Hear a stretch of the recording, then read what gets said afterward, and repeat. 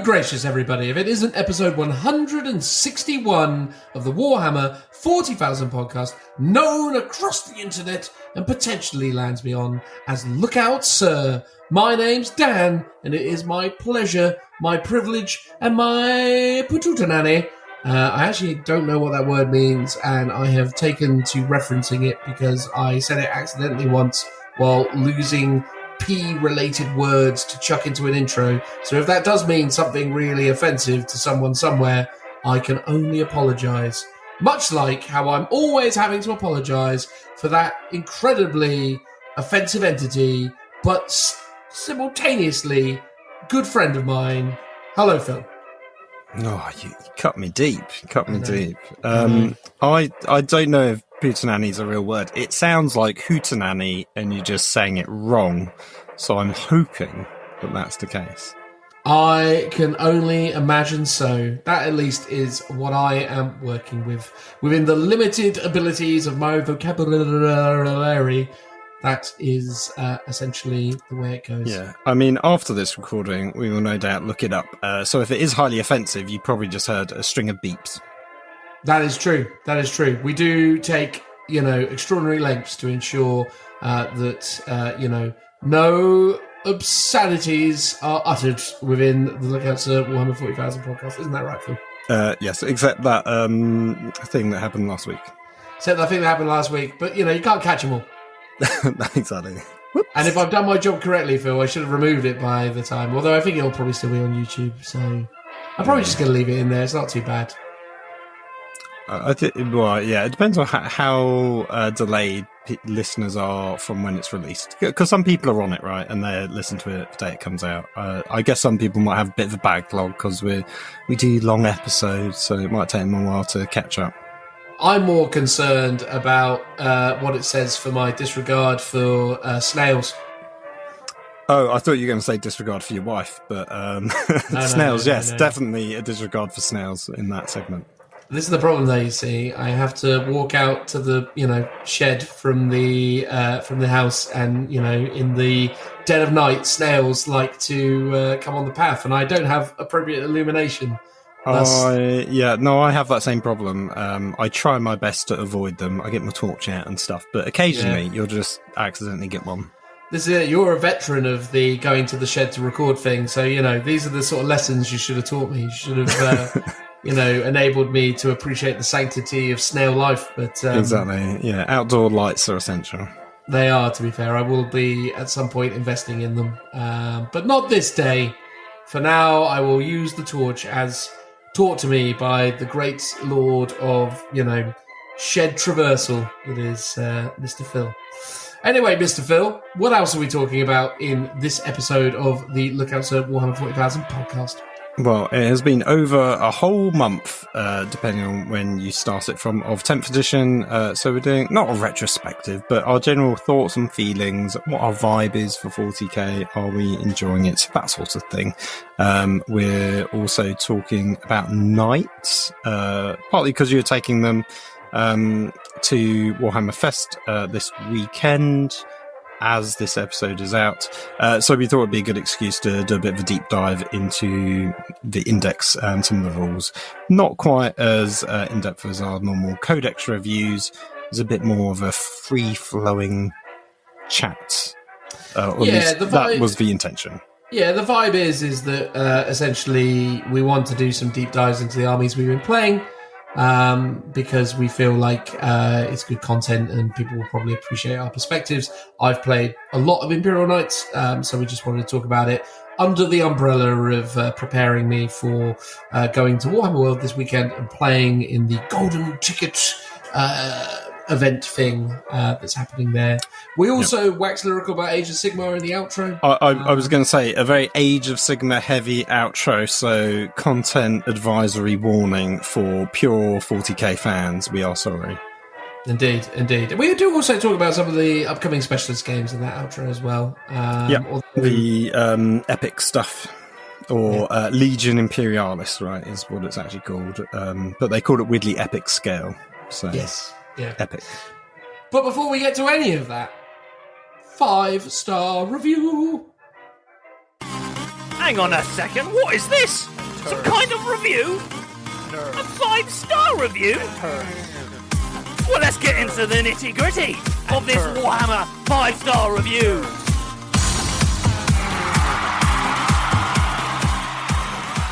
This week's 5-star review, Phil, what do you think, Phil, fiddly-dee, dum-dum-dum-dum-dum?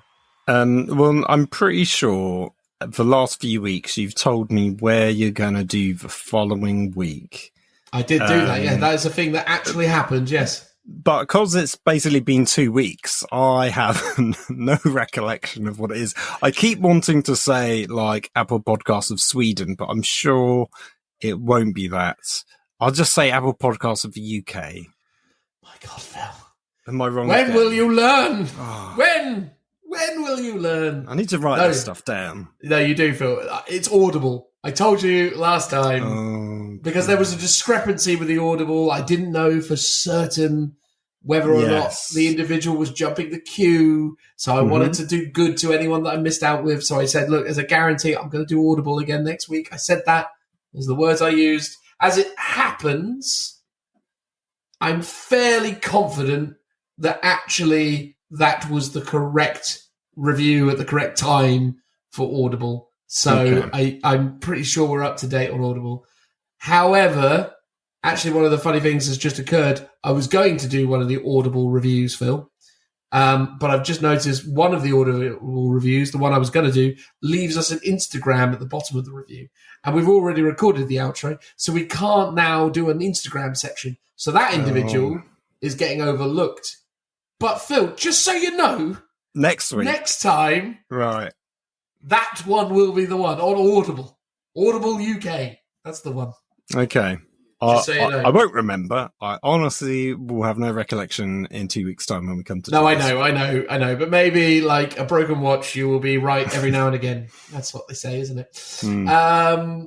Anyway, Phil, let's talk about this review for just a minute and then get into the shilling and then get back to actually talking about it in detail. It comes via Chris B from Audible, and they have said, simply the best, 5 stars for overall performance and story. It's always important to highlight that they like all the things. And if you like all the things and want to shower us with 5-star reviews, you can, and we encourage you to do so. Please do. For the love of God, we need the appreciation. It's all about the validation. If we don't get it, we're just, it's a travesty. But yes, the point is that Crispy is less than 5-star. You could do the same. Please do. Usual spiel. I've actually forgotten what I normally say. It's actually left my brain. So I'm going to move on and say merchandise is also available. That's completely broken the normal flow of events. Normally I say that patrons are liked more than people who leave 5-star reviews. Oh, God, it's all gone terribly wrong. The point is, there's a bunch of stuff in the description. If you fancy supporting us on Patreon, we'd absolutely bloody love it. But at the same time, we don't necessarily need you to. Ultimately, if you'd like to, we'd love it. Otherwise, you're fine. There's merchandise. No one tends to buy it, but maybe you will. Be one of the more unique Warhammer 40,000 fans out there and sport some Lookout Sir merch. No one will know what you're referring to, but it's fine because you'll know and we'll know. And, one of these days you're going to step around, somewhere and see someone, who identifies what you're wearing and they'll give you a nod and a wink and you'll give them a nod and a wink. And who knows, maybe that'll be the start of a beautiful relationship. You'll have a wonderful group of kids, all because you bought, Warhammer Lookout Sir merchandise. What a treat. And then lastly, in this terrible tirade, you can leave us 5-star reviews. Did I absolutely butcher that, Phil? I feel like I did. But yes, but it was perfect at the same time. Exactly. We hit all the key points. 5-star reviews, Patreon, merchandise. Boosh. There you go. That's why I'm a professional. Except I'm not a professional because I'm not earning any money. Except for the lovely support patrons. And thank you very much for doing so. Helps keeps the lights on, or at least makes this podcast wash its own face, which is as much as we can hope for, right, Phil? Exactly. Anyway, and of course we're washing our own face because, as Chris B has said, Phil, we're simply the best, as, evident by the way that we did that spiel just there. Great 40K podcast. Great, Phil. I really love the in-depth lore, really useful on books that I the community may struggle to keep up with. Oh, hang on, am I missing some words there? Oh, here we go. I am missing some words there. Sorry. Let's try that again. The community may struggle to get hold of or keep up with, such as the current series.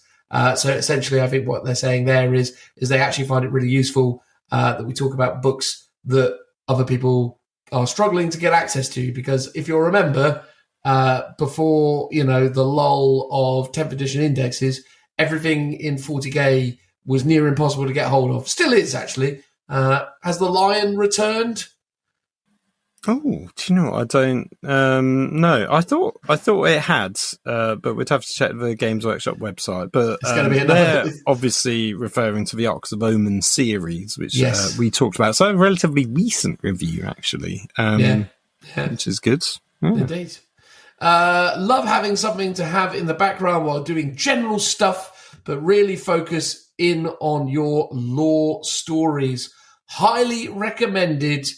Keep UK the great work, which I assume was supposed to be keep up the great work, but obviously because we're a UK-based podcast, maybe I thought for a moment there would be some other stuff to it. But all that being said, Crispy, you're a wonderful person. Thank you so much for the 5-star reviews. They mean the world to us because ultimately you supporting us with 5-star reviews increases the reach and the potential that we have to get more 5-star reviews. And then, the ongoing economy. Oh, it's a beautiful thing. So thank you so much. We really appreciate it. Obviously, we just appreciate every one of you out there that's listening to this right now. But again, for Crispy in particular, a very special thank you. You are a gent and or star. Thank you so much. Phil. Before I get into my thanks, I'll just say I quickly looked it up. So the Lion has had its standalone release away from the Blade Guard. However, it's all temporarily out of stock. So still unavailable because, gosh darn it, just so popular. But, Primarchs always are.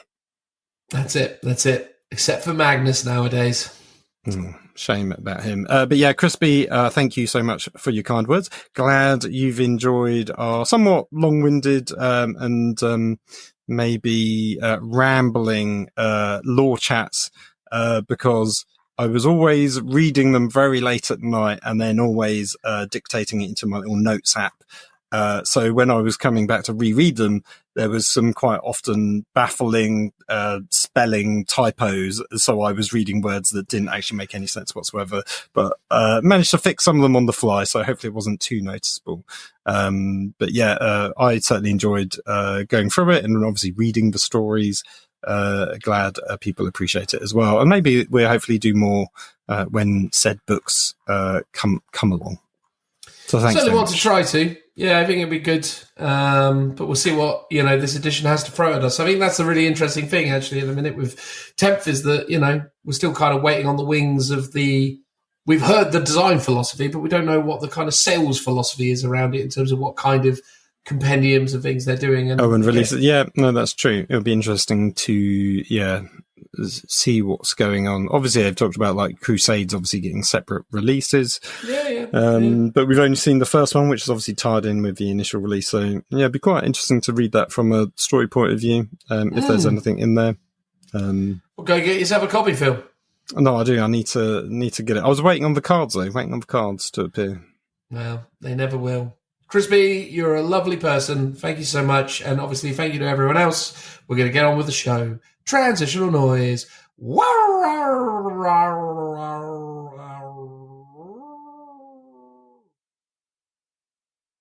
Do you know, Phil, that today, at the time of recording, is August the 2nd, or the 2nd of August? Do you know, Phil? Did you know that? We're vaguely aware of the date that I live in, yes. Well, wonderful. Well done, you. And do you know, Phil, what happened on the 2nd of June, 2 months ago?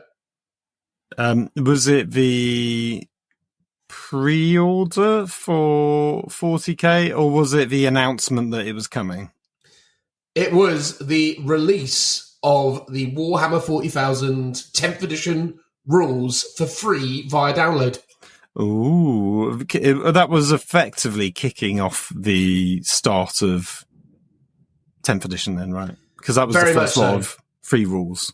That was, for most of us, the official beginnings of Warhammer 40,000's 10th edition, although many of us had access to it earlier thanks to leaks. God bless those, influencers and or GW staff who don't respect their obligations to uphold NDAs. What a bunch of champs, eh? I purposely avoided all of those because here's the thing. I wanted the full experience of opening up the core rulebook, the big Leviathan book, and going, "Ooh, isn't this exciting?" But actually, Games Workshop undid that for me themselves because they just released effectively the contents of that book for free via this PDF, and then some subsequent ones that they did as well. So I didn't quite get that excitement that I was hoping for. They stole your fun, Phil. They took your job. They did basically. Yeah. Absolutely unbelievable. But anyway, on the 2nd of June 2023, Games Workshop released to the public the free Warhammer 40,000 rules, and then preceding that, Leviathan went on pre-order, and then some 2 weeks later was released for our general consumption. So depending on your perspective, Warhammer 40,000's 10th edition either came out on the 2nd of June or it came out mid-June with the release of Leviathan. Whatever the case, it's been around for a little while now, so much so that we felt like we should do a bit of a sense check on the current state of affairs, our general vibe with Warhammer 40,000's 10th edition, what we hope to see in the future, and how we feel about it in the general sense right now. Because it's fair to say, Phil, isn't it, that there is much debate about the current state of Warhammer 40,000. Different peoples with different perspectives. So I suppose it's only logical that we give you ours. Wouldn't you say so, Phil? I think it would only be fair. I mean, as much as I'd love to withhold my opinion, it wouldn't be a very interesting podcast if I did that, I guess. Well, absolutely so, Phil. This is, unfortunately, the situation that we find ourselves in. We have created this platform based on our, opinions and the giving thereof. So it would only be correct that we chime in on what has been 2 months, in my opinion, of Warhammer 40,000's 10th edition and our general kind of journey with it up to this point and or our perception of it. So from the outset, obviously we assert that many of our listeners are very familiar with the current state of affairs of Warhammer 40,000, but we acknowledge that there is instances where people will be listening to this far in the future, having forgotten the current state of affairs that was the first 2 months of Warhammer 40,000. So it's probably best that we do a quick recap on things that have happened between the 2nd of June and now. So we already kind of did it. Basically, Phil, we ended up in a situation where the rulebook came out first and then Leviathan went on pre-order. In between those instances, Space Marines also were released as a index. So Space Marines were the first of the indexes, or was it actually NIDS were the first of the indexes?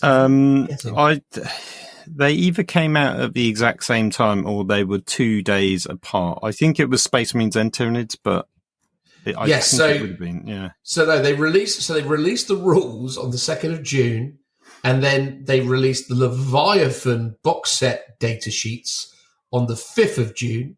So the data sheets that made up the units within Leviathan were released.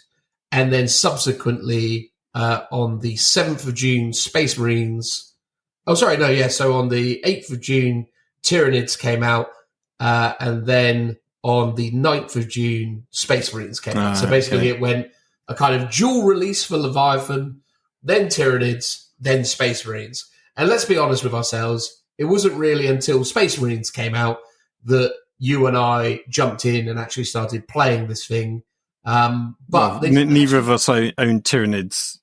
So, yes, obviously we both have Space Marines. So we met up soon after. It was probably that weekend. And we had a game, or in fact, we had 2 games. We did. Didn't have points at the time. So it was a really weird, actually, start to 10th edition, actually. And I think this is probably worth stating from the outset. 10th was obviously built around a lot of hype and hyperbole about all of the things that it was going to improve over and above 9th edition. The general sentiment towards 9th edition by the end, at least from the broader gaming community, is that the state of the game was not in a great place. 9th had introduced a lot of stratagems and layers of complexity that was making it quite impenetrable for new players. It's definitely true that by the end of 9th, it was really difficult to actually recommend to new players, and it was even more difficult to even figure out how a new player would enter the ecosystem, because it had become so diffuse almost, right? Like it was just stuff everywhere, right? Yes and no. I would say if you were just to play your codex and you stripped out a lot of the sort of army special rules, the sub-factions, you don't need to play with a stratagem. So if you pared it all back in like a beginner-friendly manner, it would be much more straightforward to learn your army, and then you could start adding on the extra complexity. But yeah, there's a lot of customization in your army, which is great. You can theme your army in a particular way. You can build models almost with certain upgrades or war gear and relics in mind to kind of create, your unique heroes, which is all great. But yes, it's very complicated, and that's not even talking about the whole GT concept with the secondaries and a different sort of mission format and stuff like that. So yeah, when it gets to, where are your rules, it was always predominantly in your main book, right? There were extra detachments and stuff that were about in White Dwarf and Warzone books, although they kind of tidied that up by effectively not making them legal for match play or at least tournaments. So then you were effectively reverting mostly back to your codex. But yeah, so there were lots of different places where you could find extra rules for your army if you wanted to.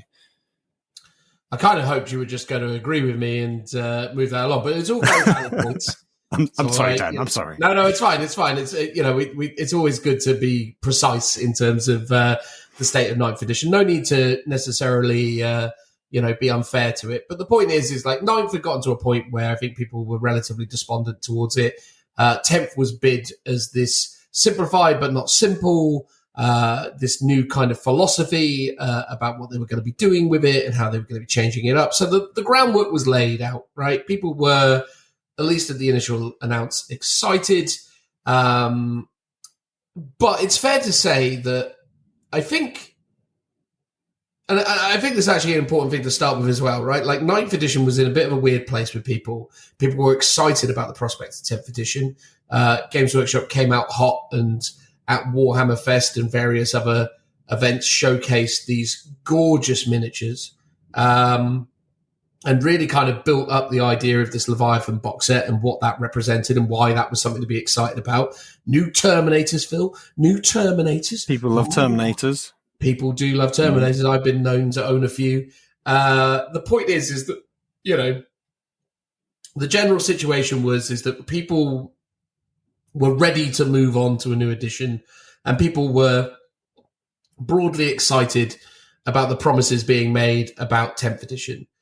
What we then entered into was a period of communications and general kind of, not mistakes necessarily, but certainly missteps in terms of the process leading up to the release of the rules. So first and foremost, Warhammer Fest, although didn't obviously affect everyone, those that did attend Warhammer Fest with the hope of getting all excited about the prospect of what was in 10th edition, getting hands-on with it, getting to play it, they ultimately were met with a lot of queues. That's not really necessarily a issue that 10th edition needs to wear on the, grand scheme of things, but certainly for the more kind of core Warhammer fan base, it was, the first of the kind of negative experiences that we had towards G-dubs and 10th edition. I think Warhammer Fest created a bit of a feel-bads for fans of 40K because a lot of people were hoping to experience it or get more excited about it. And although the community update was incredible, and seeing the miniatures was fantastic. The way that they handled the hands-on, I think, created a bit of a... I think people were a bit down in the dumps about Warhammer Fest, it's fair to say. Yeah, I think we went to Warhammer Fest, and one of we our definitely key, did, Phil. You didn't imagine it. But happened. one of the key things that we wanted to do when we were there was play 10th edition. Like, that was like the bucket list number one thing to do, and neither of us actually got to play it at all because the queues were horrendous. And then you managed to at least observe a couple of games from, a distance created by, the little fence that you wasn't allowed to cross.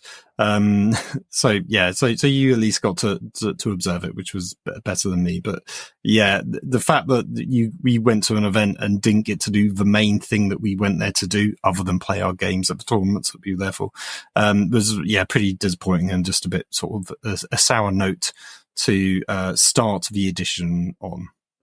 It's true. And also I think as well, there's a sentiment thing that you have overall when you experience, negativity or associate something that you want to be excited about with something negative. And, the fact that Warhammer Fest wasn't as good as it probably should have been had an overarching effect on probably my perception of GW, but also their kind of, appetite to really kind of push the boat out and get people excited about 10th. Because, again, I was there at Warhammer Fest in 2017 when they were pushing 8th edition.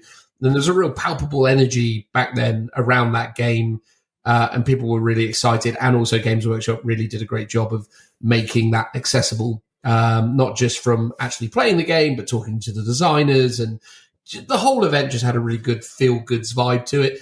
And that carried into, launch. Whereas I feel like with 10th, that was one problem.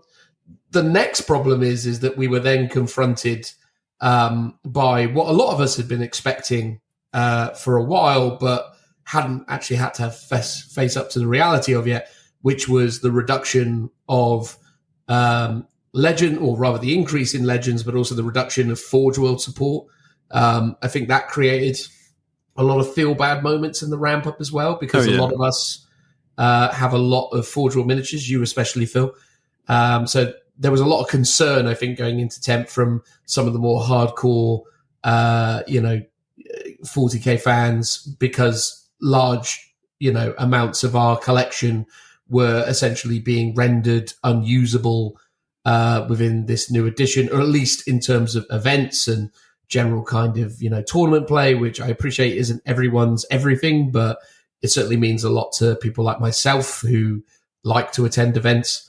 So being told that large collections of miniatures are going out of print or going into legends or just ceasing to be supported. Yeah, exactly. And it's because obviously it is meant to be for tournaments. However, Games Workshop's own Warhammer World events that aren't tournaments, there might be the narrative events and stuff, have always excluded legends from it. So while it's easy to say, it's only for competitive players, therefore it's their own fault sort of attitude, it isn't. Immediately, a lot of other independent tournament organisers, like the RFW 3 that we went to, they totally allowed legends if you wanted it.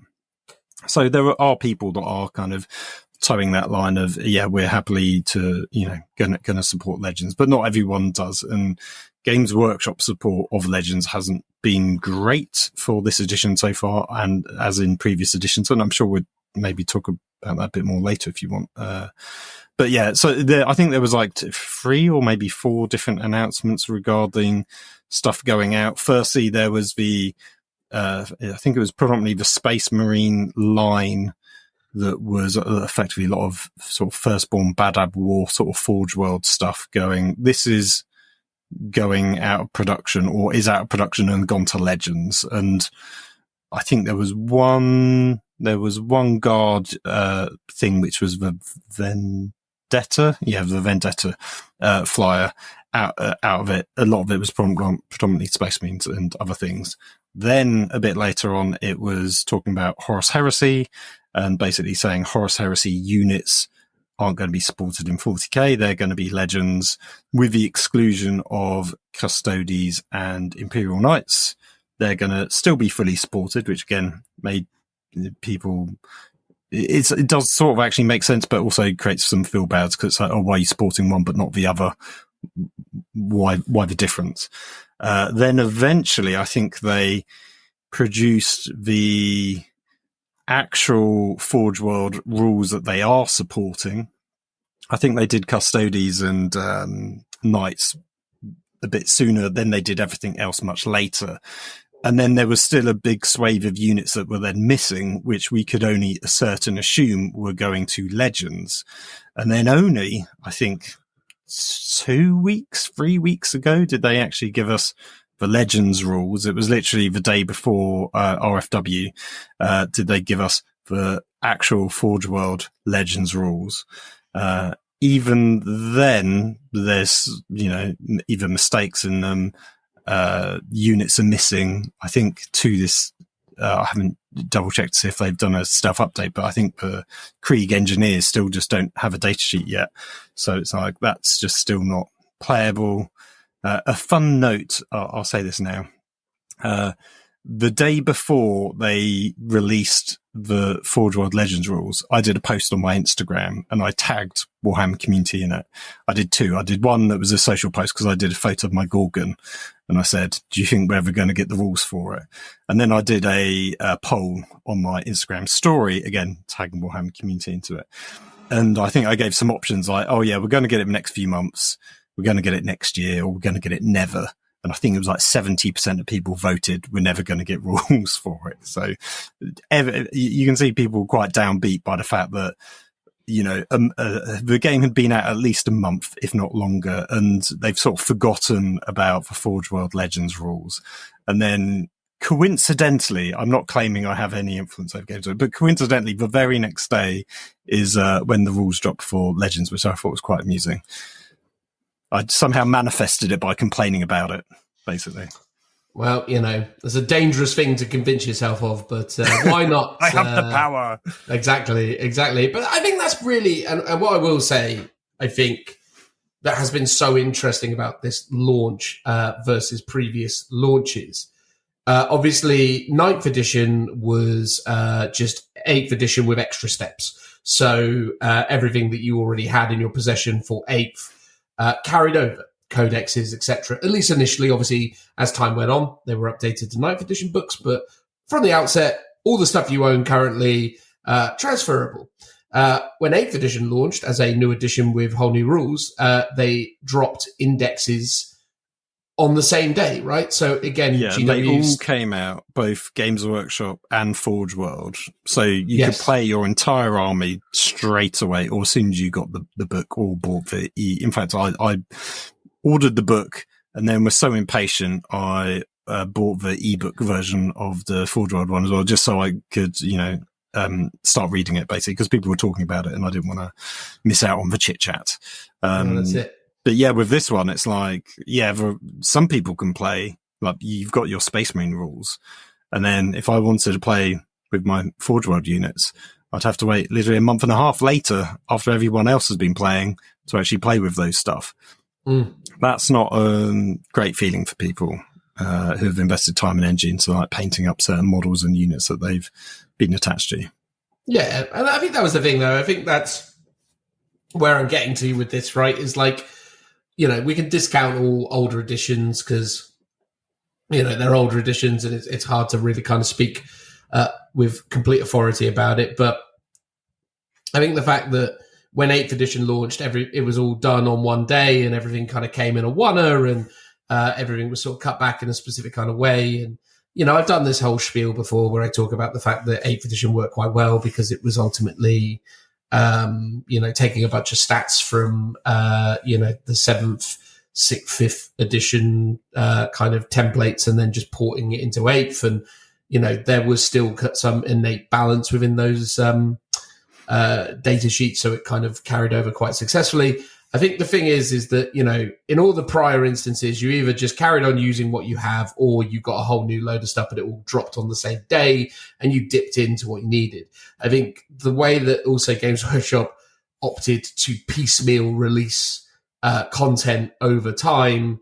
I think with the way that people are in the world today, ultimately people like the immediacy and the access to this stuff. And obviously now, several weeks, months removed from that period of time, everything is available freely, and it's a wonderful, fun time that no one's overly worried about. But certainly at the time, it was definitely frustrating because there was a lot of excitement and people really excited, keen to play the game, and the fact that things were coming piecemeal and, be like, oh, I'm a Xenos player. And it's like, well, you must wait till the very end. Or, because, we had to do Space Marines first, and then we ended up doing, we got NIDS done out of the gate because they're the poster childs for this one. But then we had to do the forces of the Imperium, and then we had to do the Chaos stuff. And then it's like, oh, Lord. And again, like, what I'm trying to talk about and why I think this stuff is important is I think it's really important to remind ourselves on the journey that brought us to where we are today, right? Because, all of these contributing factors add to the general sentiment towards something, right? And the fact that everything came super piecemeal. And, I mean, they didn't release the points for 2 weeks after releasing the rules. So the rules came out on the 2nd of June. On the 16th of June, which is basically 2 weeks and a day, I guess, or like, well, let's just say 2 weeks for the sake of argument, after they released the rules, they gave us the points. And, so many people had their army rules. So many people had the rule book, but they didn't really know what, balance was. And then when they did the points, and this is, I suppose, the really interesting thing, there was a lot of speculation around the data sheets as they dropped of the haves and have-nots. As soon as we got the points, we realized, oh, goodness gracious, there really are haves and have-nots. And I think that has really created a lot of interesting sentiment towards the game as well, because not only so to take us back to what we said so far, Warhammer Fest, bit of a dud. They're telling me they're removing loads of stuff that I own and supported, or they're creating a general sense of negativity because they're basically putting messaging out about how they're going to take stuff away. Yeah. To add to that, in addition to all of that stuff going to Legends, they then just recently announced all the Space Marine Firstborn also going to Legends, even though they have at least given it rules. But again, it's that yet another thing that if you have it in your collection, you're just going to be a bit disappointed by, like, oh, okay, this is not going to be supported, can't take this to events anymore. Oh, great, thanks. Yeah, and I think that's definitely correct for where we're at now. And I think that's the thing, isn't it? Right? It's like, Warhammer Fest, bit of a dud. Told they're going to take loads of stuff away. People are speculating and wondering what's going on. People are dropping all of these rules, and people are reading them and going, goodness gracious, what's going on with these Eldar? What's going on with these Imperial Knights? What's going on with Genestealer Cult? Why do Death Guard seem like they are super bad? At least they got super bad, or super bad in a good way, because they had like the busted combo that got immediately FAQ'd. What, Death Guard? Sorry, not Death Guard. Death Watch. I was thinking of. Oh yeah, that's the thing. And then and then there's stuff that's super powerful, like Death Watch, which had to get FAQ'd. And that's the thing, right? Like, we had this situation where, and it's still with us right now, where it's just super swingy.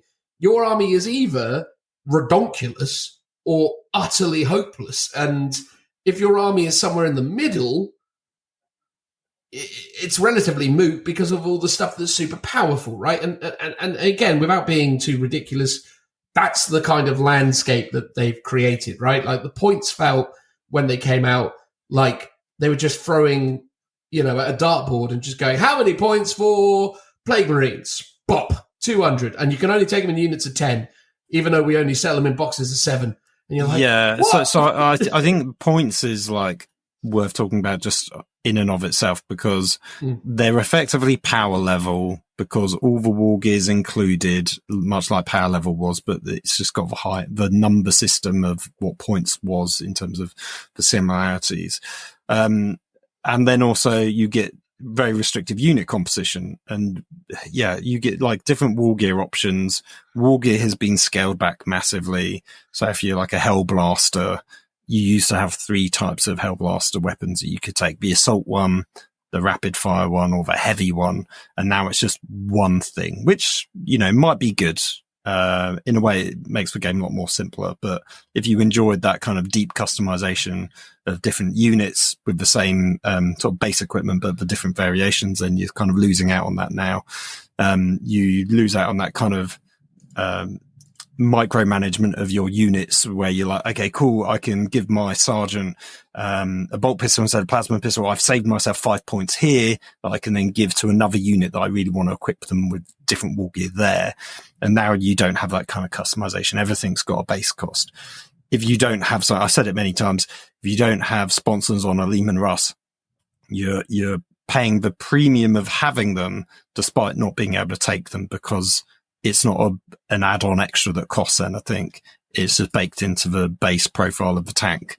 So you're shooting yourself in the foot by not taking them, basically, which is no one, I don't really want to feel like I've got to min-max stuff to get my points on units, but at the same time, they're so high on those tanks. It feels like if you're not doing that, it's not a very viable unit. And yeah, unit compositions in terms of Death Guard come in boxes of 7, but you're told to take them in units of 10. And there's a few other things like tactical squads now only come in 10. You can't take them in 5. So they can't go in certain, transports and stuff. Some of them, like the Death Guard ones, been fixed at least, which is great to see that they've done some quick updates for some of the stuff. But overall, how you army build, not just even in points, just how you build an army is totally different now. From how you used to do it. On a quick note on that, you now get in the app, you get heroes, or your characters, you get your battle line units, and then you get a big long list of literally everything else. Like if you want to find a specific type of tank in that app, or any unit, you've just got to scroll around for ages to find it. Because before you'd be like, okay, cool, it's under heavy, open that heavy tab, grab that unit, drop it into my army list, grab that fast attack. Like they were categorized in ways that you predominantly could quite logically guess where that unit belongs to find it. It was very rare that you'd have quite an obscure outlier for that, but now it's just like it's just a big long list, and I kind of don't like that just from a army construction point of view. But I get it that they've done it to free you up in terms of being able to take any kind of army that you want. Yeah, totally. And look, and I also think as well, though, right, there is a benefit to reducing the amount of customization. There is a benefit to that because it does make it easier for people to come into the hobby, and it does make it easier for people to understand what they can and can't do with an army because it becomes more consistent. So I do. This is the thing. Like, there are definite benefits for it. 100%. And again, we can get into the particulars of that maybe somewhere else, but I think that's the thing, though, right? It's like, obviously, change is inevitable when it comes to a new edition of something. And I think, I wasn't sitting here because I've been through many editions of 40K. I've been playing consistently since 2nd edition. So, this isn't my first rodeo when it comes to new rules coming into existence. And I think that is reflected in a lot of our kind of commentary on the game up until this point. You and I, Phil, I believe, although maybe our listeners feel differently, have not been unnecessarily negative about this edition, right? And that isn't really what I'm even trying to do now. What I'm trying to do in this exercise is just kind of give people context because, again, as I say, a lot of this is about documenting it for future instances, but also just about kind of setting the scene for what has followed since, right? And I think that's the thing, right? Rather than meticulously going over the history of everything that happened, which was not, my intent in terms of what I wanted to talk about, I think it's good just to give that context, right? Because again, so much changed. And I think as well, it's worth saying that the overwhelming community sentiment around the middle of June, late June 2023 towards NEW40K 10th edition was skewing very negatively. Lots of people were confused about decisions. There was a lot of issues with what has been happening. Obviously, a lot of players feeling like their army had been let down by this new index system. The points seemed really janky and all over the place. There was just a lot of uncertainty in terms of what this is. And I think a lot of that also was heavily influenced by the fact that a great many of the kind of vocal players had only really jumped in 8th edition. So I think obviously 8th and 9th being so similar to each other, you probably didn't really ever consider that Games Workshop could so drastically change things. Obviously change things they did. Yeah, I think that in part is probably why there's been a bit of a negative sentiment, because I think everyone could agree, and I, defended 9th edition because for what it still was quite a good game. I just didn't necessarily like the secondary missions from the GT pack, but you can still have a fun game with the open war deck and stuff like that, or only war. I can never remember which one it's called. But most of all, people said 9th edition was a terrible edition by the end, at least, or it could agree that it was just too complicated. And I think what people wanted out of 10th, and what people speculated in terms of wish listing, they were like, oh, I just want the core rules pretty solid, maybe a few tweaks here and there, but overall core rules, great. There's too many stratagems, so we want like a limit to the number of stratagems, like 6, I think was the general consensus people had. You want less, not necessarily army sub-factions, but you want less layers of rules for your army, because you've got your base army rules, you've got sub-factions, you've got all these upgrades that you can do to different units, and quite often your sub-faction special rules, for example, the old custodies, the Qatars, were like crazy complicated, or at least on the first reading or trying to play it, or whenever we played against a custodians player, it was always like, okay, cool, you can do whatever you want. I don't understand it. It's not an easy concept to grasp, because your rules are literally changing every turn. It wasn't very straightforward. So people wanted that to all be streamlined and to be a bit more accessible, I think is the key word. But ultimately people were like, I'm kind of happy with the state of the overall game. I just want these things tidied up, and I want the power level of the armies, the killy powerness of the armies, to just be toned down, much like how they were at launch with, I think, Space Marines and Necrons. I think when Space Marines came out, everyone thought, this is really good. This is actually toned down from how they were in the second book of 8th edition. This is great. And then it's subsequently, they got more and more powerful. And that was the thing that people had problems with. So if they did just address those, I think people would have thought, 10th edition could have been a 9.5 and it could have been great. And instead what they got was literally effectively a brand new edition with the rules effectively written from the ground up. There are some similarities to 9th, but there are so many changes. It's not, we didn't just get universal special rules. They created tons of brand new universal special rules that are some of the core principles and foundational mechanics of the entire game. Yeah, I agree with you. And I also want to say that, that wasn't a surprise to me at the time, but I can understand why that was a surprise to a lot of other people. And also I will admit that I agree with the general consensus that had we just got 9th edition streamlined, basically World Eaters was a pretty great indication of what 40k 9th edition could have been, with a more, sensible codex system. I still stand by that both World Eaters and Chaos Demons are the 2 best books in all of 40k 9th edition.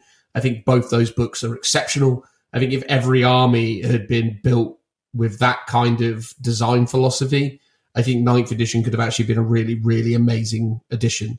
And I know for a lot of people love 9th edition, right?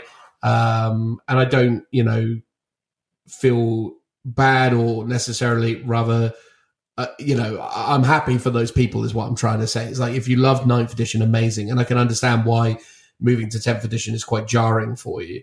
But, again, accepting it as the new edition it is, you kind of want to try and approach it with eyes wide open and accept it for what it is, and be not forgiving of its problems, but ultimately willing to kind of experience and experiment with those new systems and try and understand why they're in there and what function they serve.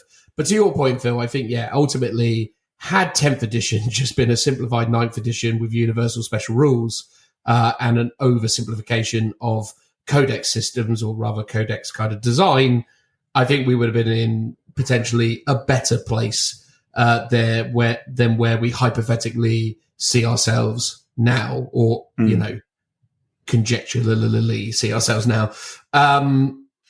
So with all that being said, right, like, we have pretty exhaustively gone over the fact that the ramp to 10th edition wasn't the best, right? Like, all of the components of the comms that went into 10th edition were met with negativity. There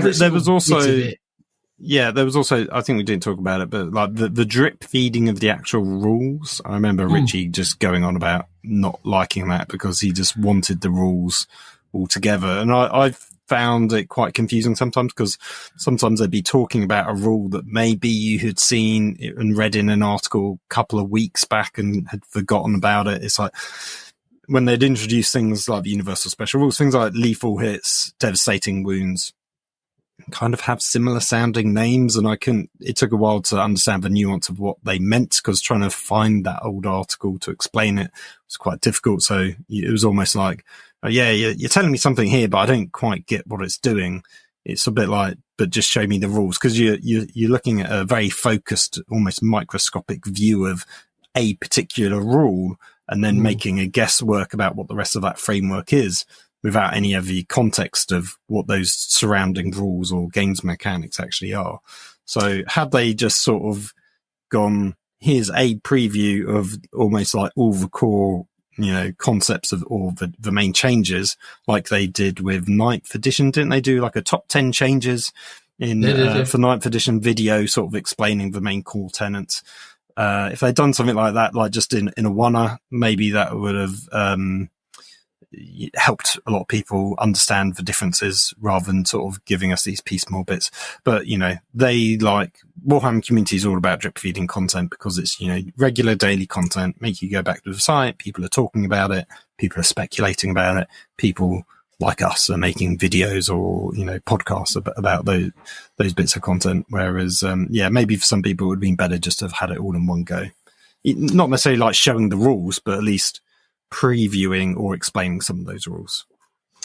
Yeah, agreed with you. And look, I mean, it's happening up to this point, and I think, that is one of the things as well that I think has been a bit of a missed opportunity with 10th edition overall, is that there is definitely an abundance of riches when it comes to the amount of stuff that they've already kind of thrown against the wall for 10th edition. That being obviously Combat Patrol. Combat Patrol kind of bloats the app for one, but also is a whole kind of new way of approaching the game with, apparent levels of balance. We did our kind of review of Combat Patrol, and I think you and I were both very positive about it as a system. But, I am very active in local hobby communities, in gaming circuits, and, regularly discussing and seeking to play games of Warhammer 40,000.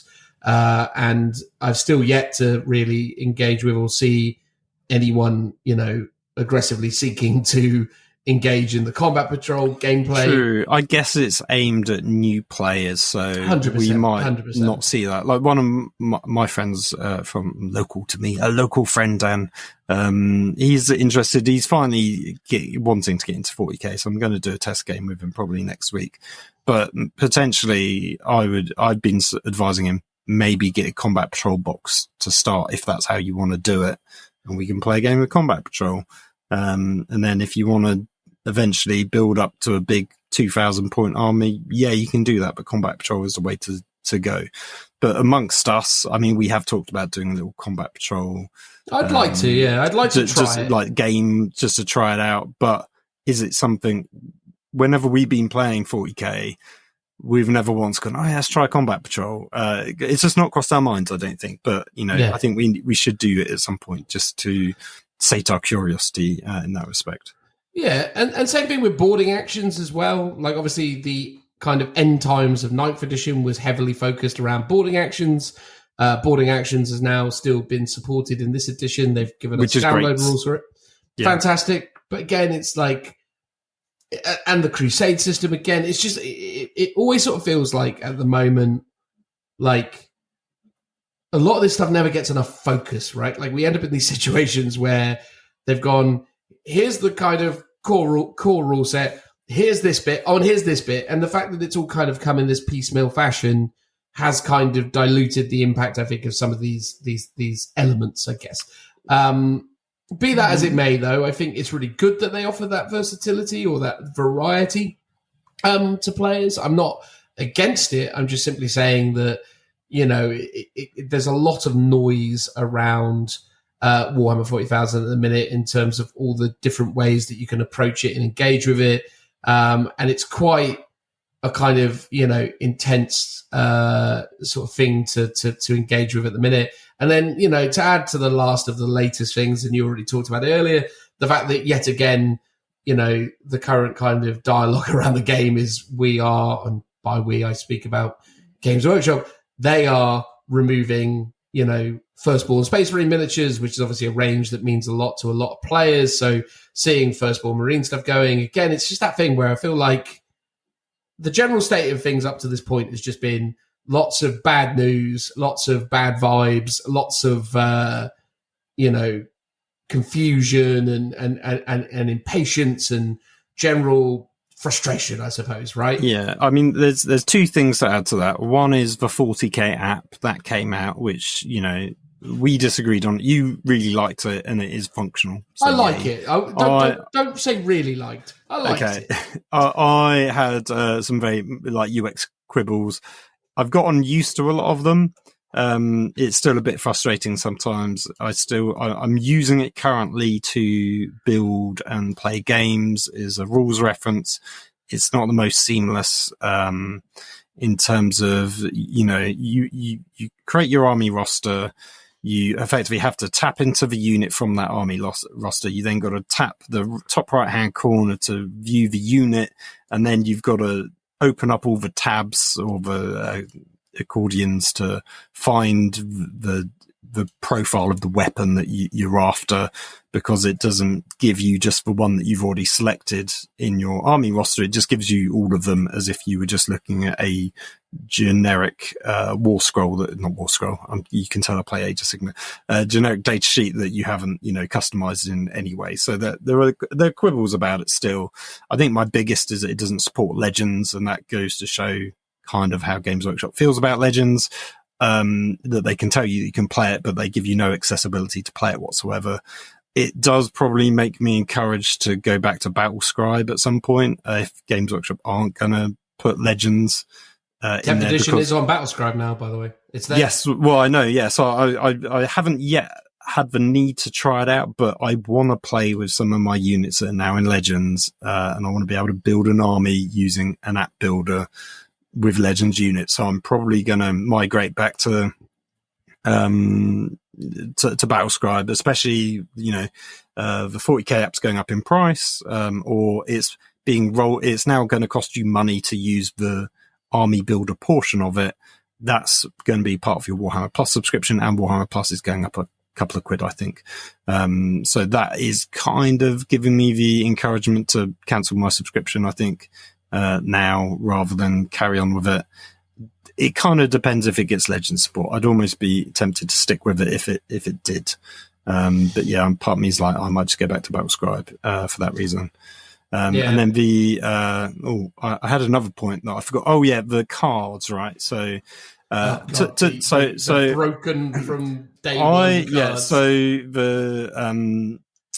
the box set of Leviathan has the mission cards in. Those are correct. I plan to buy the core rulebook and the mission cards separately from Games Workshop, or, you know, third-party providers are available.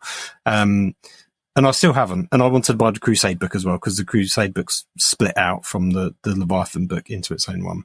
And I haven't bought any of those yet, because the cards are apparently had to be recalled because there was some misprints on them.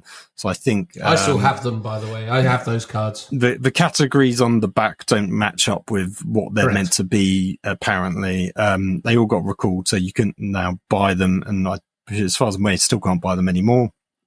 But obviously you could for a time until people realise that. So again, that's another bit of a blow. So I can't actually play 40k the cool way everyone else is playing because I didn't buy the Leviathan box set and I can't literally get my hands on these cards. And because I wanted to buy it all together to save on postage, I don't have the Crusade book and I don't have the core rule book either. Not that I really need the core rule book now. Because everything in that you really need is for free already. Like Games Workshop have almost done themselves out of business. And apparently I think most of the lore is copy and pasted, I heard from the last book, rather than redoing it, which, does happen. But I'd still like it because I'm sure there's some cool artwork in there. Didn't used to happen though, Phil, is all I'll say. Like in editions of old, they used to at least, new stuff every time. They tell the same stories, but they would give us new takes on them. Yeah, even if it's just rewrite that sentence a slightly different way, get your thesaurus out, and explain it in a slightly different manner. So it'd be quite interesting to get it and to actually compare it. But I suspect it's quite similar. Well, I do have the Leviathan book, and I did buy the cards with the faulty print. I have chosen to keep the faulty printed cards because... Will they be worth money in years' time as a collector's item? Oh, you reckon? You think that's the vibe? No, but you never know. Someone might. You never know. But look, I mean, let's just move on to... obviously, it's not all negative, though, right? Games Workshop have made a lot of moves to try and resolve issues, fix problems, add value where they can. Obviously, the fact that all of this stuff is freely available is and should be acknowledged as the positive it is. As much as I can romanticize the fact that all the indexes came out on the same day in 8th edition, you did have to buy them all. I think they were 15 quid each. So you, I think, bought them all because I did. I think partly because you wanted to, because you like to collect every book, but also you had armies from every single faction. I think you had Chaos at the time. You had Space Marines. Because it was it Armies of the Imperium? So it was, but Space Marines were separate. So you had Knights and Guard in one. Plus, so there was Index Imperium 1, Index Imperium 2. So there were 2 Imperium indexes, Index Xenos and Index Chaos. Oh, and then there was 3 Forge World books as well. There was Xenos, Space Marines, and Imperial Guard. Yeah, correct, and Chaos. Oh yes, Chaos ones. Yeah, so there was. If you wanted them all, it was a lot of books, and I think on average they were like 15 quid each.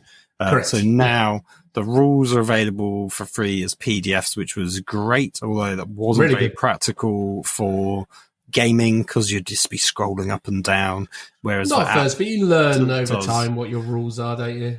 Oh yeah, true. But it's that thing of having potentially, like, the index cards was a great concept. I know people complain that there was like some errors in them, but at the same time, I think having physical cards is really useful. And I don't have them, but I'd probably appreciate them if I did get them. But yeah, knowing that there's some error, I don't know, the errors would put some people off. I don't think they were too egregious to the point where you shouldn't buy them.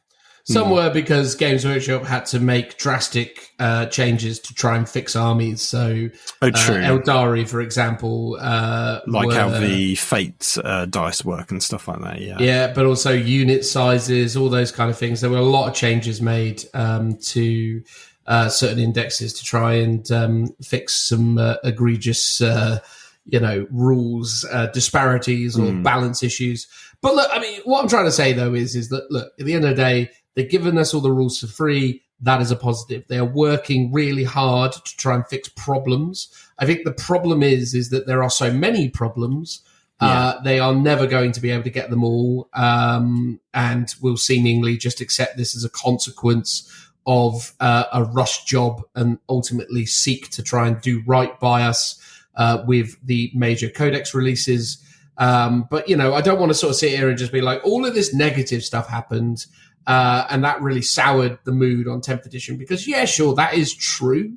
But at the same time, it's not that Games Workshop haven't tried to be quite consumer-centric. It's not that they've not tried to be, giving us, quality. And it's not that they haven't tried to kind of be innovative with their approach to selling small toy soldiers and or their associated games. So, I'll say that to their credit. They are doing some good work in terms of how they distribute the rules and how they talk about it. But, it's definitely fair to say that there's been some negatives ramping up to the release. And since that release has happened, there have definitely been a number of feel-bads for various communities within the overarching 40k community that is contributing to potentially an overarchingly negative sentiment towards the current state of the game, or at least as I have perceived it from conversations I've had with many people very active in the community. But what do we think, Phil? I think that's the thing that probably we need to get to, because we've laid out the foundations. Now let's actually talk about where we're at with it. So we've played a lot. I've certainly played a lot. I know you've played not as much, but certainly probably more than the average there. I've played 10 games so far. Playing my most recent one yesterday. That's more than one a week, Phil. I know. It's a good average. I think helped by RFW, for sure. Well, true.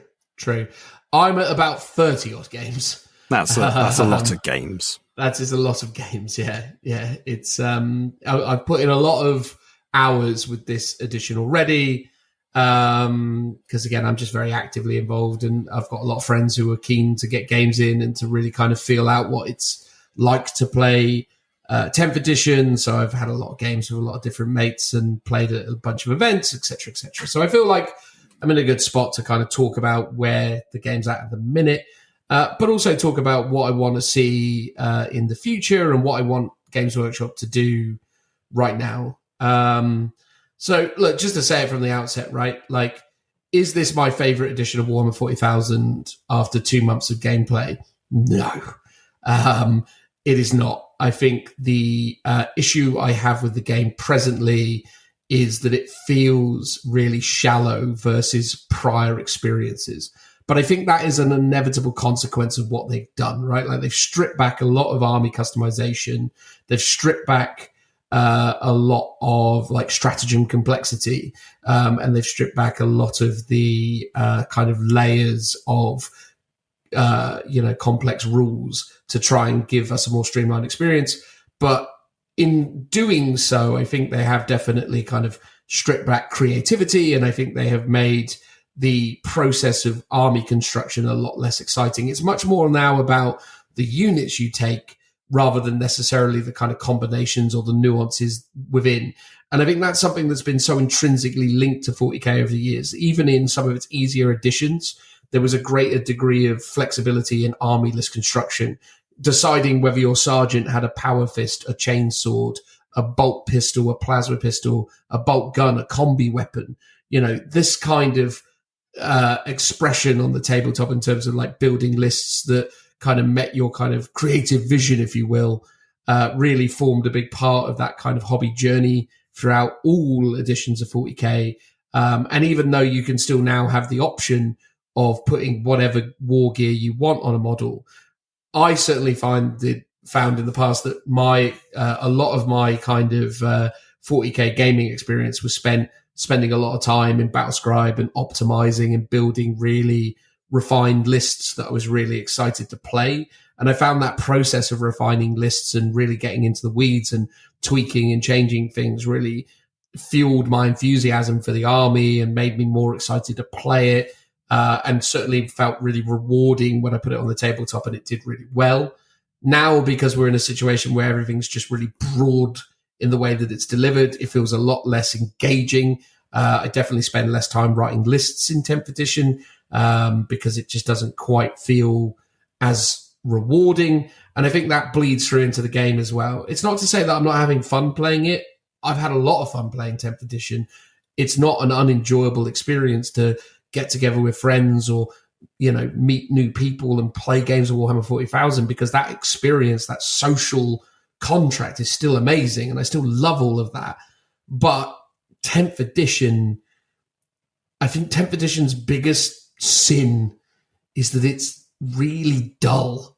And I think that's a problem, because as much as I wasn't thrilled about certain mechanical nuances of 9th, it never felt boring. And I think that's the thing with 10th now, is it's sort of like I've played 30 odd games of it and I'm like, it's all right, but it's just sort of like, nothing really exciting happens in the games. It's like you either win by a lot or lose by a lot. It's super rare that like fun stuff happens in a game of 10th edition. It's just, to me at the moment, like, again, I've played a lot of games. Most of them have been pretty dull. And I've played against great opponents, and we've had fun moments because of the, exchange of ideas or just the general kind of bants on the tabletop. But the game doesn't produce entertaining moments. It doesn't really produce much tactical complexity. It's just literally just, I don't know. It's something's missing in 10th edition 40k that really robs it of its charm. And I don't know how to articulate it other than to say all that stuff I just said moments ago. It's just, I want to love it because I love 40k. I love it so much. I love tabletop wargaming. I love it all. But right now I'm just like, what is not happening here? Why is this not, it's like when it's December and you're trying to feel Christmassy. I want to feel Christmassy, Phil. I want to feel the spirit of Christmas, but it's just... That's understandable.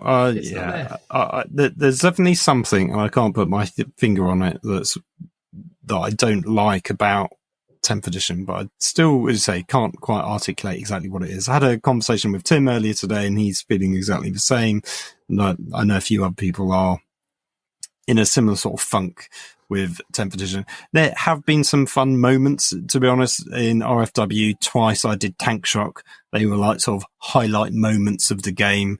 I don't know if that's just because it harkens back to an older edition where I could do it all the time, but it was just like a cool, fun mechanic that I could do, and it had the desired outcome of I had these one or two guys left on an objective that I really needed to kill, so I just did that, and it was like brilliant, and it worked.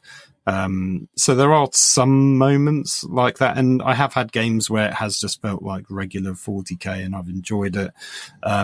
Again, I've got to stipulate, I've not played the Leviathan deck. I really want to try it out.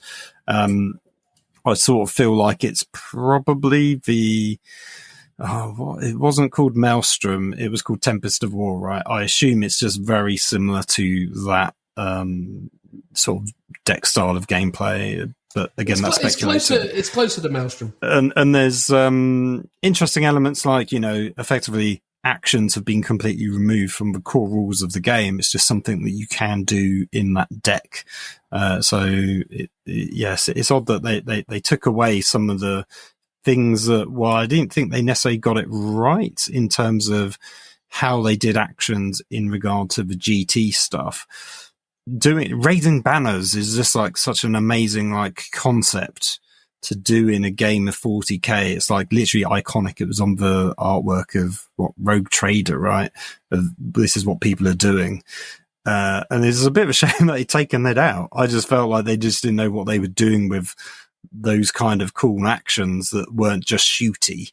And instead they lent into you can't shoot while you're doing an action, but actually here's a stratagem that allows you to do it. So you can do both, which sort of fundamentally undoes the whole point of what they were. Stratagems are a lot rarer now, and it feels like, or CP is very limited in the game currently. So it'd be interesting to see if that gets tuned up a little bit at some point, or you've just got to build your army in that fashion. What's interesting about the army building is it feels like the combinations that you take. So I've got to take this unit and this unit because literally, my Scout Sentinel gives me +1 ballistics, or ignores the benefits, ignores the hindrances of indirect fire. So it's like, that and a basilisk go together. There are other indirect weapons, but it's like, obviously those two, or a manticore, right? Those two combo together. There's no other construction in terms of how I can do that in any other way. It's like, yes, I could have a scout center, maybe a mortar squad or something, but it feels like the combos are really obvious because they're literally spelled out on the data sheets. You're not really finding it yourself. It feels like, this and this go together because it tells me to. And same with characters. It's like characters are so limited in terms of what they can join. The the combos that you can do are again quite restrictive, because it's like, so and again, this is another disappointing thing. My jump pack captain that I converted up to look like an Inceptor to match my Inceptors for my Minotaurs army, he's technically a firstborn captain with a jump pack and like a relic sword or a relic blade and or thunderhammer, whatever I want to make it, right, and a storm shield, and he's probably going to go the way of the dodo quite soon, but he is limited to only join effectively, I think it's like jump pack assault guys and another type of jump pack squad that are all firstborn, so he can't join my Inceptors. I played him yesterday and he literally got shot off the board as soon as I put him down on the table, because he can't join any of the squads. So I spent a lot of time converting that model, painting him up, and Games Workshop, via their rules, they weren't to know how I built it, but via their new rules system, have kind of completely invalidated that model now to the point where it's not playable because of the stipulations and the quite tight restrictions in terms of what a captain can join when it's got a jump pack. They could have made it join an Inceptor squad, in which case maybe I'd be a lot more happy and less critical about it. So maybe that's a me issue, not an issue for anyone else. But yeah, stuff like that just feels really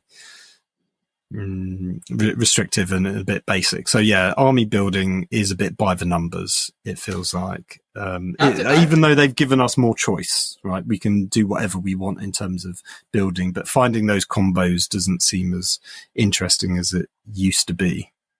I have to be honest as well, though, characters in the general sense have been slapped about quite a lot in this edition. They're integral to units, but they're just now unit upgrades. And like, unless you are a greater demon, an avatar, a big thing, a silent king, a whatever it is, unless you are a big hulking monster character, you're pretty throwaway. Like, Trajan has featured quite consistently in games I've played, and he has a lot of utility, and has a lot of survivability and makes a bit of a difference. But outside of like some really kind of pivotal pieces, characters are pretty underwhelming in my experience. They're always just like, oh, here's this unit and it's got a thing in it, and you're like, okay, cool. Yeah, it's a lot of the time, like, captains in Space Marines are just there to use the free stratagems, because stratagems, as I said before, really CP intensive. You don't get a lot. If you want to do a 2 CP stratagem, it's almost impossible unless you've got a character that gains you an extra CP, or it's a character that allows you to do a stratagem for free, so you can do a 2 CP one every battle round. It feels like that's really what they're there for, and it's like, I don't know, that's just not as interesting. It's just this is the thing, right? In 9th edition, characters felt like they had a little bit more of a threat and a bit more of a presence. They felt like there was some reason for them being there and that they could actually add quite a consistent amount of value. Like, sure, there were pretty throwaway characters, but, characters had more of a kind of impact on overall army composition, but also could be brought in to do very specific functions. Like Drazar in 9th edition was a monstrosity. And, obviously that has its pros and its cons. He probably didn't need to be quite as powerful as he was for a time. But that was a really interesting thing about that guy. He was in your army and he was a beat stick. Then there were other, types of characters that perform that function as well.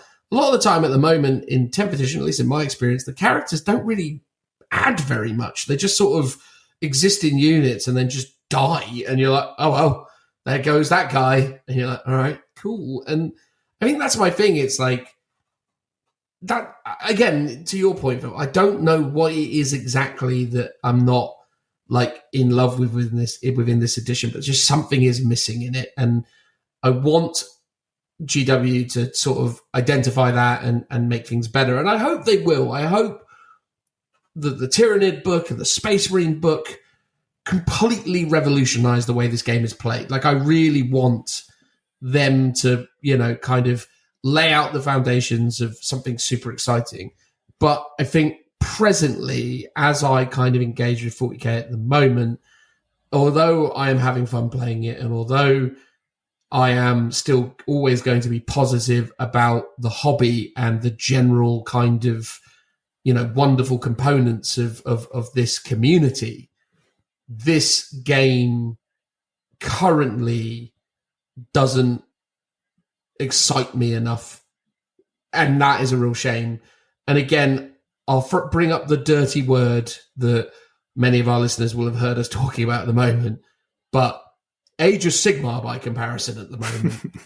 My God, like literally, I know a lot of listeners might think we're really harping on about this, but like Richie came over on the weekend and we played 1,000 Points New General's Handbook, and I that's the first game of Age of Sigmar I've played since 10th edition came out. Right, I have not played Age of Sigmar for 2 months, and I played Age of Sigmar on Sunday with Richie. I was like, God, this is good. It was that thing where I'm like, these missions are great. These armies are fun. The ebb and flow of gameplay is really clever. Oh, I love this. Like, it's that thing where I'm like, it's funny. I met a guy at Rapid Fire Wargaming who, when I said to him that I'm just loving Age of Sigmar at the moment, he's like, I tried it and I just couldn't get into it. And I was like, yeah, I get that, because like when I played it, at first I didn't really love it, but now I just like. He accused me of it being like a new girlfriend syndrome. It's just sort of like that thing where it's like I'm cheating on 40K. Or I do wonder if that there is probably an element to it, and I think there's an element of like group bias. Like we've all enjoyed AOS. We're all feeling a bit iffy about 40K. So it feels like naturally we're all going to be like, oh, Dan, you like 40K. Oh, I'll try it. Oh, I like 40K too. It's that kind of, because you do, I will as well sort of attitude. And it is new. We're also playing it. We're only playing it at 1,000 points. And even when we went to some doubles events, again, each person's only got 1,000 points. So it feels like we're missing out on that 2,000 point brutality that there might exist where, all of a sudden people are taking like Nagash or like these big characters. Yeah, but that sounds amazing. Well, I mean, I'm looking forward to playing some 2,000 point games, and we can bring out some bigger characters and stuff and more units. Yeah. And I think because it's all new to us, it is a bit, that's it. We're in that honeymoon phase, whereas obviously a more diehard AOS player might be a lot more cynical about it. And I guess we're that diehard cynics about 40K where we can, because we've been so immersed in it for such a long period, we can see what's wrong with it. Whereas a new player, and I'm sure there's many new 10th edition players that probably are loving it because they are like, this is great. So. I've never played it before. This is all great. Because they're like where we are with AOS, or AOS is just better. Is one of the two. It's one of the two. But that's the thing though, right? Because this is a whole new edition of 40K. It's totally new. There's no reason why it shouldn't be equally as exciting. Yes. Yeah, that's where my head's at with it. Because I remember thinking back to 8th edition and really enjoying this period of 8th edition where we all had our indexes. We could all try out new things and combos, and it's like, okay, cool. I want to try out what this vehicle does now and stuff. And I don't have that excitement about 10th edition, even though it's kind of a reset and it should have that same excitement that we had in 8th edition. And it's odd that it's not there. And that hit me quite hard because, like, as you've identified, or as I've identified, or as we've collectively identified, like, the thing we love about AOS is that it's all new and exciting, and, when you play it, it's fun. That's the thing I can't get my head around with 10th, because I'm like, well, why don't I feel like this about 10th? Because 10th should be like that. It should be equally as exciting and rewarding, and it's just that thing. Like, I just struggle with it at the moment, and I hate saying that because I don't want this to be yet another YouTuber / podcaster / content creator, taking a dump on Games Workshop and 40K, because I love 40K. I love the lore. I love the whole setting. I love the armies, but I'm just at that point with it right now where I'm like, I love playing it. I love being engaged with it, but I have to be honest and say that I'm not loving this edition presently. Here's my hopes for the future. I hope NIDS and Space Marines set us up on a good, strong path, but I also hope that Games Workshop start doing more to give us more insights from their development studio and their team and the thought process behind what they've created. Because I think presently, Stu Black isn't doing it for me. Like, no disrespect to the man himself. I'm sure he's very competent at whatever it is he does. But when it comes to talking about the game and the rules and the mechanics and the ideas, I never feel like he's got a solid grasp of what's going on with his, game system. I don't think that's Stu's job. I think Stu Black is head of 40K as an overarching thing.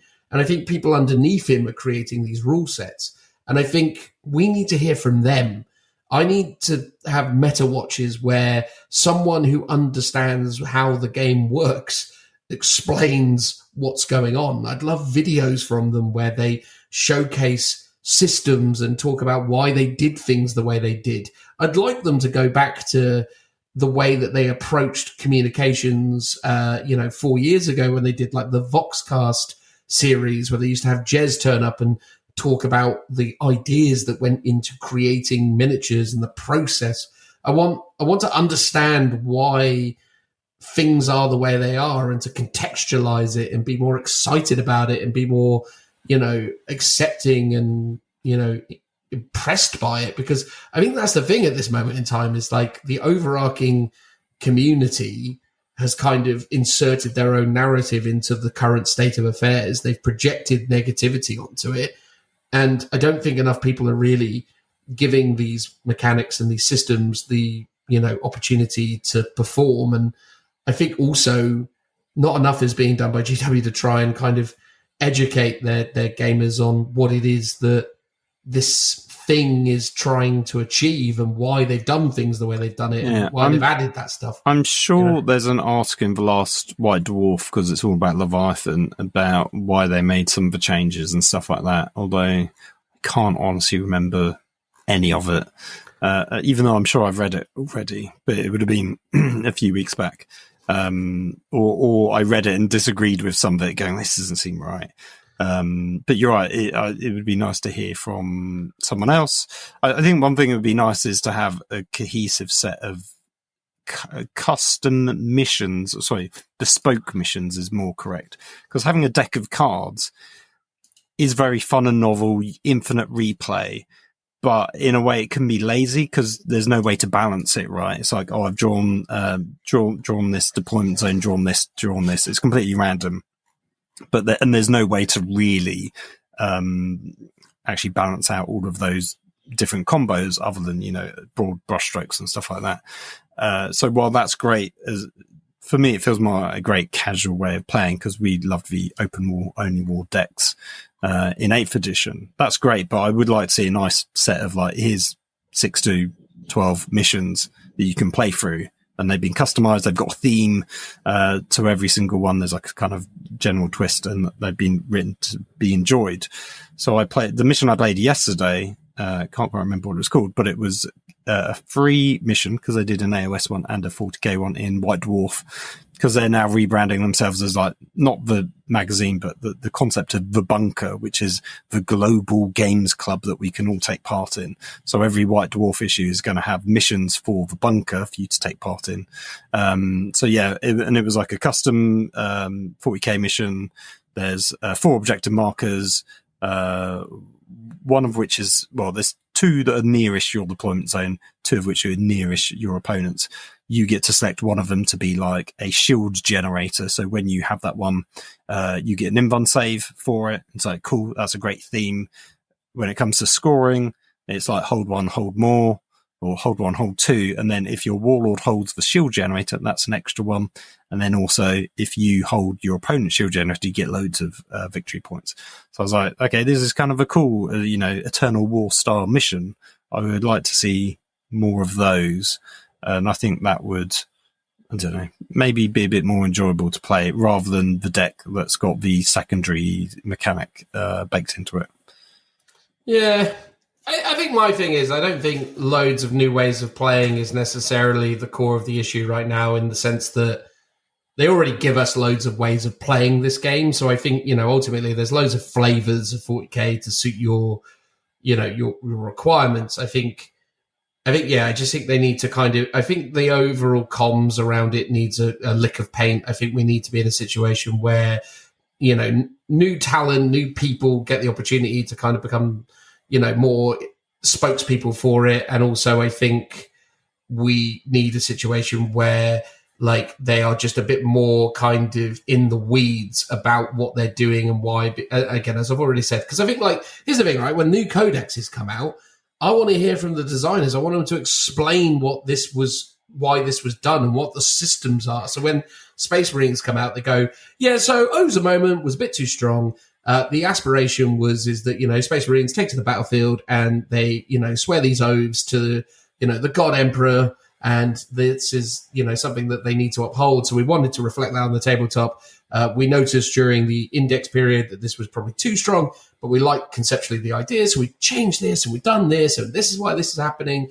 And then actually talking through scenarios about how it interacts in game and why this is important and why they feel like this communicates the flavor of the army while still being thematic, but also interesting in the game.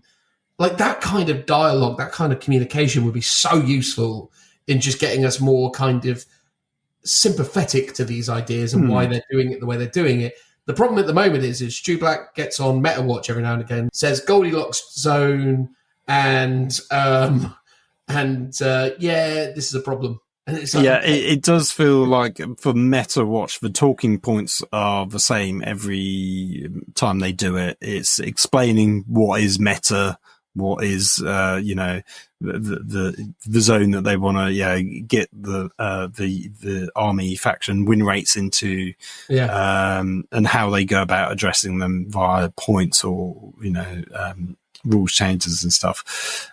Yeah, they don't sometimes go quite into the weeds that the AOS ones seem to do. So yeah, that would be nice. And quite often, I'll see a design, not necessarily like it, or be like, why have they done that? And then I'll read in White Dwarf, a designer has talked about the reasons why I designed something in a certain way, or when they used to, at least. And you suddenly go, okay, cool, that makes sense. You've explained to me the reasons why you did stuff, and I might not necessarily agree with that off the bat, but you telling it to me is going to definitely make me more sympathetic to your point of view. And it might even sway me to agree with you or, come around to it. So stuff like that would be good. I think one of the other reasons I think in terms of one of the reasons why I'm not necessarily enjoying 40k as much. And again, it's that whole Legends thing. It's like a lot of my units just don't feel playable, either because the Krieg unit had issues with its war gear and medipack, so I knew it was a broken unit, even though it was still viable to run. But there was issues or questions around, can it take this certain piece of war gear or not? Even now, it's like some of my units, like the engineers, just don't have rules for them, or the points for them just seem wildly, awful, for example.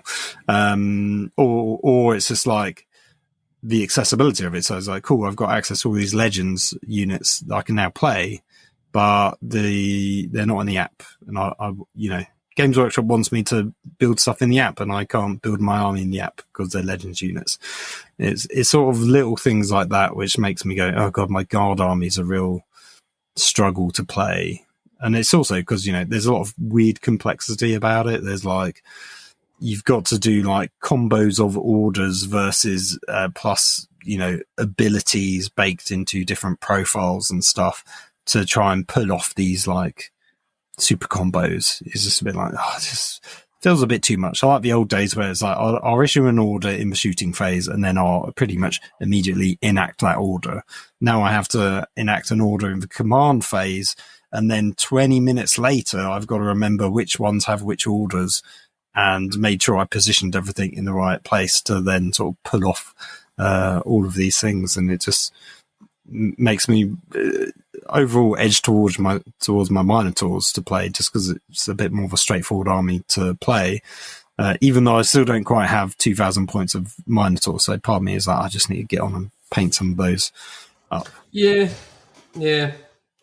Anyway, look, I reckon we probably need to wrap this up. So, in closing, I'm hopeful for the future of 10th edition 40k. I think ultimately there's some work that needs to be done in order to make this more accessible or exciting. I think accessibility is definitely there, actually, so I should retract that statement. But I think more work needs to be done to kind of make the game feel more engaging and more kind of rewarding or exciting, I suppose.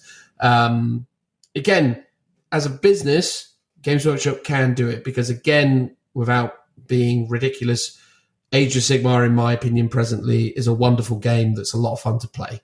And at the end of the day, if they can do that for that system, I don't understand why they can't do it for their flagship. And I want to be in a situation where I am super excited about playing Warhammer 40,000 again. But equally, I'm very lucky that I presently, have Age of Sigmar and Horus Heresy as meaningful distractions, and they are bringing me a lot of excitement, a lot of fun. So I'm really, thrilled with those two systems. Blood Bowl is still fun to, chuck on every now and again. Not that I've played it in ages, but it always seems like a laugh. There's plenty of amazing systems within Games Workshop's repertoire. You don't have to play 40k, right, to be engaged with the Games Workshop version of this hobby. But at the same time, I'm just hopeful because I've played 10th edition since 1996 or whatever it is, right? So whatever that is, that's almost 30 years of, time invested, which is a terrifying statement in and of itself. But the point is that, I've been there with this game for a long time. It's a really big part of my life. I love it. I want to continue loving it. So it's going to take a lot for me to stop playing it. But, 10th edition just right now, I think it's a way away from being the game that I think they hopefully want it to be. And I'm excited for what's to come around the corner. But right now, I'm kind of playing it almost out of a sense of obligation. Or not obligation, but just, probably that. Yeah, I'm kind of with it at the moment because, I'm too far down the rabbit hole to just stop right now. But I know. The Napoleonics are looking at you in the distance going, come to us, Dan, come join us. No. The Oryx are standing guard at the moment. That's absolutely love destruction. Oh, it's such a fun faction. Anyway. Yeah. I think codexes is where it will shake up a bit. Part of me is a bit like, I'd rather have a year or the rest of this year just with indexes because I want them to get the codexes right and I want them to get the balance of the overall game first before they then start doing codexes.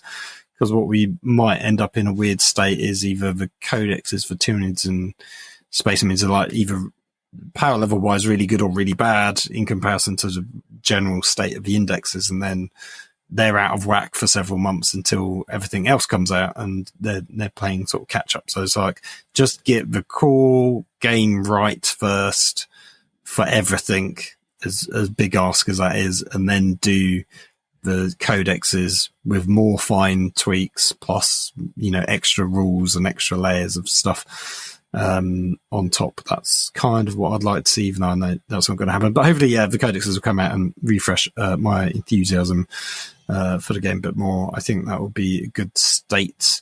I think one thing they did do really well is they reduced a lot of the ranges of weapons and movement, and they toned all of that down. And I think actually the lethality of the game is just as bad as 10th edition. Most of my games, either I've been tabled or I've almost tabled my opponent, which isn't, I don't think that's a good sign. I would much rather, I think the range of stuff needs to come down even further because of the board sizes going down to make up for the fact that we went from 6x4s to much smaller tables. Because in those days, you had barely any cover. Now I can play on a table where literally everything's getting a cover save and people are still getting tabled, which seems fundamentally wrong. And I think actually the fact that you just couldn't physically shoot at someone because you're out of range is maybe the secret answer that 40k needs to embrace. Make stuff out of range, basically. Yeah, I agree. All right, well, there you go. Hopefully that was something resembling what you thought it was going to be. We've done it now, so that's it. Transitional noise.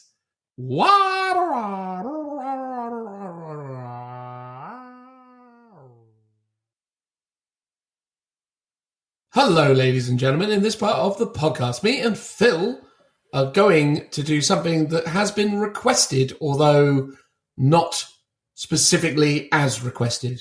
That is to say, we are going to do something of a deep dive into a specific faction, specifically Imperial Knights. Ooh, not Guard, not the Astra Militarum. Sorry.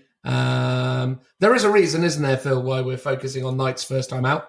Yes, because you're going to somewhere to play Knights yet again. I am going to continue to play the Lookout Sir army of Imperial Knights in a competitive setting, because obviously, as has been determined up until and ongoing, I am a super duper try-hard gamer, despite everything I say to the contrary, all the words I say to try and convince myself and others that I'm a lovely person and that I'm doing it for the funds. Clearly, I just love bringing the statistically, I think, third, maybe fourth best army in 40k at the minute. Yeah, they're up there for sure. They are up there, and there's a bunch of reasons for that. So we wanted to talk about it because we felt like doing a deep dive on the armies that we play is good content for you, the listener. You get to understand some of the things we like, some of the things we don't like about the list, and ultimately we get a chance to go a little bit more deeper into these indexes and talk about the different options and everything that's going on with it. Hopefully this will not be an aggressive codex review like the ones that we used to do in 9th edition. This is more just a general overview, picking out a few units that I really like, picking out a few things that I'm not overly sure about, and then ultimately just giving a general flavour of the army. Does that sound logical, Phil? Yeah, that does, yeah. Fabulous. So, essentially, as it concerns my upcoming Warhammer World event, Warhammer World's Golden Ticket event, Phil. Ooh. Yeah, the GT. The grand tournament whereby which the winner gets themselves a golden ticket to pay for the privilege to travel to America and compete in the Warhammer Grand Finals or whatever it is. Imagine if you won the Willy Wonka golden ticket and he was like, oh, but you've got to pay for your own flights. And, I presume you don't have to... Yeah, you wouldn't have to pay for the entry to the tournament. That's that would be right? The absolute Games Workshop trollolol. Yeah, absolutely. Where it's like tickets are only $300. Exactly. Yeah, you've got access to the event, but you still have to pay for it. That would be Games Workshop. That's the same as No Retreat, though, isn't it? You go through an arduous application process to earn the right to give him however much it is to attend. Well, that is true. Yeah, it's true. But that's a prestigious event. Yeah. More prestigious, would you say, than the Warhammer 40,000 and or other Warhammer Hobby Grand Tournament final thingies? Well, at the Grand Tournament final, do you get a dolphin tour? I don't think so. Well, you don't know. I don't know where it's happening. It could be happening in Miami. They have dolphins in the form of an American football team. At least they did during the events of Ace Ventura Pet Detective. From there on in, I have no other frame of reference. Oh, fair enough. But yeah, so the point is that me, Richie, and a bunch of guys from 40k Brawl, along with some of our listeners actually as well, are attending this grand tournament in Nottingham. It is a 2-day, 6-game event. Oh, 6 games. 6 games, buddy. But you're not playing on the Friday, I presume. Is it 4 on Saturday? No, it's free and free. Free on the Saturday, free on the Sunday. Oh, okay. Yeah. Lovely. I'm glad I'm not going. I'm sad you're not going, but it's all good. Richie has already stated that he is highly unlikely to play Game 6. Yes, so, he did say that to me. He was hoping that you won't do well on Sunday, so therefore you can drop out early. And, well, that's it. Well, I think we have since discussed it, and we have arranged alternate travel plans for the journey home because I'm keen to get my 6 games in. I've taken the Monday off. Well, fair enough. Yeah, so I think the reason why Richie wants to leave early is he's literally flying abroad Monday. So it's not because he's just not interested in gaming. No. And to be fair to him, if he ends up doing well, I guarantee he'll find a renewed enthusiasm for sure. Game 6. Yeah. But obviously, that's entirely circumstantial. We will see what happens with Richie, and I guess we'll see what happens with me. We will talk about it after the fact because we do like to kind of give you guys a bit of an insight into what's going on in the event scene at the moment. I think it's quite interesting now that 10th edition is a thing to talk about the different events and the different types of gaming things that are going on. Whether we make an entire segment out of it will depend massively on how I do. Indeed, on how I do, but also on what other things are happening. Normally, we just chuck these things into the outro. But yeah, so that's the deal. My army at the moment, I've hit a bit of a snag, Phil. I have to be honest with you. I've been so busy, I've been unable to A, acquire, and B, assemble, C, paint the missile add-ons to my Imperial Knights. So up until now... I thought you got them ages ago for a previous tournament. I did, but however, those are scummy wummy 3D prints, Phil. Oh, of course, yes, and it's at Warhammer World, so you need the official ones, don't you? The frustrating thing about this is that I had once owned those missiles and chose just to throw them away. I was like, this is your problem with your frivolous nature, where you go, I've got too many sprues, I just need to get rid of them. Yes, you even consider selling them or gifting them to your friends. You're just like, I'll put them in a bin. Oh, mate, how many sprues and things have I gifted you over the years? Don't you start telling me that I... A few. Yeah, I'm not complaining. Not complaining. Well, it sounded an awful lot like you were complaining. That's all I'm saying. The point is, though, is that, yeah, so I've had to kind of rejig my ideals based on what it is that I can legitimately field, which basically means that I have actually shied away from probably the builds that I would have prioritized. This is really me now just putting something on the table and hoping for the best. I think in better circumstances, I would have liked to have exploited the powerful Imperial agent allies that are available to you, most notably either the Inquisitorial Warband or perhaps the Arbites. Those two units actually represent really good value in Imperial Knights because they fulfill a function that you don't otherwise have access to, which is they're really good for essentially doing actions and obviously leaving in your backfield and, essentially adding to your screening potential, essentially. So, those units are really useful. But I don't own them, and even if I did own them, I have no time with which to build and paint them. So fundamentally, the list is, as of this moment in time, potentially subject to change, a Knight Castellan, which you're familiar with the Knight Castellan, Phil, the big one. The Plasma and Volcano Lance. The very same. Yeah. The Knight Castellan, a Knight Crusader. Is that with double shooty one? Double shooty one with the rapid fire battle cannon and the Avenger Gatling cannon. Yeah. And that does have a missile, an official proper missile on its head, because there it is. I have to be honest with you. I have been running, we can talk about this when we get into the the Crusader specifically, but I've been running those with thermal cannons up till now. But for some reason, everyone on the internet is telling me that the rapid fire battle cannon is, the cat's pajamas. Right. So, interesting. and because obviously I've got the high AP, high damage Volcano Lance, I'm like, yeah, maybe I am doubling up here. Maybe this is the more sound strategy. So I assume the battle cannon, and I can say this as a guard player, feels a bit more of an all-rounder now. It's not got the high enough strength to be wounding vehicles on 3s or 4s anymore. It's 5s pretty much. The thermal lance, normal melter guns are pretty low strength. Well, not low, but not always wounding stuff from freezers anymore. So it's a good all-rounder, good at clearing hordes because it's got blasts and stuff. It also leans into the Overwatch capacity of the unit way more as well, which is one of the things people like.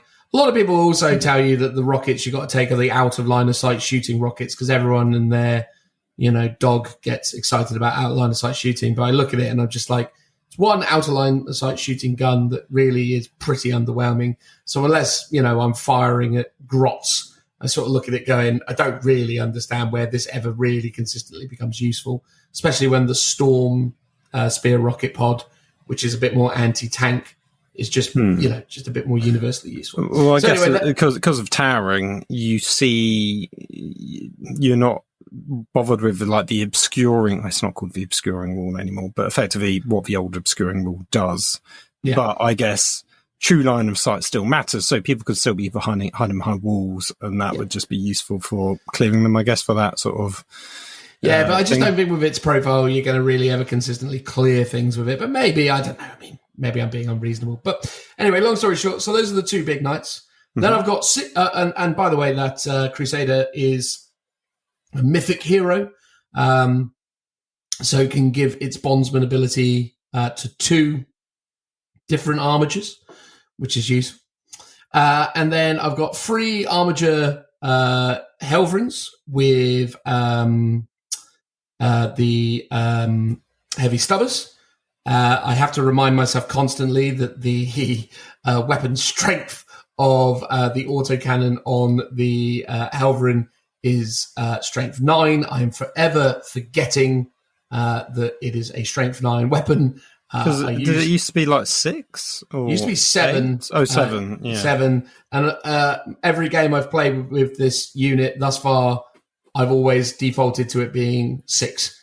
And I keep thinking it's 6. But it is strength 9, and I need to remember that. Yeah, it's the also can. But I got persuaded after playing the Exterminator tank, rapid fire wargaming, that actually autocans are pretty good. The downside is obviously the -1 AP isn't very high, but flat 3 damage. If you're just making a ton of shots and forcing people to just fail their saves, you are going to get the odd, oh cool, you've taken 3 or 6 damage off of something. So I think it is quite useful for that reason. 100%. Then we've got the 3 armiger warglaves. These are your kind of all-rounder. They've got really good anti-tank, they've got really good melee, really good movement because they're armigers.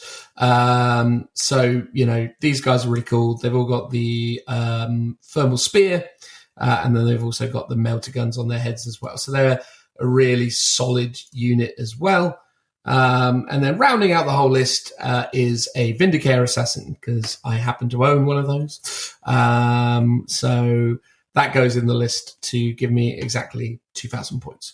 So that is it. It's basically 1 gigantic knight, 1 middle-sized knight, and 6 little knights joined by an assassin. Isn't that pretty much isn't that the list that you played with me? The warm-up game that is a Patreon exclusive video, everyone. Essentially, this is the list I took to RFW with a few more armatures in it. Okay. Yeah, but with this one, the Castellan hasn't got the weird fading away and reappearing enhancements.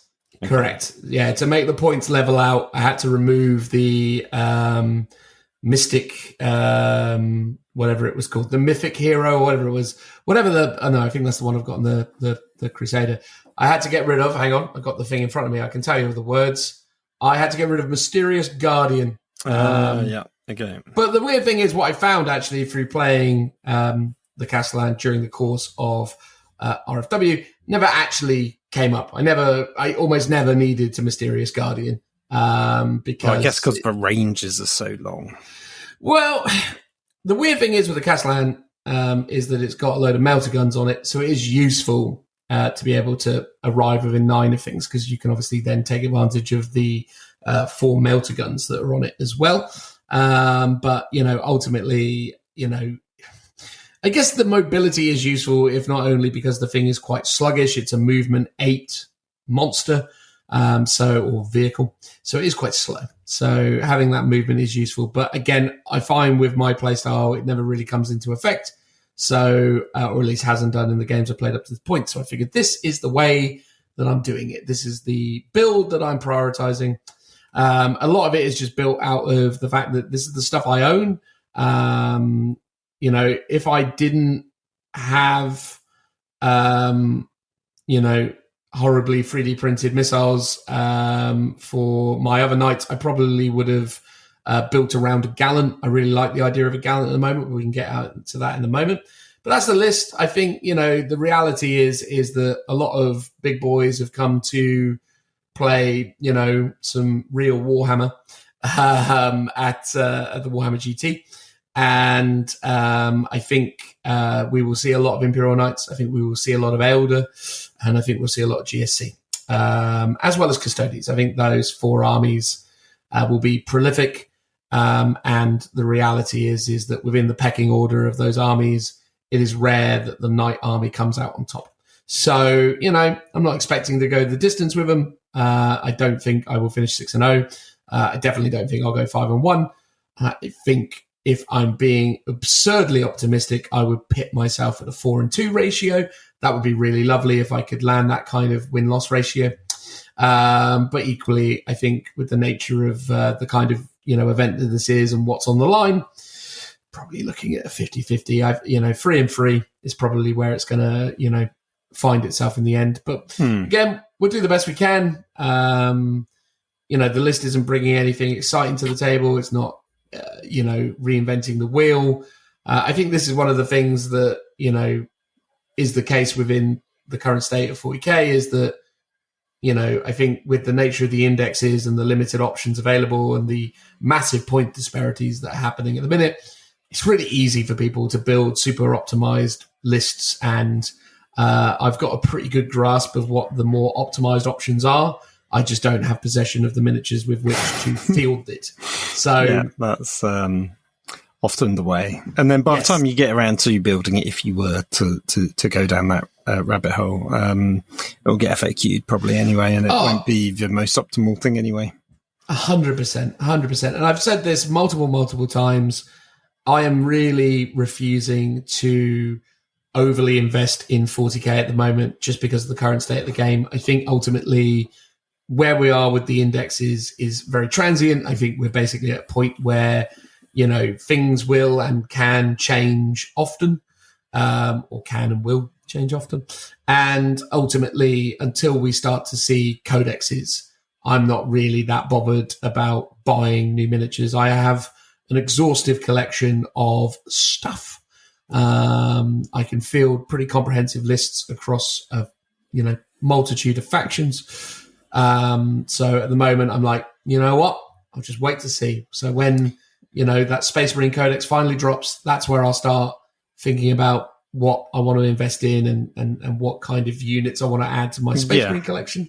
No, that's totally sensible, because whatever is very good right now might not be quite so good when the Codex comes out. In theory, you could say the majority of data sheets will be the same in the Codex, but you honestly, we don't know really. It's highly probable that what is good currently will actually more than likely be bad in the future, or potentially not exist. I don't think. Well, yeah. In terms of firstborn stuff, yes. I suspect in the Codex it's gone to Legends, but it seems like the Codex would have had to have been in print sort of around the time the indexes have come out or been released. So would they have really gone out of their way to create 2 completely different sets of data sheets for here's what we're doing for the indexes, but we're going to change it for the Codex? The lazy option would have been just keep them the same. But then maybe you're cutting stuff out this stuff's going to Legend, so it won't be in there. Maybe we'll tweak a few things, but if there was a bigger time period, like I suspect for other armies that aren't Space Marines and Tyranids, because their Codex is coming out much later, Games Workshop would have had time to collect some data about, what's good, what's not, and then adjust it for the codex in time. But it feels like Tyranids and Space Marines would have been rushed out too quickly to not have that feedback in. Yeah, no, that's fair. But anyway, look, all that being said, that's the list I'm taking. My expectations are mid, but we'll see what happens. You never know. Again, anything can happen. Might come when away you're with dice. another Inner Circle trophy. I am under the impression that Knight of the Inner Circle has been retired. I don't think that is an award that is available any longer. Because I remember at one point they changed it to you had to win all your favourite army votes and favourite player votes, effectively making it nigh on impossible to get unless you're, super lucky. But because I think before, at least one or two people always got favourite player votes every event, whereas now it'd be a lot more difficult to get. Yeah, I'd say so. I think that's the thing. I think, I don't know for sure, but we'll see. We'll see what happens. I mean, obviously, it would be a wonderful accolade to be able to come away from the event having, won a favourite player award. That would be an amazing accolade. I think, obviously, any of the kind of gaming and sportsman awards would be fantastic. But I mean, at the same time, I'm just excited for a weekend of spending time with friends, meeting new people, playing fun games. And that's really why I play Imperial Knights, right? And this is the thing. Again, I know this is to make friends as you crush them under your boot. Well, here's the thing. They are, for me, an incredible low-stress army.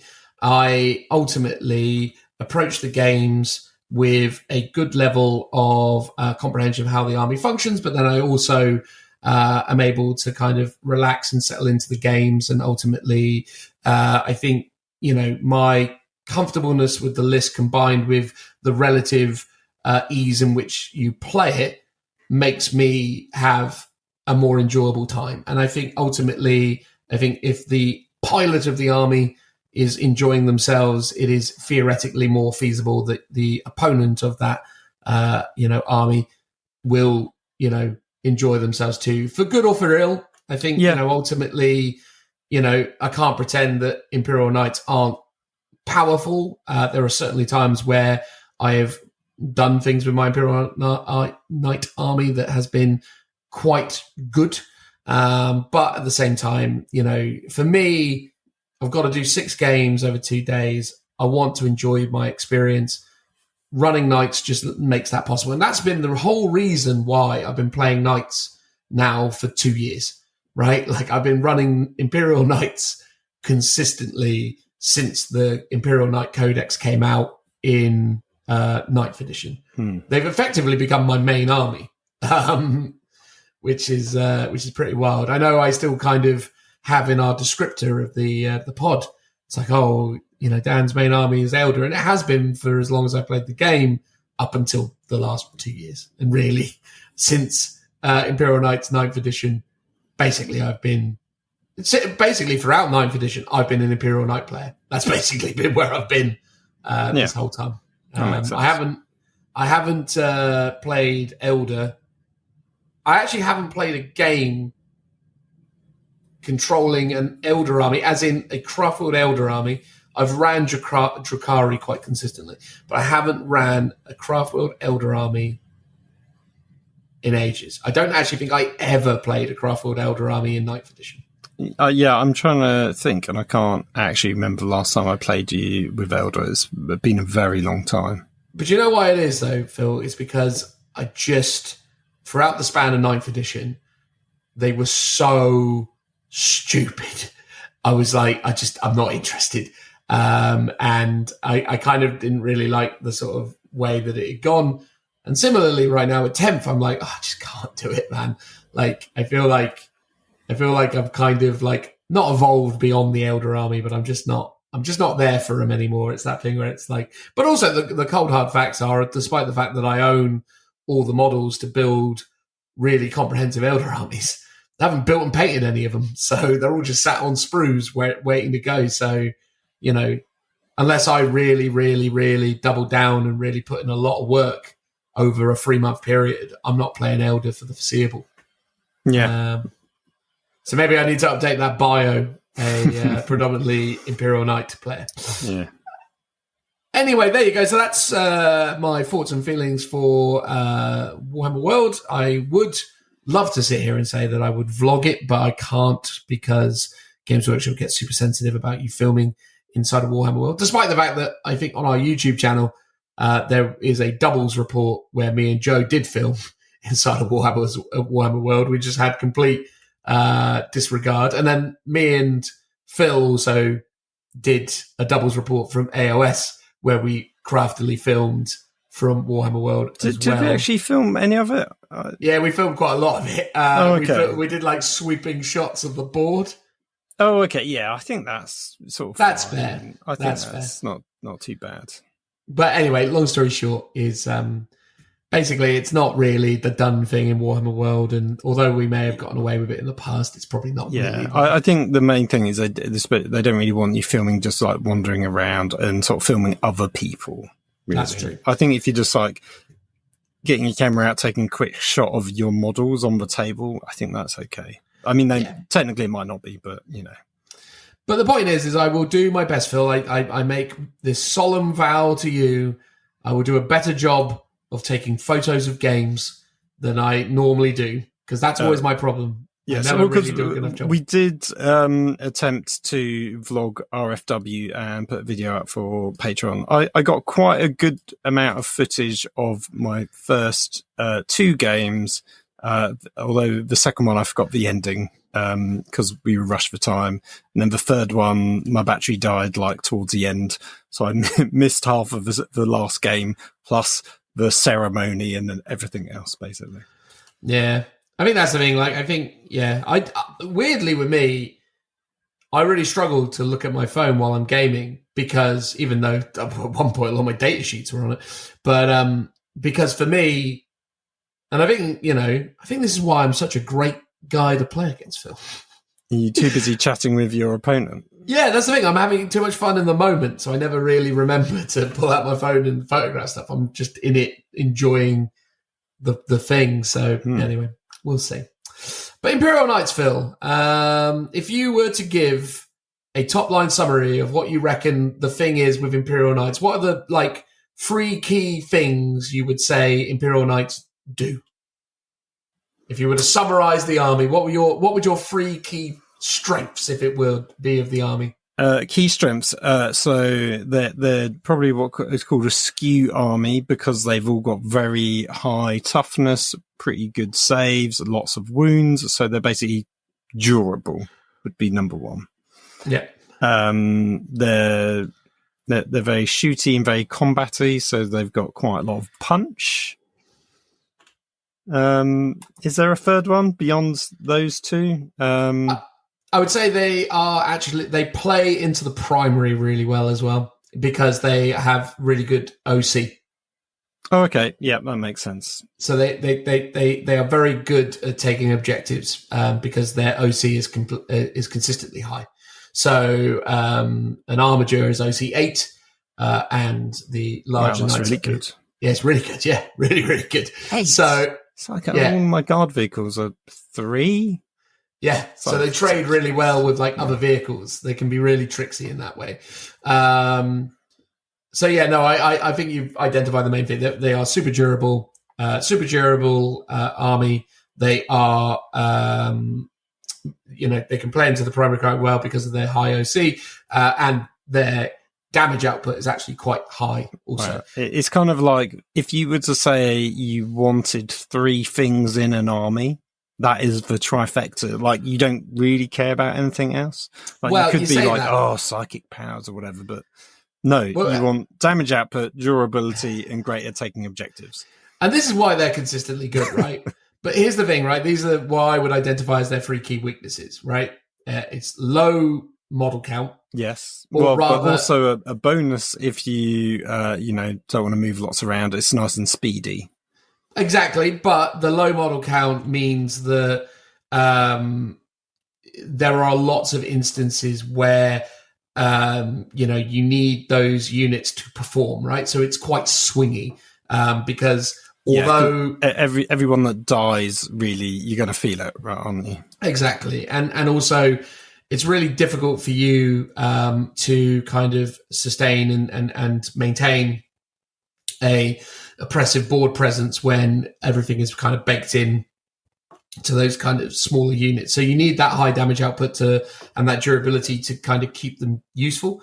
They are actually quite bad at secondary missions. So using tactical missions with them is really difficult. As an army in isolation, obviously you can ally in some Imperial agents, and that will improve that aspect of the army. But as an Imperial Knight army, a pure Imperial Knight army, that is actually one of the things that's really bad about it. They really suck at tactical, unless you have the luckiest draw, or basically that's the main thing. Also, as well, they are so easy to choose secondaries against because everyone just goes assassinate, bring it down, because or everyone goes bring it down and something else because the old classics. Yeah, but because they give up, bring it down so easily. So that the secondary mission definitely skews in favor of your opponent. And then the last negative is, although you could also argue aspects of this is positive, but the last negative is they're all vehicles. So they don't interact with terrain in the same way as like infantry, for example. So every barrier, everything that is on the board, they have to respect it. Now, admittedly, the larger knights are able to step over infantry, and basically they're able to step over anything that isn't a monster or a vehicle. Yeah. In fact, actually, they may have changed that, actually. Sorry. They can move over models excluding Titanic. That's true. So they can move over everything.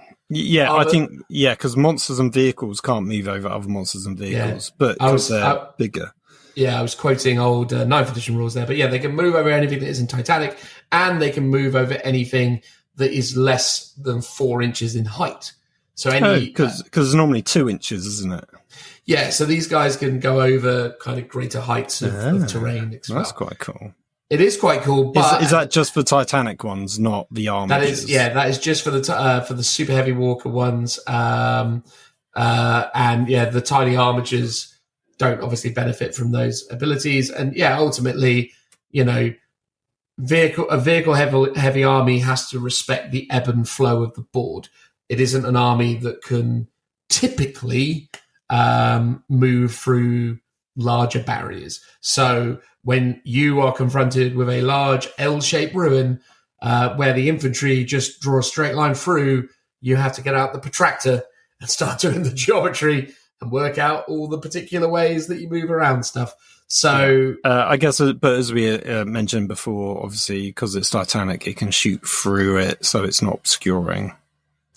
Correct, yeah. Assuming it can draw a line of sight to the thing it's shooting. It's in true line of sight, yeah. Yeah. So which is definitely a benefit. I think a lot of fuss was made at the start about Titanic. I don't think it's as strong as many people will tell you, but I mean, ultimately, those are people who are obviously playing at the bleeding edge, and I think their opinions should be respected. But in my experience, Titanic, though useful, has not been a deal breaker for me. Yeah, I find it is a bit odd because if you have, especially the Sector Imperialis terrain, which is a slight tangent, is everywhere in the core rule book as like this is the terrain you need to play the game, but then isn't actually available at all on the Games Workshop website because they've discontinued most of it, which maybe they haven't deliberately discontinued it, but it's just out of stock and they've just taken it off the website. Very odd. But my point is each floor is about 5 inches high, so it's really high. So if you've got 2 stories, that's actually taller than most knights. So it's odd that Titanic, basically you can see over it because apparently you're so big, but actually most of the ruins are bigger than the knights. So I kind of wish they just did true line of sight for them. So if you're big enough, you can actually see over it. But some things you shouldn't still be able to see through. I personally don't mind it because I think the intent behind it is that they're trying to kind of give an impression of a thing, of a footprint, as it were, right? I've always find there's this interesting disconnect that people have between physical figurines on a table and the fantasy of what they represent. And that was always my thing with the over kind of not simplification, but in fact probably the simplification of certain rules where, you know, things started to become very literal about, you know, what this represents and how this is interpreted. And I think a lot of the game design, certainly over the last few years, has been focused around the literal interpretation around, you know, models on the tabletop, which I suppose it needs to be. But I like rules that speak to the fantasy, i.e. this is a towering monstrosity. It ultimately can see over walls. Now, okay, in physical reality, the Imperial Knight may not be as high as the walls of this ruin as a physical miniature, but ultimately Imperial Knights are massive things. Therefore, as a result, we have asserted that they have these kind of parameters. Now, you know, maybe that's me, maybe being biased towards the Knights, but ultimately I think that works okay for me. Yeah, I don't mind it when you're saying this area of woods is abstractly just woods in general. So if you've got 3 trees there and they're kind of in the way of your models, you can just remove them and say, yeah, of course that tank can go through, not a problem. Yeah. As opposed to saying, no, that tree is actually in the way and you either have to go around it or up and over it as per the rules. I think that's all a bit silly. So I don't mind things like woods being an abstraction because it's just what was called area terrain. I guess that's still a thing. But it's like you can just say, doesn't matter where the tree actually is. We know that that's wood. Yeah, I think, you know, the size of a knight is very representative of the model. Like it shouldn't actually be bigger, and likewise the ruins of the size it is. So I like the quite literal nature of the models, and the scale of stuff should be roughly correct. But that's just my take, Dan. Well, no, and again, you're absolutely entitled to that interpretation, and I think that's fair because at the end of the day, that's what we're playing, isn't it? I just think, towering to me, I think sort of embodies that kind of ideal, but then maybe I'm being overly sympathetic. Yeah, so it's a bit like how Adeptus Titanicus or Titans, like you always assume they're these absolutely giant, enormous things that are, you know, bigger than the tallest buildings in the world, and they're going around stomping on or being able to walk over buildings. And then when you actually see the actual scale of them, you're like, they're kind of small. Like you expect them to be bigger than they actually are. Well, that's it, isn't it? Right? Because when you see like the Warlord Titan and you look at it in the sense of like, you look at it as a miniature against other miniatures, like, yes, it's tall, you know, it's about the size of a moderate, you know, in the sort of scale of 40K, it's like the size of a 10-story office block. It's like, you know, or maybe a 15-story office block, but like, you know, that's not the Burj Khalifa or whatever it's called, like the biggest thing you've ever seen. So it's that thing where you're like, those are those elements where ultimately there's just practical realities. Games Workshop had to make the Imperial Knight was for a time the biggest model they could make based on, you know, however many of these sprues chucked together, as it were. You know, it's like there's always limits to it. But anyway, look, we're going off on a tangent here. My point is I agree with you in the 3 strengths. I think those are my opinions on the 3 weaknesses. And then I suppose the other stuff that's just sort of generally interesting about the list, or what really kind of makes it stand out, I think, is that I think as an army, it has a good level of versatility to it. I think a lot of the units in the army have consistent kind of almost Swiss Army knife status. As if you take a general knight, not the Crusader, but you take like a paladin, for example, it's got good shooting, good melee, good movement. That's really where the sort of secret sauce is in the list, is that a lot of stuff will do a lot of things consistently well. And they lean into certain mechanics really well. Tank shot, for example, really strong for Imperial Knights because they're really strong. And they go barreling in. Yeah, pretty busted. Yeah, well, I wouldn't say busted because it's capped at 6 mortal wounds, but it's very good for when you're finding yourself in a horde game. You know, if you need to carve your way through tens of one wound infantry having access to a rule that could supply you with an additional 6 mortal wounds is really helpful, because you will definitely spend a long time chewing through those units if all you're doing is sweep attacks. Well, yeah, I mean, I sort of felt like, because at one point knights didn't have sweep attacks and they just had like their feet, but the feet were busted and really good.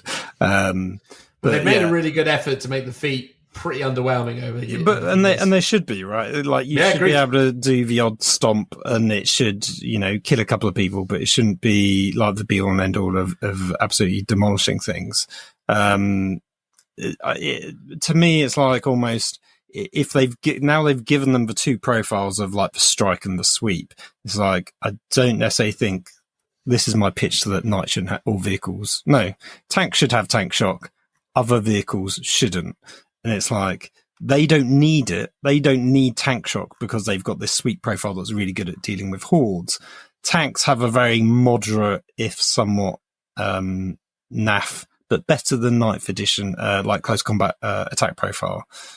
You could almost argue that you could just bolster their main attack, so their treads or their tracks are doing more damage or have better AP, and therefore just get rid of tank shock altogether. And then it's just, when you're attacking, you're effectively doing a tank shock. Yeah, no, that's fair. That's fair. And then last interesting thing, and possibly the most likely thing that an Imperial Knight player has gone wrong against you, Imperial Knights in 10th edition cannot, unless I've gotten this wrong, cannot leave combat, shoot and charge. They can't do it anymore. Yeah, no, I'm pretty sure that's the case. Yeah, I'm pretty sure it is too. Obviously, if you're out there going, you what, mate? I played so-and-so the other day and he was doing it all the time. That's understandable, because that's very much what the gimmick was in 9th edition. They used to leave combat and then shoot and charge. That used to be their thing. In 8th edition, the only way they could actually step over units was when retreating. Yes. That was so, this is the thing. Yes. Because they can't even fall back and shoot now, can they? No, they cannot fall back and do anything. If they fall back, they just fall back. That's it. But I guess the point is like, they don't need to fall back because they can still shoot while they're in combat. 100%. But then they're not getting the benefit of charging, which is fair. Yes, absolutely. But that's it, right? Like, so I think, and that wrinkle creates an interesting nuance in terms of how you battle against knights. Because, like I say, I will assert that the majority of people listening to this podcast right now who have played against Imperial Knights will be saying to themselves, hang on a second, because every time I brought it up with anyone, they go, really? Oh, God, I've been playing that wrong. But, I think that's a general problem with edition changes is you do get hung up on old rules, and not deliberately at all. You just, accidentally remember stuff wrong. 100%. I do it all the time. I've got, 9 editions of 40k in my brain.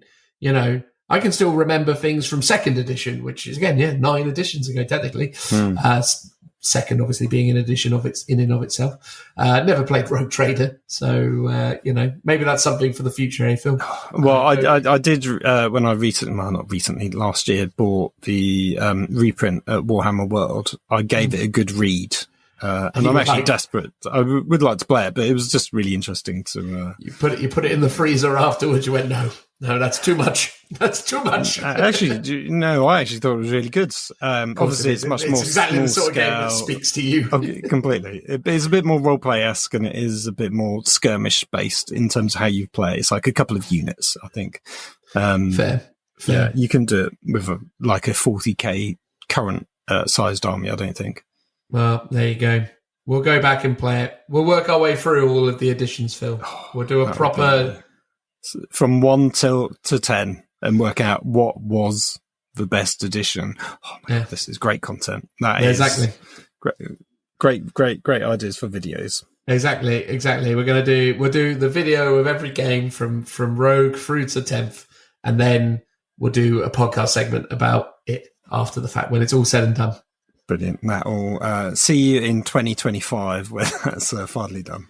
Well, I could run Blood Angels. You could run Imperial Guard. We could play every edition of 40k with those 2 armies. Yeah, it'll just take a long time to do. It will take a long time to do, but, that's what we're here for. We're here for a long time, not a good time. Exactly. Right, let's get back into Imperial Knight. So anyway, all that stuff is fun and interesting.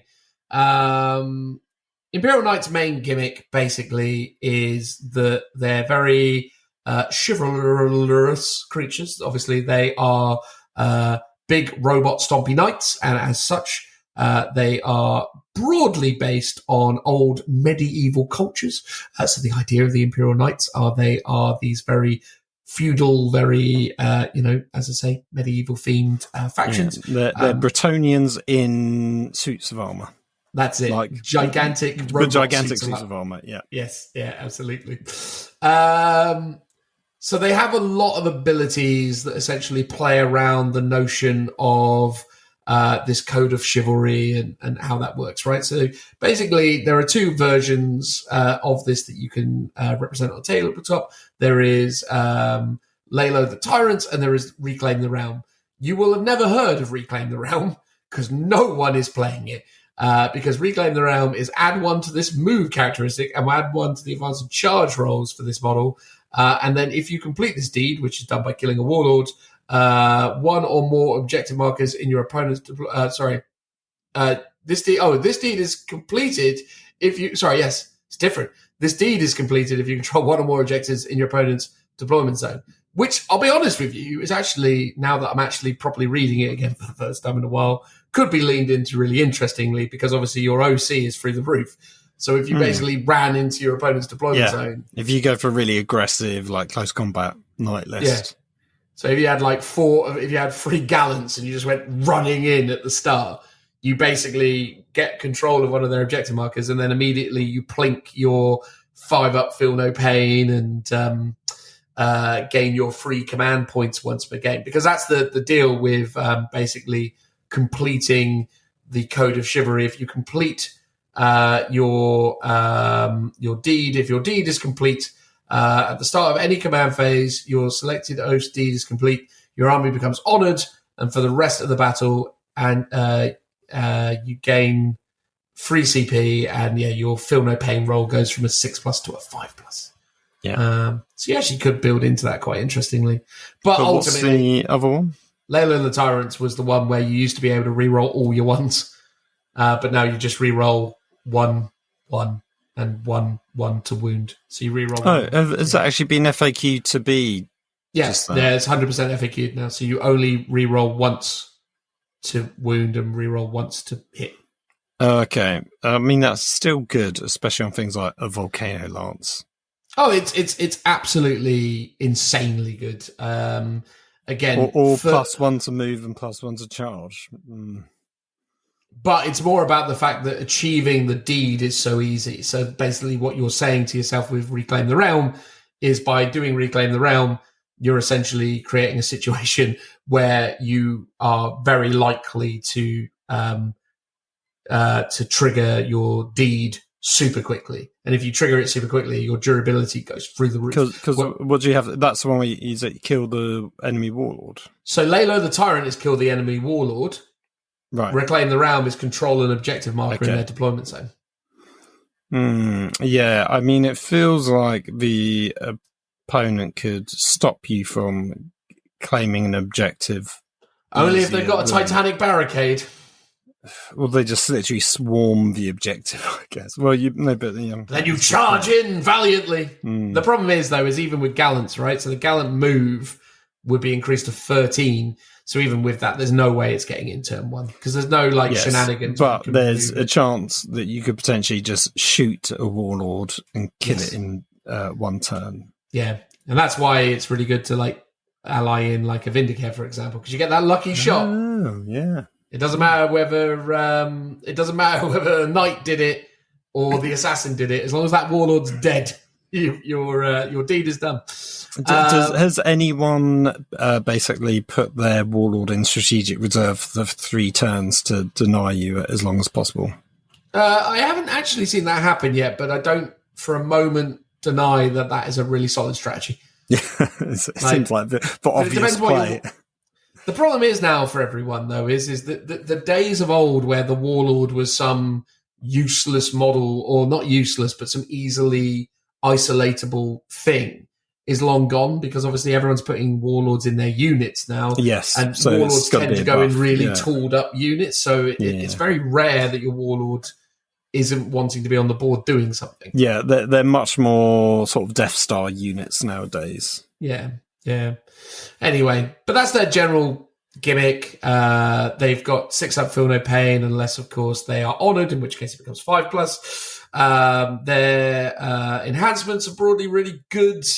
Basically, it all leans into their bond. Well, one of them leans into the bondsman ability, and actually the bondsman ability is the other gimmick I didn't talk about, which is basically big knights teach little knights things. The idea is like the little knight, the armiger, it's a little squire going around hitting its coconuts together as you wander through the brush. Clippity clop, clippity clop. Exactly. I'm getting better. So that's the that was to go on a slight tangent, the best cosplay from Warhammer Fest. Oh really? Did someone do an armiger with the coconut? Well, no, it was it was like a Bretonian knight and a squire, but basically the Monty Python. Someone should do it with Imperial Knights. Oh well, that would be brilliant. Yeah. Little armiger going around, clippity clop, clippity clop. Anyway, so basically, bondsmen, different things have different bondsman abilities. That's like a whole gimmick there. As I say, this isn't intended to be like our old 9th edition Codex reviews. This is more just general thoughts and feelings. The point is that their enhancements are broadly pretty good. The standout one to me is probably, on balance, I actually think Banner of the Triumphant is really strong because it gives you a sticky objective. That's really useful for this army. Yeah. I have to be honest with you. I'm tempted putting that on my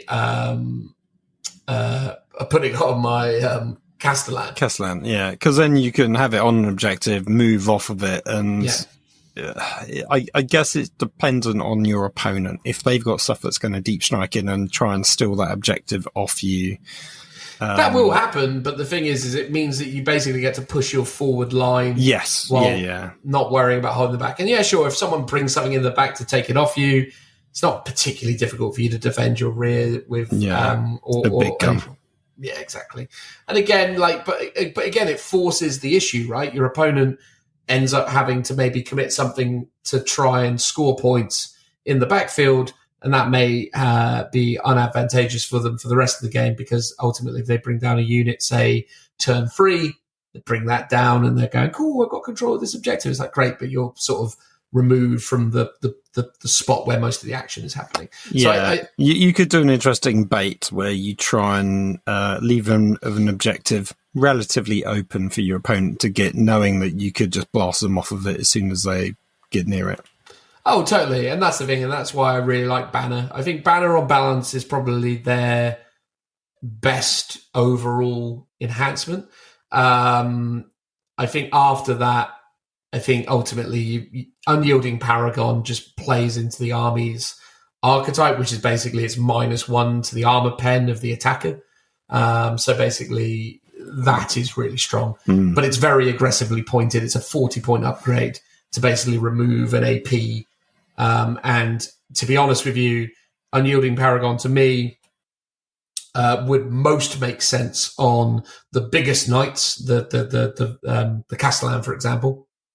But you can only put it on Questoras, which are the mid-sized knights. And the problem is with that is they're all free up armor saves. So essentially the only time where it really, really, really becomes super useful is when something -2 is shooting at you. And you can't be bothered to spend the CP to rotate iron shields. And then the rest of the time, it's basically very useful against -1. But, that free up armor save, that toughness 12, you're like, if it's one of those things where it's good, but it's but at the same time, you got to think you're probably getting most of the time a -1 anyway because of cover, if it's a decently dense board and you position your knights suitable. So potentially it is a -2 for a lot of the time. Not necessarily guaranteed. And against then, You're right, because if it's like a Dark Lance, it's like -5. Doesn't matter because it will be going on your invuln anyway. Yeah, so you're right, it is that low AP where it's kicking in and being useful. Yeah, most of the weapons that you're worried about have such a high AP that it doesn't matter. And then again, I suppose it does give you that additional durability against small arms fire, but you're so durable anyway because of the toughness. Basically, unless someone is shooting you with a straight 12 weapon, they're wounding you on 5s. It's like that thing where it's like, and a lot of the time, a lot of these, I mean, you have to be a strength 7 to be wounding them on 5s as well. So it's that thing where it's like, basically the guns where you start to worry is like, oh, is it an autocannon? Okay, fine, I actually need to worry about this. But even then, they're still only wounding on 5s. It's like literally like, if you've got an assault cannon, a bolter, a las gun, a whatever, right? If it's strength 6 or under, you're just like, you're wounding on 6s, like, I mean, I'm not completely across everything, but I can't think of too many guns in the game that are strength 7 AP free. They're plasma guns, right? Like that, but even like that's it basically. It's really good against plasma. That probably is, yeah. Yeah. Anyway, there you go. So that's my vibe on the enhancements. I genuinely think Banner is the most universally useful. I think Mythic works well because of the fact that you can buff 2 armigers, and depending on the buff, that can be super useful. But broadly speaking, I think Banner has just more utility in game, and I'm just broadly more on board with that as an ability. To be honest with you, the stratagems is another area where this army really comes into its own. I think Trophy Claim is a really, really dumb stratagem that probably didn't need to be this dumb. Because basically, you just do it when you know that you're going to kill something super easily. It just basically is one of those things of like, were you going to kill that thing? Was there ever any doubt? Oh, maybe. Well, now just make it easier. So basically, you trigger it in the shooting phase. You put it on Imperial Knight, and you're targeting a monster or a vehicle. So if you're going into a monster or a vehicle, you put this on it, and basically until the end of the phase, each time the model makes an attack that targets that enemy unit, add 1 to the wound roll. If the model is destroyed, you get the CP back that it cost you. However, if you fail to destroy it, you can never use this stratagem again for the rest of the battle. Oh, that's quite cool. It is cool because it's a back and forth, but a lot of the time it's like it's one of those things where like it's like when I just throw it out every phase because I'm like, well, I'm going to shoot that rhino, put a CP on it, just make sure it's dead. Well, yeah, I guess it's that thing of because it's not just one unit, right? You select a unit, but everything can shoot at it. So no. It's one unit shoots it. So it's a 1-on-1. So basically, okay. But it's usually that thing where I've got like, say, I don't know, my Castellan's got something in sight, like a Dreadnought, and I go, cool. That Redemptor Dreadnought is being shot by this Castellan. Trophy claim. Yeah, just make it easier. Yeah, yeah. And then it's just like, cool. It's dead. I get my CP back. That's quite nice. Yeah, stuff like regen CP is quite useful because it's quite hard to have enough CP to do all the stuff that you want to do. Yeah, I'd say so. I think additionally, Squire's Duty is really powerful as well. So basically, it's either at the start of the fighting phase or the shooting phase, 2 or more armature models from your army, and 1 enemy unit that is eligible to an eligible target for all of those armature models. So only an eligible target, doesn't actually need to be your target, just has to be eligible. Until the end of the phase, when resolving attacks targeting that enemy unit, improve the strength and armor penetration characteristics of this weapon equipped by those armature models by 1. If your army is honored until the end of the phase, add 1 to the damage characteristic of those weapons as well. So again, one of those things like strength, right? Like you look at it and you go, well, it's not that amazing, but it is actually really strong when you remember that things like the Armature Warglaive has a strength 12 weapon, obviously going into even like a knight on knight matchup. Being strength 12 against another Imperial Knight means you're winning them on 4s. However, you do this, and now you're winning them on 3s, and it's a huge swing. So Yeah, and it's the fact that you can basically just say, all of my armigers are making this their squire's duty, and again, even then, you've got your strength 9 guns on your armature autocannons going to strength 10, and more importantly, going from AP 1 to AP 2. So that sort of stuff can be just really powerful. So I think those two stratagems are the standouts. And are they both 1 CP each? They're 1 CP each, yeah. Yeah, they really stand out. Rotate Iron Shields is Rotate Iron Shields. It's been in the army before stratagems were a thing. Thunderstomp is pretty awful. I don't really understand why they've made it as bad as it is. It's yet another, go away Titanic Thief thing, because basically they just go, hey, you're Titanic feet.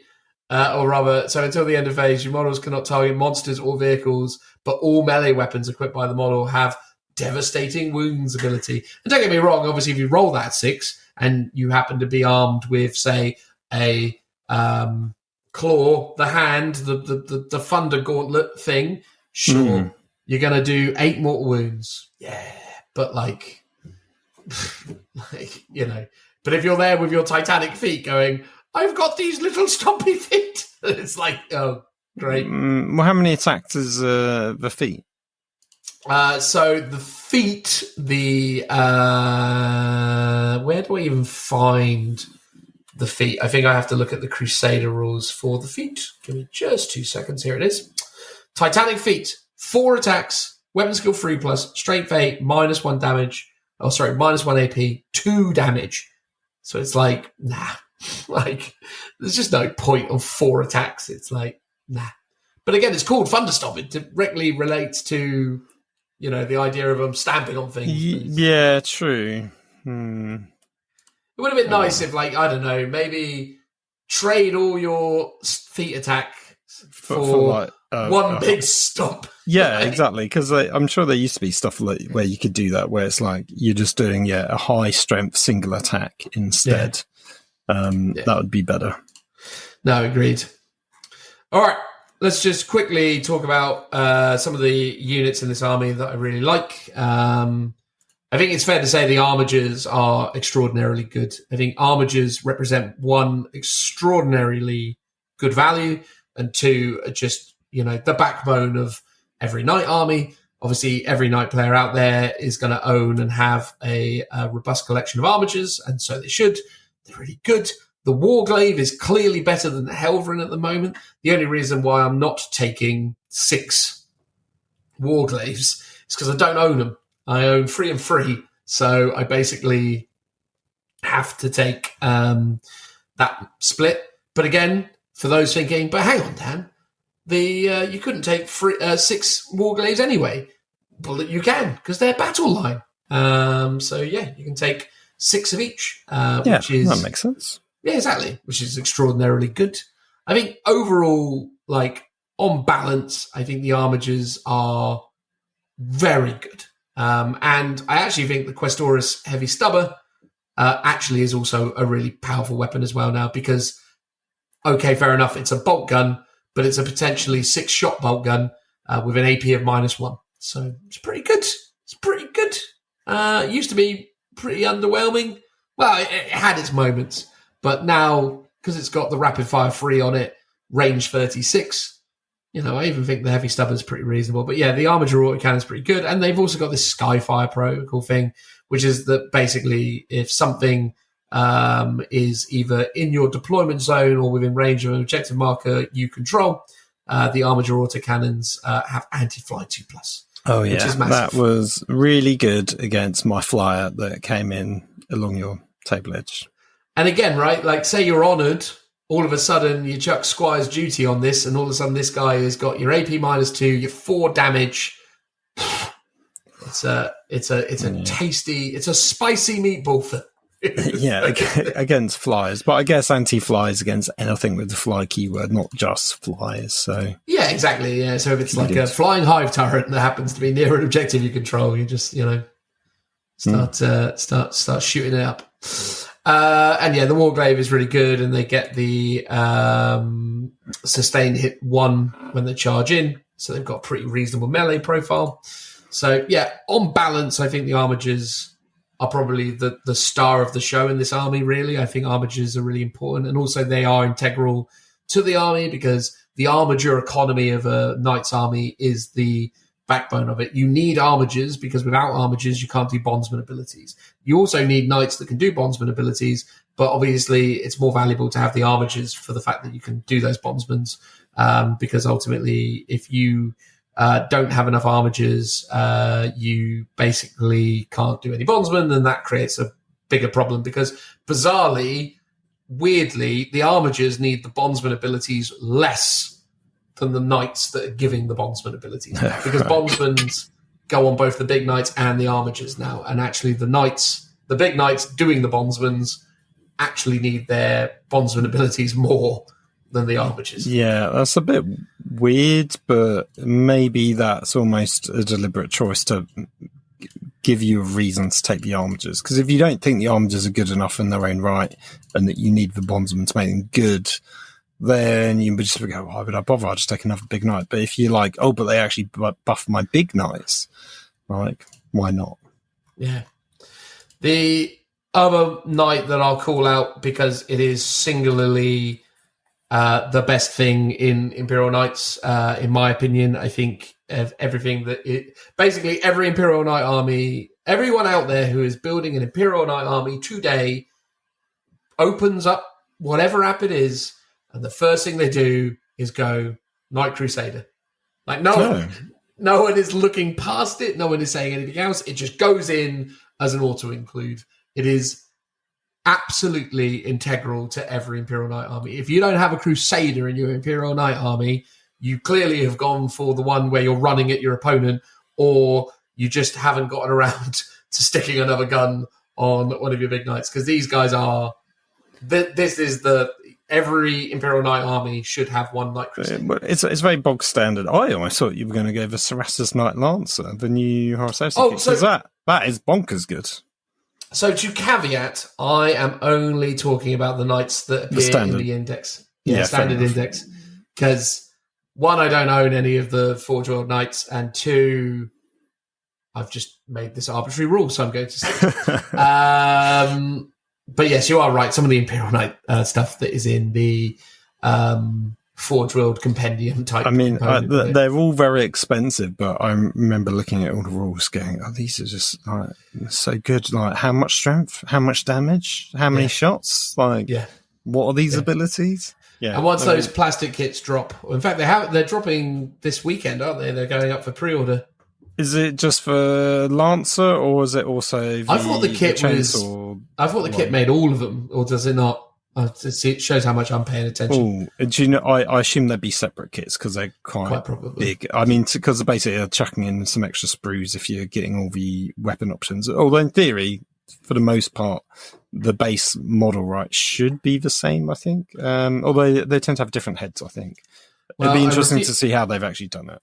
I refuse to buy them until I see the Knight Codex and discover that they're not, discover they're not discontinued. Although you can run them in Horus Heresy as well. You can run these knights in Horus Heresy. So, that's actually a really nice thing about knights as an army. You're actually, as a collector of knights, you've actually got access to two systems.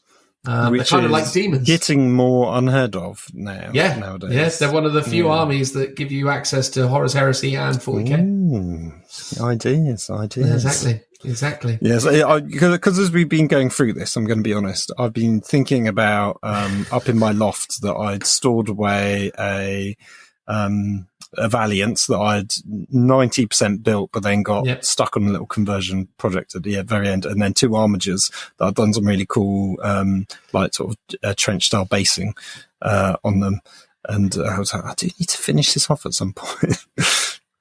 You absolutely should do the Valiant, if nothing else, because I think, again, I actually really rate that, although I'm not going to talk about it as a call-out because I don't own one and I don't have much first-hand experience of them. They seem really good. I just haven't ran them, so I can't talk to my experiences with them. But yeah, I mean, they're a quintessential ally unit for every Imperial army. Like, chuck in, especially because that's actually the thing, actually, because talking about both the Castellan and the Valiant, I think these are your Imperial Agent Knights. These are the ones that you take. Yeah, because it's a lot of value for money in terms of it does a big thing. And because actually I was thinking more, if I was to have anything with my guard army, I quite like Saras's Knight Lancer, purely because it's such a heavy hitter close combat unit. It's like the one thing that my guard army can't do well at all. It does that. It's got a great invuln save. It's like 4 up invuln in combat and in shooting, and it just like hits like a truck in combat, and it's still got some shooting on top of that. Whereas these, I think, so the Knight Valiant, yeah, it's got a huge flamer, which is great at killing infantry, and then it's got the harpoon, which will be good at killing monsters and stuff. But it's like, I sort of have other stuff that can do those things. It's like I own Hellhounds, I own Demolish attacks. It feels like it'd be doing a very similar role, albeit being probably a bit more of a come shoot at me distraction can't effects type scenario, which, you know, because it's got an invuln from shooting, is something, again, my army for the most part lacks. But there are ways of chucking those in. Whereas I feel like the Knight Lancer personally appeals more as a guard army, I think. Yeah, no, I understand that. I think that's probably a very reasonable reason to look at adding that in. The only, again, the thing is with that, though, again, is as far as I'm aware, you correct me if I'm wrong, because I've actually not really looked at the rules from extensively. The Lancer still it still gives out bondsman abilities, right? I would have thought so, yeah. Let's have a quick look. I thought it did, because again, that's where, you know, it feels to me where you're losing the value once you're leaning into that unit that needs the accompanying unit to make it work. True, yeah. So it gets advance and charge as a bondsman ability. I mean, that's amazing as a bondsman ability, but obviously only achievable if you've got some armatures around. And again, as an ally... No, but in a 2,000 point game, can't you take more than one? You can do, however... but do you not gain the bondsman abilities because that's an... No. So free blades, if every model in your army has the Imperium keyword, you can include either one Titanic Imperial Knight or up to 3 armatures. So there's a cap on it. Okay. Yeah. So you can have one big one or 3 little ones. And in all seriousness, like the ones, if you're going big, you go in with either the Valiant or the Castellan. In my opinion, I think those are the ones you go for. But again, depends on your army archetype. Like if you're obviously running, I don't know, Blood Angels or Custodes, melee-faced armies, having a Valiant is maybe not as valuable as a Castellan, but even the Valiant's still very useful because it kind of moves with the army and can be protected by the kind of combat swarms. Oh, because you'd be like, I'm just gonna do Overwatch everyone with my big flamer if you go anywhere near these models that are next to it. Yeah, which is devastating, right? Like, I mean, that is really good. Yeah. Hold on, let's have a look at what that flamer does. I mean, the biggest problem with the Valiant, though, is it's an 8-inch movement vehicle with 18-inch range guns. Its threat range is 26 inches. It's slow, but the conflagration cannon obviously ignores cover a torrent. 3d6, strength 8, -1, 2 damage. So, and you would just be like, Overwatch every turn. Yeah, you would be, but to be honest with you, I actually think that the Crusader, going back to what I was saying before, I'd say that Crusader is better at that. Okay. Because if the Crusader remains stationary, it gains sustained hits 1, and that remains into your opponent's turn. Oh, okay. And you can basically use that as part of your Overwatch. I think we talk about it at another point in the podcast.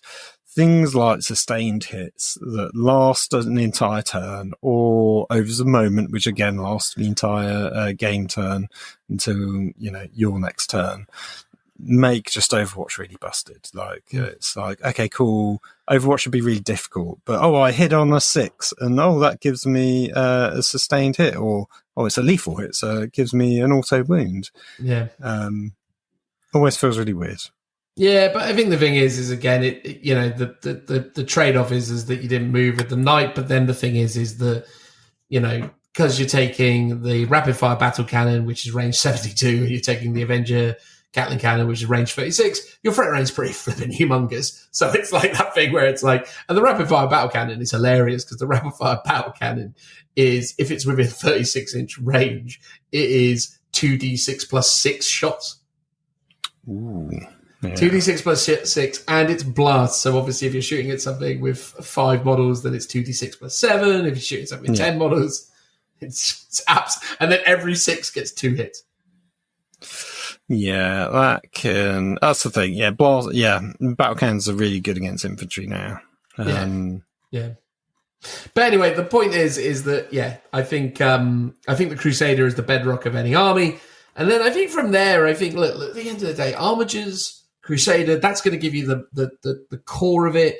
What then typically happens in the army list construction is, am I going to go heavier on Armigers? What's the ratio basically, and what are the things I'm putting in that ratio? I genuinely believe that there is a argument and a place now for the Gallant, just because of its points cost. 400 points for a Gallant is actually really worthwhile, and I think people are really actually sleeping on some of the meaningful damage output that this unit can produce, because yes, okay, it only does its work in close combat. You can still obviously put a gun on its head, and it still also has access to either a melter gun or a heavy stubber.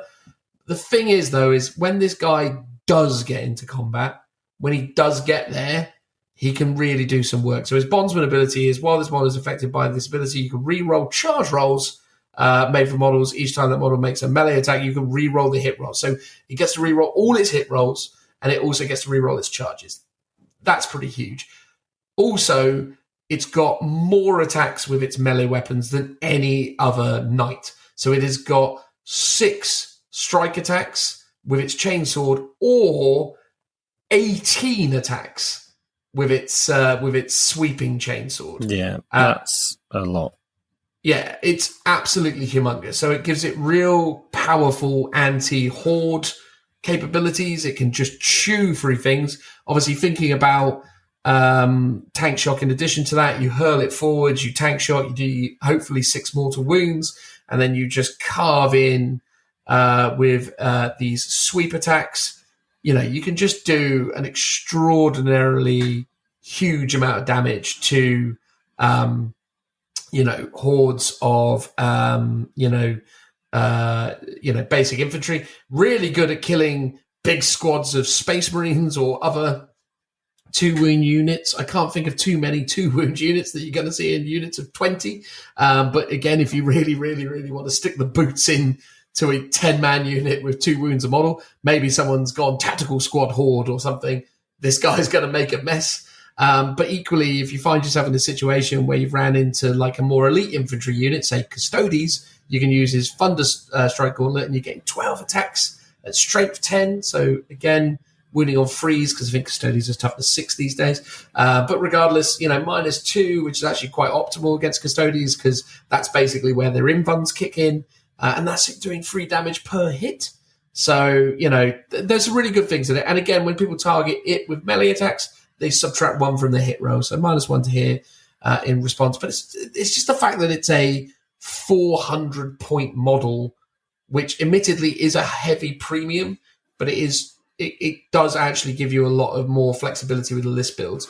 I don't think, in all seriousness, I have come up with a list where the Gallant makes absolute sense yet, but I consistently look at it, and I think there is a build out there where it has value. And I also think, just to say, I think it is a unit that leans really well into the knight on knight matchup, because no one wants to be coming towards you when you've got that sat in your back pocket ready to basically unleash onto your opponent. But I think you have to be really careful about how you use the Gallant in a knight-on-knight match. But, well, yes, it's interesting, because I'm looking at so obviously it's got 2 close combat weapons, and historically those both got to attack, right? Or you got to split your attacks between both of them. So you had options, and now it's like you've got to just pick one. Yeah. And you've got 4 options. You've got 2 strikes, 2 sweeps, one with chainsword, one with gauntlet. And it's a bit interesting because it sort of gives you every option to do. They're all a bit similar, right? So it seems like the chainsword has better AP overall, but slightly less damage. And then the Thunderstrike Gauntlet has slightly less AP, but more damage. And that's the constant trade-off, I guess. But in theory, as you say, it gives you something for standard infantry, slightly tougher infantry like Space Marine to 2 wound infantry, 3 wound infantry. And then you've got 2, which are effectively good for killing vehicles or monsters. And it's just a matter of what their save characteristic is, I guess, versus the number of wounds that you potentially want to inflict on them. Yeah. And that's like, in a way, I just looking at it right now, I get like analysis paralysis going, oh God, there's too many options. Like you get literally 4 different close combat options and you got to work out what is the variable of the best one, which is basically the strength slightly different and the AP slightly different. So I guess it's very much toughness and save dependent on your opponent. Yeah, I suppose that's the thing, right? If you're charging into a light to mid-range vehicle with a free-up armor save, go with the sword in strike form because you're going to rob it of its armor save. Yeah, you're not going to do as much damage on the hits, but the fact is that you're going to get those hits through without any potential save, and it's going to probably get rid of it quite comfortably. If you're going into super other big things like other Imperial Knights, you go into the Thunder Strike Gauntlet in the strike form because that is strength 20 -3, doing 8 damage a time, which is massive. Again, if you're going into elite infantry, use Thunderstrike in sweep, and if you're going into more sort of chaffy infantry, do Reaper Chainsword and sweep. And I think that's the relatively straightforward way of looking at it. Also, as well, though, Phil, the things to mention is, the Gallant is the fastest knight, is the only knight with movement 12, and it is the only knight that has weapon skill 2+. Yeah, the 2+ that could re-roll with the bondsman ability. Yeah, so which it probably will do. So, I have to be honest, that there's still a chance I might write a list that puts the Gallant in, because I actually think the Gallant is a really interesting variable. It's been almost like a classic lookout, sir, let's take this, because you and Richie have always loved the Gallant sort of since it's been out. It's always been your hot pick. And admittedly, it's probably not that anymore, but as you say, it's still got some spice. Oh, absolutely. I do like the Gallant. I just think the problem is that, because I'm in the situation I'm in with my relative lack of missile pods, maybe I will talk to Sean and see if the missile pods on his Imperial Knights are actually stuck on, and see if I can flag his off of him. If they're magnetised and you've got the right polarity, you could stick them on. Yeah, but the only problem is they'll be blue. Maybe whatever. Stick them on. No. They're official GW, but I don't care what colour they are. They're going on. Actually, I will talk to Sean about that, actually, because that could open up some options. That's a great idea. That's a great idea. That's a classic last-minute down idea right there. I think we're onto a winner. Anyway, and then the last of the knights that I'm going to call out, which again is, I actually think, one of the knights that goes under the radar, and I actually think is really strong. I mean, the reason why no one's taking it at the minute is because of the fact that people are going rapid-fire battle cannon on the Crusader. But I actually think, in my experience, I've been running the Crusader majoritively with a thermal cannon, and prior to that, I was running the Knight Paladin. And the reason why I actually really like the Knight Paladin is I think it's a really amazing Swiss Army knife. I think it's got really, really good anti-infantry because of the rapid-fire battle cannon. I think it's got really good potential in killing bigger elite things because of the access to melee.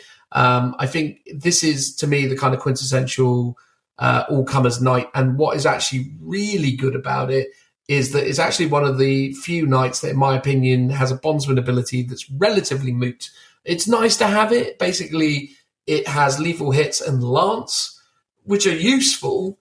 But really, one of the things that's quite cool about it is it has once per phase, Phil, you can reroll 1 hit roll, 1 wound roll, 1 saving throw. So you get to once per phase roll, reroll 1 hit roll, 1 wound roll. So obviously knights innately get to reroll 1 hit roll, 1 wound roll, but this guy gets to do it twice, which is actually really useful. So actually now you've got 2 rerolls in him, and that's not just rerolling ones; that's rerolling whatever you want. Yeah. So is it reroll, hit roll, wound roll, and a save, or is it all? Can you only pick one of the 3? Yeah, so sorry, yes. So it's or. So sorry, I apologize. Yes, so you can't So sorry. Normal Imperial Knights get to reroll one hit roll, one wound roll of 1. This guy gets to reroll either a hit roll or a wound roll in a phase in which it's doing that. But it also gets to reroll a saving throw, which is actually really useful. So, well, yeah, because it's per phase. Yeah, so it's like shooting phase, reroll hit roll or wound roll. Combat phase, reroll one of those, and then you reroll either if you haven't done anything in your combat phase, you could reroll the save, and then in your opponent's shooting phase, obviously you can reroll your save throw as well. That's cool. And I think that's the thing. I think that's where, to me, I think the Paladin gets a bit of a bad shape because I think a lot of people at the moment are leaning into the Crusader with Rapid Fire Battle Cannon, but I do think it's got actually a bit of versatility for it. And again, it's not a particularly expensive Imperial Knight model. It's, $450, which is, pricey.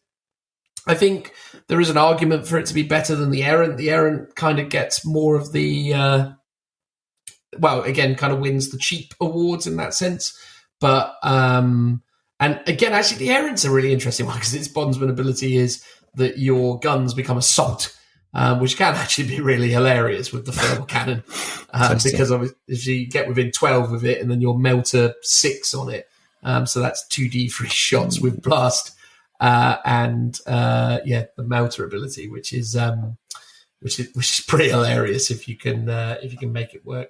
But I think that's the thing. Actually, I think the funny thing is what I will say is that Games Workshop overall with this army has done an excellent job of creating a really versatile and interesting army out of what is essentially free kits. That's the thing that's crazy about it, right? You've got literally the armature, which is the same chassis but with different arms. You've got the Questoris, which is basically the different flavors of the medium size. The medium what size were ones. The big ones, but not the biggest.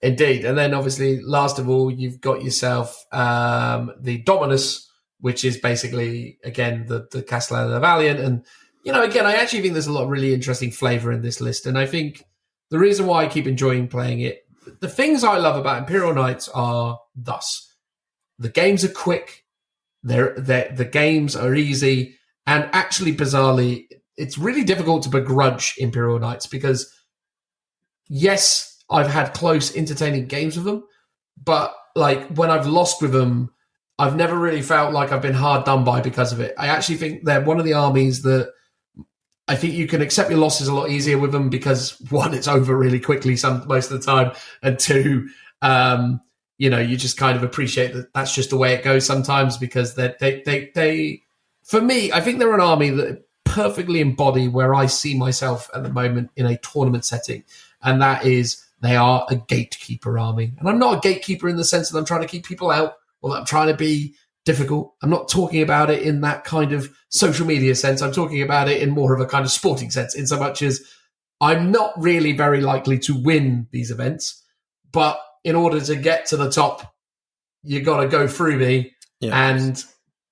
And most of the great players will go through me effortlessly, but I'm, there to help, I'm there to help skim the water, I'm there to control the swimming lanes, as it were, It's that's fine with me. I think, I love playing Imperial Knights because they just do everything I want them to do. They're quick, they're powerful, they fulfill that kind of power fantasy, but also they're just really fun because they're just like your games are always super easy. You don't have to think about too much. You just literally got some big stompy robots that you go, that goes over there, that goes there. I roll a load of dice. Great. Now your turn, Yeah. Quick question. The games you have lost, if there has been any, have you ever been tabled or has it just been a loss on points? So with my... God, this is sounding like a terrible moment. With my Imperial Knight army, I have played 11 games, I'm going to say out loud. 11 games with my Imperial Knight army. I have lost 2 of them. And to date, I I think I got tabled in one of them, and that was in the mirror match against another Imperial Knight army. Oh, right, okay. Against Custodes, I lost as well. I actually got tabled in that one as well, actually. It's true. I did get tabled in that one as well. So, yeah, no, I got tabled in both of them. But I don't think that would have... in all sincerity, I think in the Imperial Knight matchup, that mattered. But I think in the Custodes matchup, it wouldn't have mattered. I think the problem is with... This is the Custodes really can go into Knights really well if played on the optimal board layout and things go their way. If they can get into combat with you, they're so hard to get off you. Or if you're just playing against someone who won't stop rolling 4+, it's all over. When I played Sam in the final game of RFW, it was easy because he couldn't roll 4s for toffee. And that was great.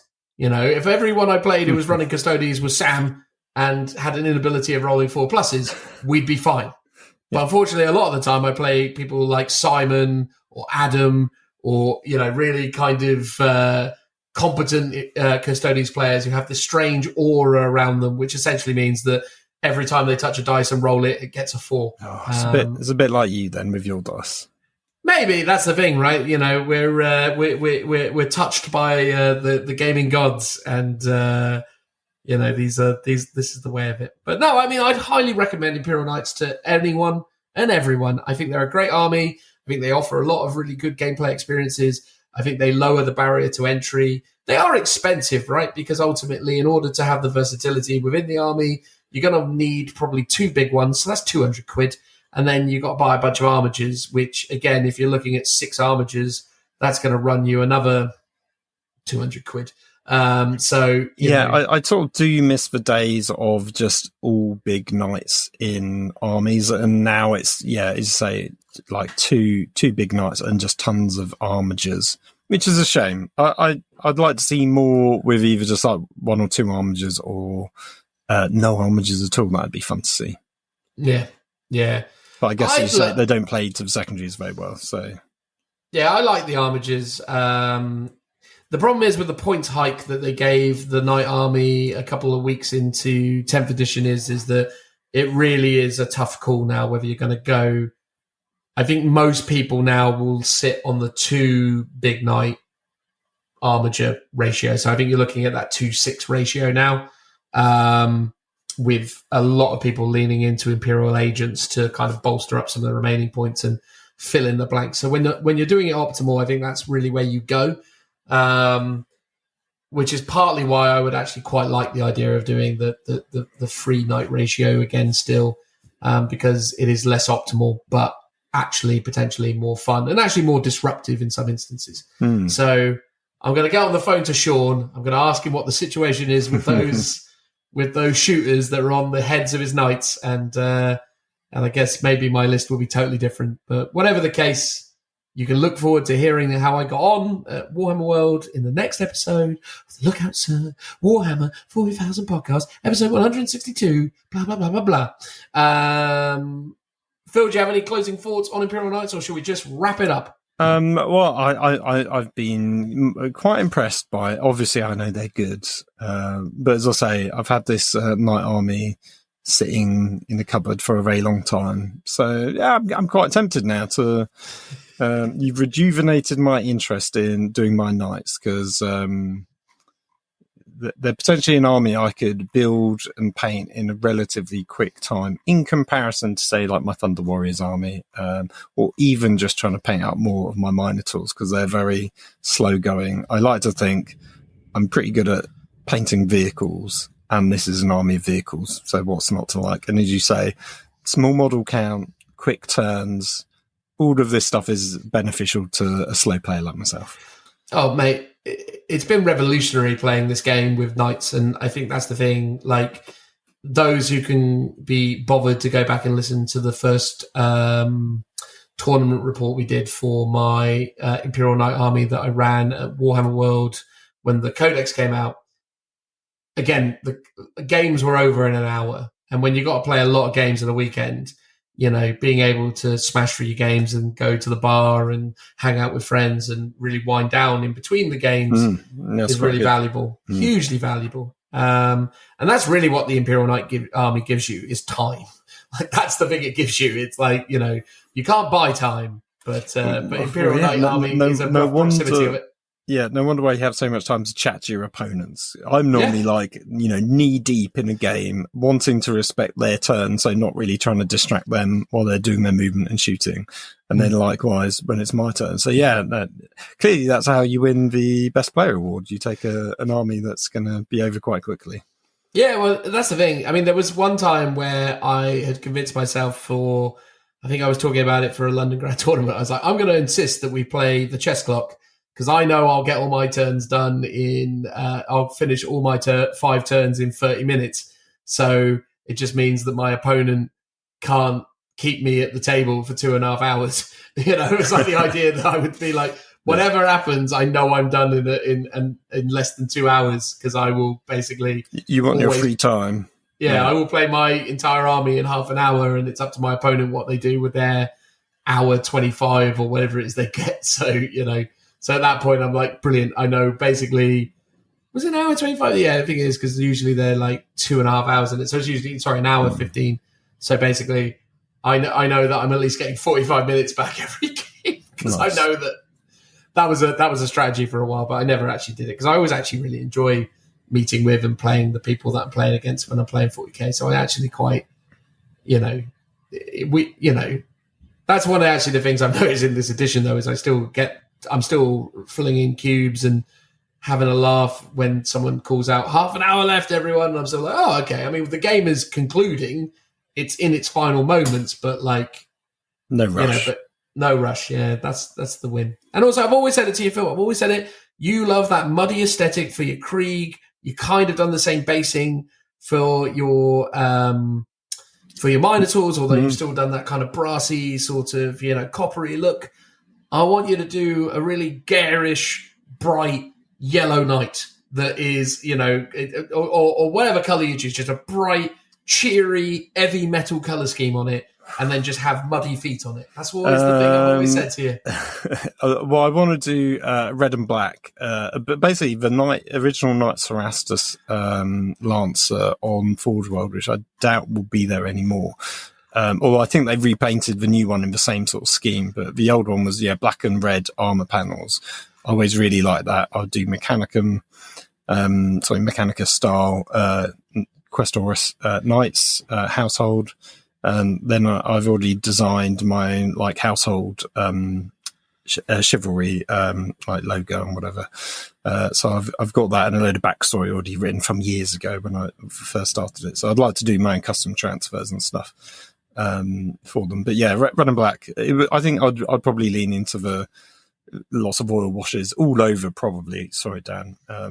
But definitely more muddy in the feet, but sort of weathered all over, I think. Much sort of inspired by the old Forge World Knights. You are a Blanche Jitsuist through and through. It can't be helped. All right, brilliant. Well, there you go. Imperial Knights. Hopefully you found that entertaining, because, that's all I got. Transitional noise.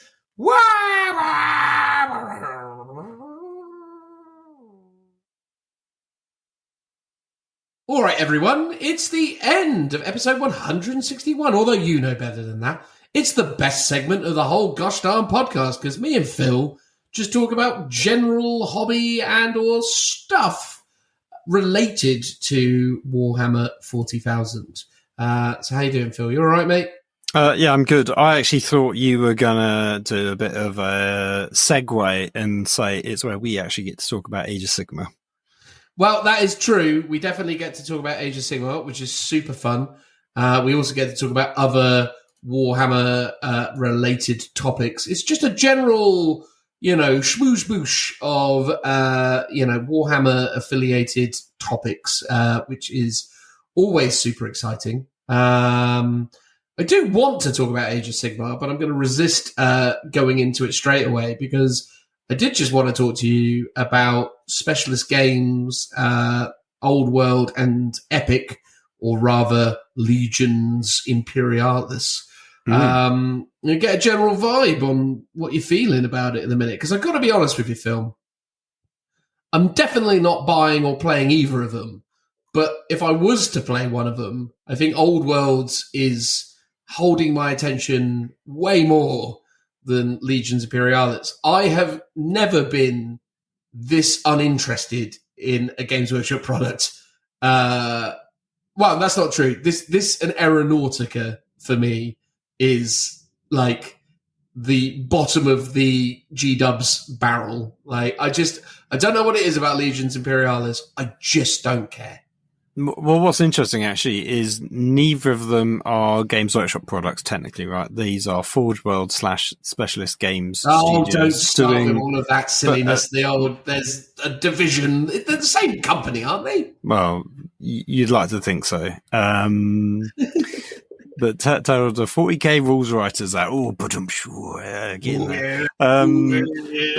Well, yeah, so it's, old Epic. I was recently, again, having a clear out of my stuff at my parents', and I had the, will that job ever end, Phil? It seems like you're up there it's forever ongoing. No, I have a box of the last version of Epic that they did, which was Space Marines versus Orcs.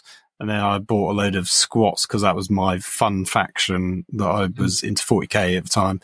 So I bought those of those separately. So I've still got, so I'm probably going to sell that pretty much as a, not quite near mint, but I've still got a lot of stuff still on sprue. So I obviously never really played it all that much because the Orcs and the Space Marines I never really played too much of. I had the squats. So I do like Epic as a concept. Horus Heresy only is still interesting, I think. Not as interesting as if it was 40k. I weirdly feel like it's a bit of a misstep just because they put in the effort to do the Aeronautica for all the Xenos 40k races. So in theory, they put in effort making those sculpts that aren't going to get used because it's now just, Space Marines, I guess Solar Auxilia and Mechanicum. I think when we see all the factions come out in Legions Imperialis, that's when it will start to get interesting. Do I have any interest in buying the box, even though it's got Lehman Russes in? Sadly not. I think I still have the Titanicus box and I've not played that. So until I've played at least a couple of games with Titanicus, I won't get into this. And maybe one day when the armies are much more fleshed out, like a couple of years' time, a la Necromunda sort of style, or Blood Bowl, because, the first two things that come out is interesting, but not enough to play it on a regular basis, I don't think so. When we get to that stage, maybe I'll reconsider, but for now, it's a hard pass. Old Worlds, I have, two old fantasy armies, again, at my parents'. So I've got potential there if I did want to do Old World. Yeah. Old Worlds to me sounds compelling, if not only because I think, there is a certain nostalgia element to it, but also I think, that type of kind of tactical gameplay is always really interesting. I think, the Horus Heresy game has been done so well that I am willing to assert that, Old Worlds will be treated with a level of care and actually be a really fun system. I'm surprised, and again, this is pure speculation on my part at the moment, but I'm surprised when I look at the pictures of Old Worlds presently that it feels like Games Workshop have mandated that none of the Age of Sigmar miniatures that have historically, in fact, been Warhammer Fantasy Battles miniatures are applicable for this game. So there are examples in photography of units that have since been upgraded in AOS. So, for example, the Troggoths from Gloomspike Gits, they are photographed here in a picture of an Orcs and Goblins army, and the Trolls are actually the old metal sculpts in the photo. So they're not using the new rock gut Troggoths. They're using the old, troll sculpts from back when. That's interesting. I wouldn't be surprised if it's just because it's one of the studio designers' own armies. That's true. And they're just using, and they've got the old fantasy. It obviously makes sense if they're harking back to old fantasy that you would use the old fantasy minis rather than the new Age of Sigma ones. It would be interesting if there's some kind of mandate to make a clear distinction between the two. Interestingly, a bit like how all the Horus Heresy models aren't allowed in 40k anymore. If there's a division like, yes, AOS models are just for AOS. You can't use them in fantasy, although you get into this weird muddy water where things like Skaven are the old fantasy army because they've been upgraded so little that they have to be in both. And there are obviously things like, the old, some of the old cities of Sigma that's sticking around that haven't been discontinued, although the ones that have been discontinued are going to Old World.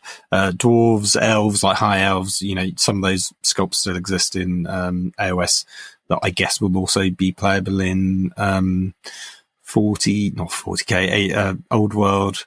Lizard Men, interestingly, a bit like Skaven, but they've actually had pretty much an entire faction upgrade. There's only a handful of units left that are the old fantasy sculpts.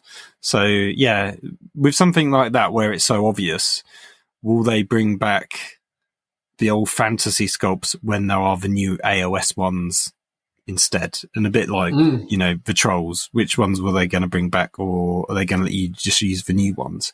Part of me likes the older aesthetic, and they make a Old World around that aesthetic. So yeah, that'd be interesting. Yeah, I mean, look, this is the thing, right? I genuinely am not. I'm highly unlikely to play Old World. I just don't think it's going to happen. But like I said, I'm even less likely to play Legion Imperialis. I think it's really weird, right? Because there is definitely times in my life where I've been super engaged with all this stuff. When Adeptus Titanicus came out, I, like you, Phil, was engaged with it. I bought it. I wanted to play it. I wanted to kind of, be part of it. But much like you as well, I just found myself with, kits in my, cupboard, taking up space, not being used. And I think maybe that's more or less where I'm at now in terms of my own kind of journey, that I've just gotten to a point where I just realized that, like, I don't really care if I miss these, big moments anymore. I didn't buy Leviathan, for goodness sake. Like, I'm becoming, I think, a little bit more of a discerning customer when it comes to Games Workshop product. It's not that I don't still buy loads of it. It's just that I'm a lot more selective about systems and things that, they're releasing that I don't necessarily need to support. Yeah. Well, I think there's two reasons. One, we've been around so long, we own so much, and we're at capacity, right? But the other one is the release schedule that they churn stuff out is so much. So this year alone, we've had a brand new edition of 40k. We're going to have Legion Imperialis. We're going to have Old World. That's effectively three new systems, all in 1 year. And normally you would get one a year, right? There'd only ever be one big release every year. And it's only in recent times that they've been doing effectively one in summer, one in sort of October, November time, which was always the specialist game Forge World release, like, because that's when we saw Horus Heresy appear. So yeah, it is impossible to keep up with everything, and you would be a madman for trying. If you were like a light 40k player and you just dabbled in it a little bit, then maybe you could, but it'd still be a bit mad. But I think the problem is 40k can be just all time consuming. Like, you're building, of course, it's massive. Yeah, you're building an army, you're building units. That alone is a full-time job, right? in terms of hobby time, without even looking at any other game system. So trying to squeeze in other game systems it is always a bit tricky. I always find summertime is a great sort of break from regular 40k building, and it's great to dabble in something else. So, AOS for summertime, I mean, it'll be for life now probably, but spending more time building stuff at AOS than 40k is what I'm currently doing, and I don't mind that. And, eventually I'll get around to doing my 40k again. Yeah, I think so as well, mate. And I think, you're absolutely right in the sense that I don't know if AOS is something that we will be, or I will be doing forever, but it's certainly something I'm really enjoying doing for now. And, AOS at the moment it's so much fun. Again, I know, I'm at risk of becoming a little bit blinkered in terms of my perspective on it at the minute, but Like, sincerely, like, yeah, you know, obviously there's going to be people out there who disagree with this perspective, but I'm just having so much fun with it, mate. Like, it's like I've even gotten into Cruel Boys at the moment, which is crazy because I think in like 2 episodes ago I was saying how Cruel Boys were my least favorite of all Auric war clans. Yes. But I still love Auric war clans, and I've just been like so like invested in trying to expand my destruction forces. And to be honest with you, the Warhammer Age of Sigmar, I think it's Stormbringer magazine, the magazine the new with one, yeah, like obviously it represents such ridiculous value. I essentially just ended up in a situation where I was in a Forbidden Planet store and I just couldn't not buy loads of the Cruel Boy stuff because I was just like, if I don't do this, I bet I'll regret it. And I just bought loads of it. Yeah, and, you're like, so it's just money on the shelf, damn. It's just money. Like, if I don't buy it, it's like costing me money. Exactly. Because it'll be more expensive. That's where I landed. That's where they get you. That's understandable. I mean, look, here's the thing. I have 1,000 points of Cruel Boys. That army cost me £66, I think, all in. Maybe £68. That's pretty good. Yeah, to be fair, most of my Nighthaunt was from the previous edition of that magazine, Mortal Realms, I think it was called, because that was based on the Nighthaunt and Stormcast release. So that's where I picked up a lot of mine relatively cheaply, either direct because they were still available, or like via eBay for a couple of quid extra, basically. But it's a great way of collecting an army. There's still the 40k one. I can't remember what that one's called now. Is it Indomitus or something like Imperium magazine? I think it might be Imperium. Or that was the original version because it's for now on the second one. So yeah, again, great value for money for getting certain issues for sure.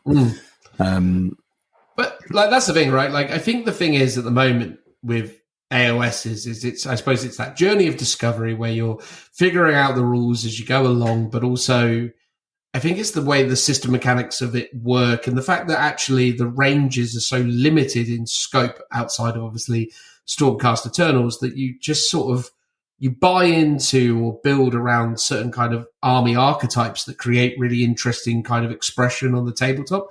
And there's actually enough flexibility within the list building, even with those limitations, for you to come up with some really creative solutions because the missions are so interesting and the ways that the kind of key pieces of the game can kind of be introduced into it to create nuance is just really fun. So Endless Spells adds layers of complexity. The way that they've constructed the General's Handbook to be centered around wizards and everything that kind of represents. The ideas about how are you going to lean into those wizard mechanics and build more wizards and try and control the magic phase? Or is it that you're going to build an army that wants to just ignore all of that and just go into them and hunt and kill wizards? Or are you going to try and mix it up in between? The way the drop rate works and the idea that, you know, having a low drop rate gives you control over whether you go first or second, the double turn mechanics and the kind of random but exhilarating kind of element that brings to gameplay. Like there's just a lot to love about it, and it's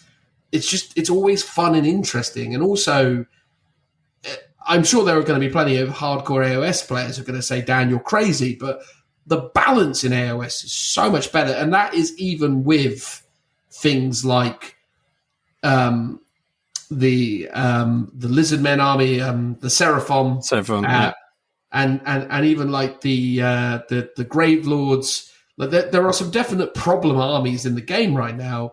Soulbite Grave Lords have an issue because of just body count. They take loads and loads of like zombies and they basically choke out all the objectives. And then the Seraphon have access to just insane levels of mortal wound output through their key kind of wizards.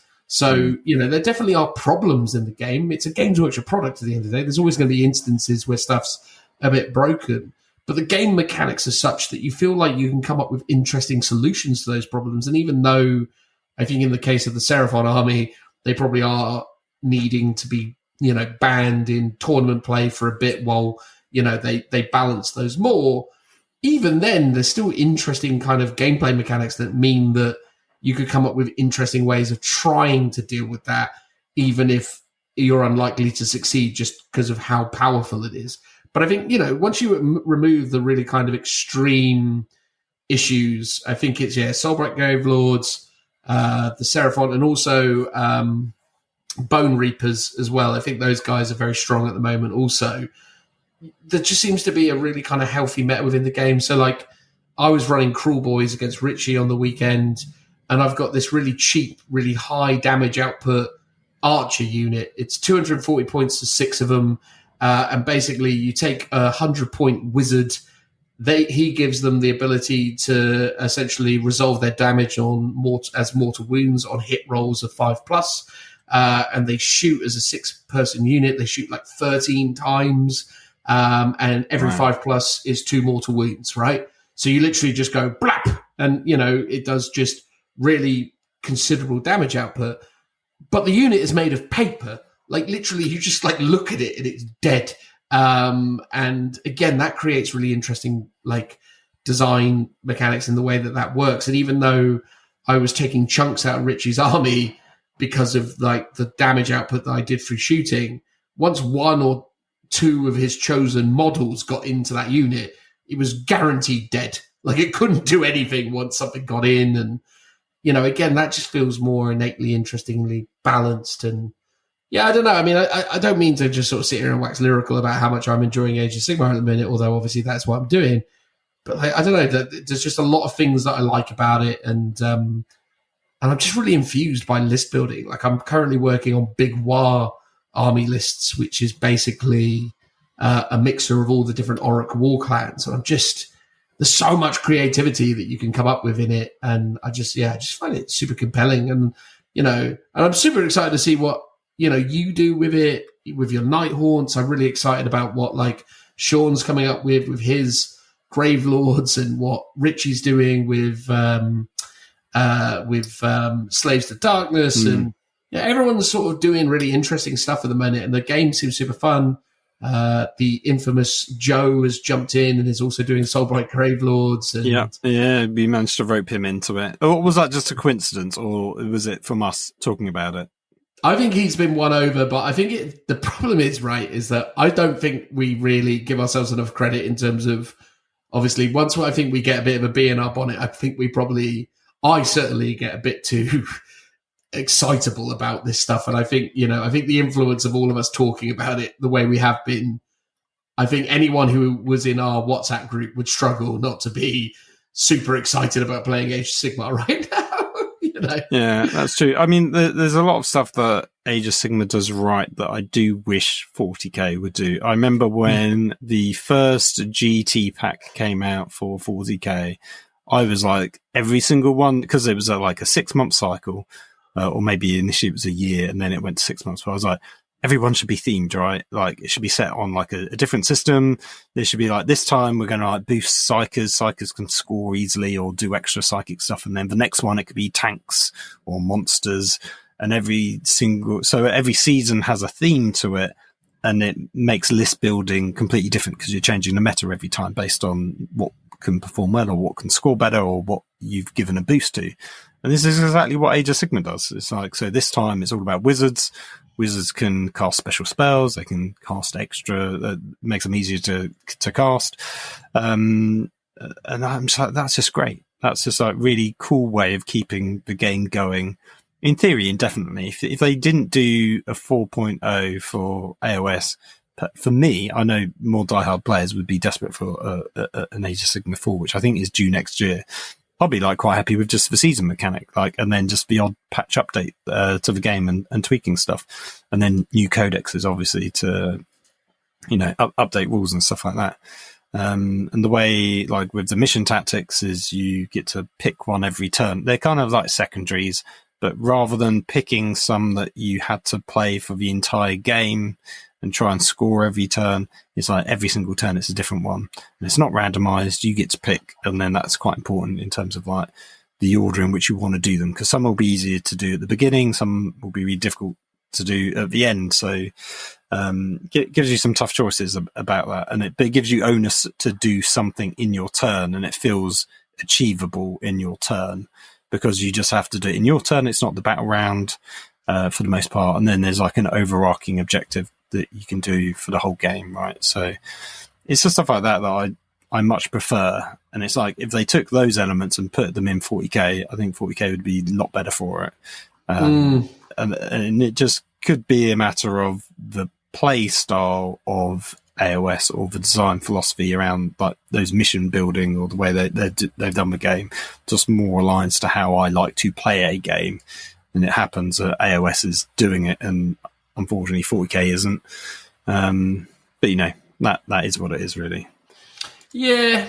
I mean, but again, earlier on when we were talking about the general state of 40k, you were talking about like range mechanics, right? And like, again, like a range 36 weapon in Age of Sigmar, at least in my experience, crazy rare. I can't think of one off the top of my head, at least not in any of the armies I'm playing.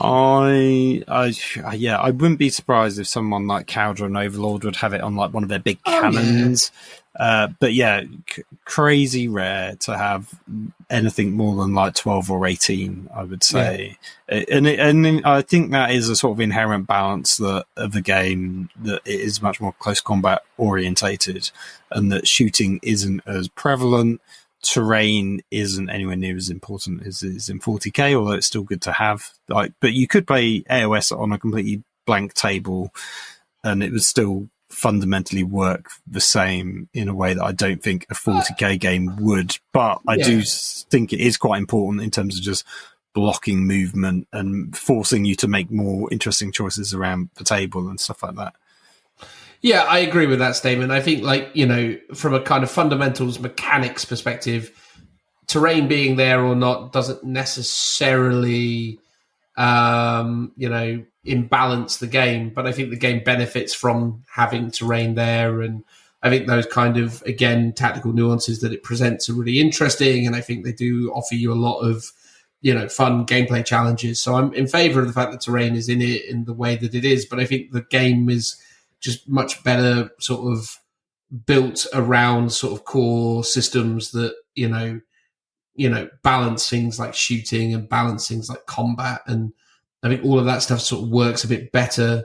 And again, they've got other like lethality mechanics baked into things. They're still using the old morale system from like 8th/9th edition, or more specifically from 8th edition, which is you lost 4 models, your bravery is 6, roll a d6 and add 4 to it.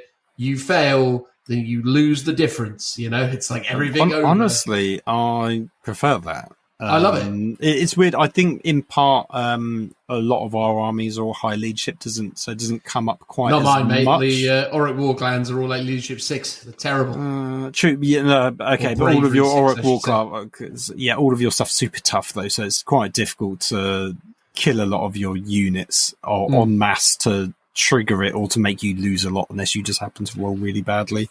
Yeah. But yeah, I think that is an interesting mechanic that part of me wish we had back, even though I'm sure at the time I hated it in 40k, but I think it did have its upsides to it. It made the morale important, right? It made it seem substantially like important to the game. Well, it created situations where, again, with AOS, like when a unit fails morale, it feels, feels impactful. It feels like, oh, that's, greatly reduced the tactical efficiency of the unit. Again, even down to like how their command system works, like the idea that like certain units, they create like interesting balance because they don't have unit champions. So like it'd be like, oh, here's this unit. They're pretty good across the board, but they don't actually have a unit champion. Therefore, there is a tactical problem with them, which is they need to be babysat by like a commander, because you need a commander or a hero in order to issue orders. Yeah, it's like, orders for guard, but for every army. And I do like that. But there is also, every unit has an inbuilt ability that, or most of them do, that it can normally order itself. If it's like, because it's normally got a leader. But not some all of units them do. don't. Yeah, So I think that's cool. It's a good way of doing it, I think. But it's just, again, though, but it also feels like they've, and again, this all sounds a little bit ridiculous, but it feels like they've intelligently decided when and where those kind of benefits are distributed. It's like, it always feels like the stuff that's good or the stuff that's like usable has been done sort of on purpose. And it feels like, mechanically there's always like, so I'm playing Cruel Boys at the moment, or I'm working on Cruel Boys lists. Cruel Boys have been low down in win percentages from a kind of meta watch perspective for years now. However, I was watching Honest Wargamer Stat Center thing, and because of this new General's Handbook, for the first time in ages, Cruel Boys are actually present in, a 4-1 win ratio. Now, I'm sure as the meta kind of irons itself out, they're probably going to fall back into that kind of typical lower end space. But even the fact that like the way that they design the gameplay mechanics or tweak things, and the fact that stuff can kind of be impacted like that is super interesting. And like, I don't know, I just think it's that thing where like, I think the endless spells stuff is really interesting. I think the way that they build armies is interesting. I think the overall rules are interesting. And that's really where I'm at with it, really. It's like, it's just got a lot of fun things going for it. And and again, like, to put it in context, like next weekend, so we're recording this on the 2nd of August. So by the time this podcast goes out, I'm going to be at Warhammer World playing in a big 40K tournament, right? And I've got to be honest with you. Like, I'm excited because I'm going to Warhammer World. I'm excited because I'm spending the weekend with friends. I'm excited because I'm, away doing what I love. But I'm gutted that I'm playing 40K. Like, I'm like, oh, God, how I would love for that to have been an AOS weekender. Like, if I was away playing AOS in a couple of weekends' time, I would be so excited about that right now. But the fact that I'm going away and playing 40K, I'm a bit like, take my nights because I want the games done quick. It's more about the experience of being there and being around friends and stuff as opposed to actually playing 40K. I'm like, oh, God, this again. And again, like, I know that sounds really ridiculous, and I don't want to sort of ever be in a situation where like that is how I feel about 40K, but genuinely at the moment I'm just at that point where I don't know, right now I'm kind of like, I just wish I wish next weekend was an AOS event, because I just think right now I just sort of every time all the games I've been playing of AOS are just super fun, and 40K just feels a little bit like, oh, I'm going through the motions again. And again, I think that's indicative of everything we said earlier about 40K, which is that something about it just isn't clicking. And but you never know. I mean, obviously, I'm going to talk about that tournament after the fact, and we'll talk about it here on the podcast, and I'll do a roundup of it. And you never know. Maybe that's the thing that takes me to a lovely place. Maybe I go, core blimey, this 40K is something else now that I went to Warhammer World and played it there, but I guess we'll wait and see, right? That's quite true. I was going to say, going back to AOS briefly, I've been reading the Harbinger book, which is effectively their campaign book series, a bit like Arcs of Omen. So it's been interesting just reading it and looking at the design of it and comparing it to the 40K ones. I found it a lot easier to read. So firstly, there's nowhere near as much words that I need to look up in a dictionary to understand, because, by God, the 40K ones, they like to throw in really obscure, archaic words that most average players or people in general won't understand. And I do feel like the writers almost pride themselves on that fact, which just makes actually reading it really inaccessible, and it just slows me down in terms of reading it. AOS 1 still has it, but nowhere near as much. The design of it is so much better. Like, so in the 40K one, on a single page, you would have 4 columns. So it's very sort of narrow, like writing, almost like a newspaper. Whereas the Age of Sigmar one is 2 columns. So nice, wide, much easier to read. Every single double page spread in the AOS one has a big title at the top on the left-hand corner. So no matter where you are in the story, you kind of know which page you're on, because I like read at night time over several days, like probably like a week in total of evenings to get through it. I'm halfway through at the moment, whereas the 40k one would have that every so often and then a couple of like blank pages, and I'd always have to like try and remember which page I'm on. So just like small little things like that. I'm halfway through the story so far. Guess how many battles there's been? Ooh. 2. No, like literally one main one, and then others have been referencing like this happened in the background. Whereas in a 40k one, it'd be like 50 because they just ram in them all. Whereas here, it feels like they're letting the story breathe, and that it's just like build up and introducing the characters, talking about what the harbingers are, and introducing each harbinger faction slowly into the story and giving each one like it's time to shine.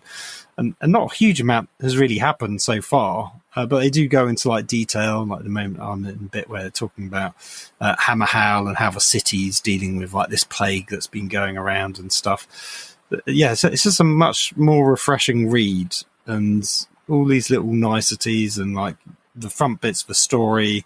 Then you've got like the campaign system, which is Path to Glory, that's in there, and then at the very back is all the data sheets. So just like the order in which it's presented is really nice as well. And you pointed out at the very back page there's like a little envelope, and inside is all the data sheets, all the war scrolls for the new characters in there that they've done. So if you like war scrolls, the physical ones, you get them for free in the book. Isn't that fantastic? So there's just lots of little stuff that just makes you go, this is just so much better than the 40k equivalent.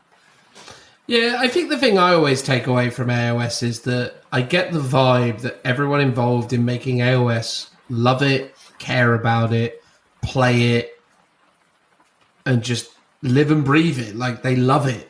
And it comes across in everything they do in Age of Sigmar. Like, 40k feels like the people involved in it hate it. Like, it feels like they just, it just feels like they're so despondent to it. Like, I don't believe that anyone who makes 40k even plays it.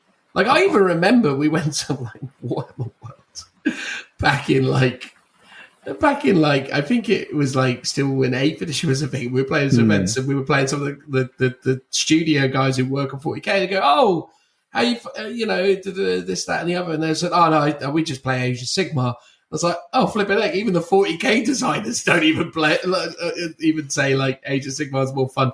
And that's the thing. Like, I don't know. It's like I've been resisting it for a while, but I think that's the thing. It's like when you get that General's Handbook and it's all lovely bound, and there's a lot of like attention to detail in it, and you get like the books, and they got the cards in the back, and they've got a story that's actually quite compelling, and you get like everything in it is like just like, oh wow, like, and you meet like the designers when you're fortunate enough to go to these Games Workshop events, and you engage with those people, and you're like, oh wow, these people like love this, and it just comes through in everything. Like everyone who seems to be involved in Age of Sigmar is super passionate about it. Yeah, or at least it looks that way. I wonder if it's the benefit of being like the second child in the family. It's like they're not the cash cow of 40k, and 40k is, I think, wildly more popular. Oh, extraordinarily so. But because of it, I think they've almost got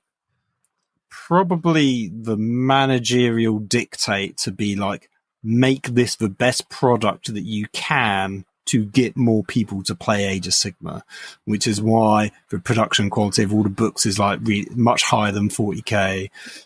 Even when we went to the 40k Crusade event, and you went to the first one, I went to the second one, it was so much more disappointing in comparison to what looked like the Age of Sigmar one in the cabinet that they had on display.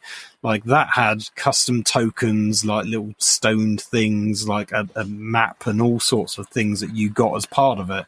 And for the 40k one, it's like, oh, you get a binder full of some stuff, which just in comparison to look at the two, you go, well, one's been like lovingly crafted from scratch, and the 40k one has to an extent, but it was a bit of a by the numbers production in comparison. It was a bunch of pages in a folder.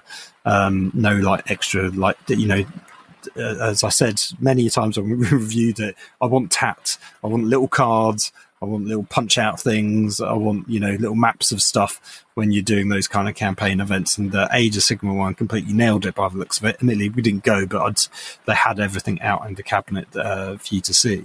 And the current 40k one just didn't quite have that. And I feel like that is synonymous with like the system and the production value of the game in general, is that 40k, not that it doesn't care, it probably doesn't need to care as much, right? They don't need to put as much effort in to sell stuff, whereas I feel like Age of Sigmar know they need to like push hard to try and make it a really good, make it a really popular game. Yeah, no, I think that's true. I think the fact that, you know, AOS is very much the number, well, probably who knows what number it actually is, but it's not 40k.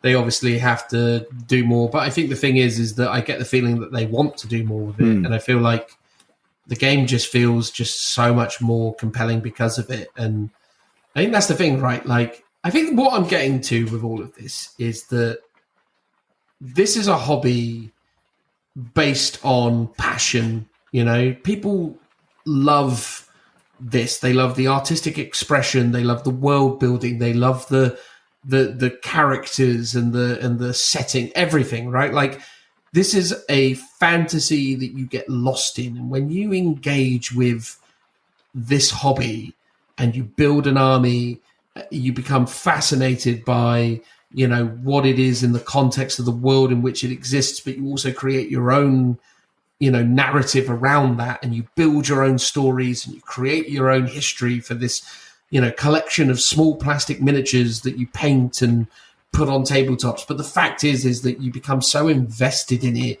and you become passionately kind of involved with it to the extent that you're just really excited about everything to do with it. And that's why you see people so engaged with all of this stuff.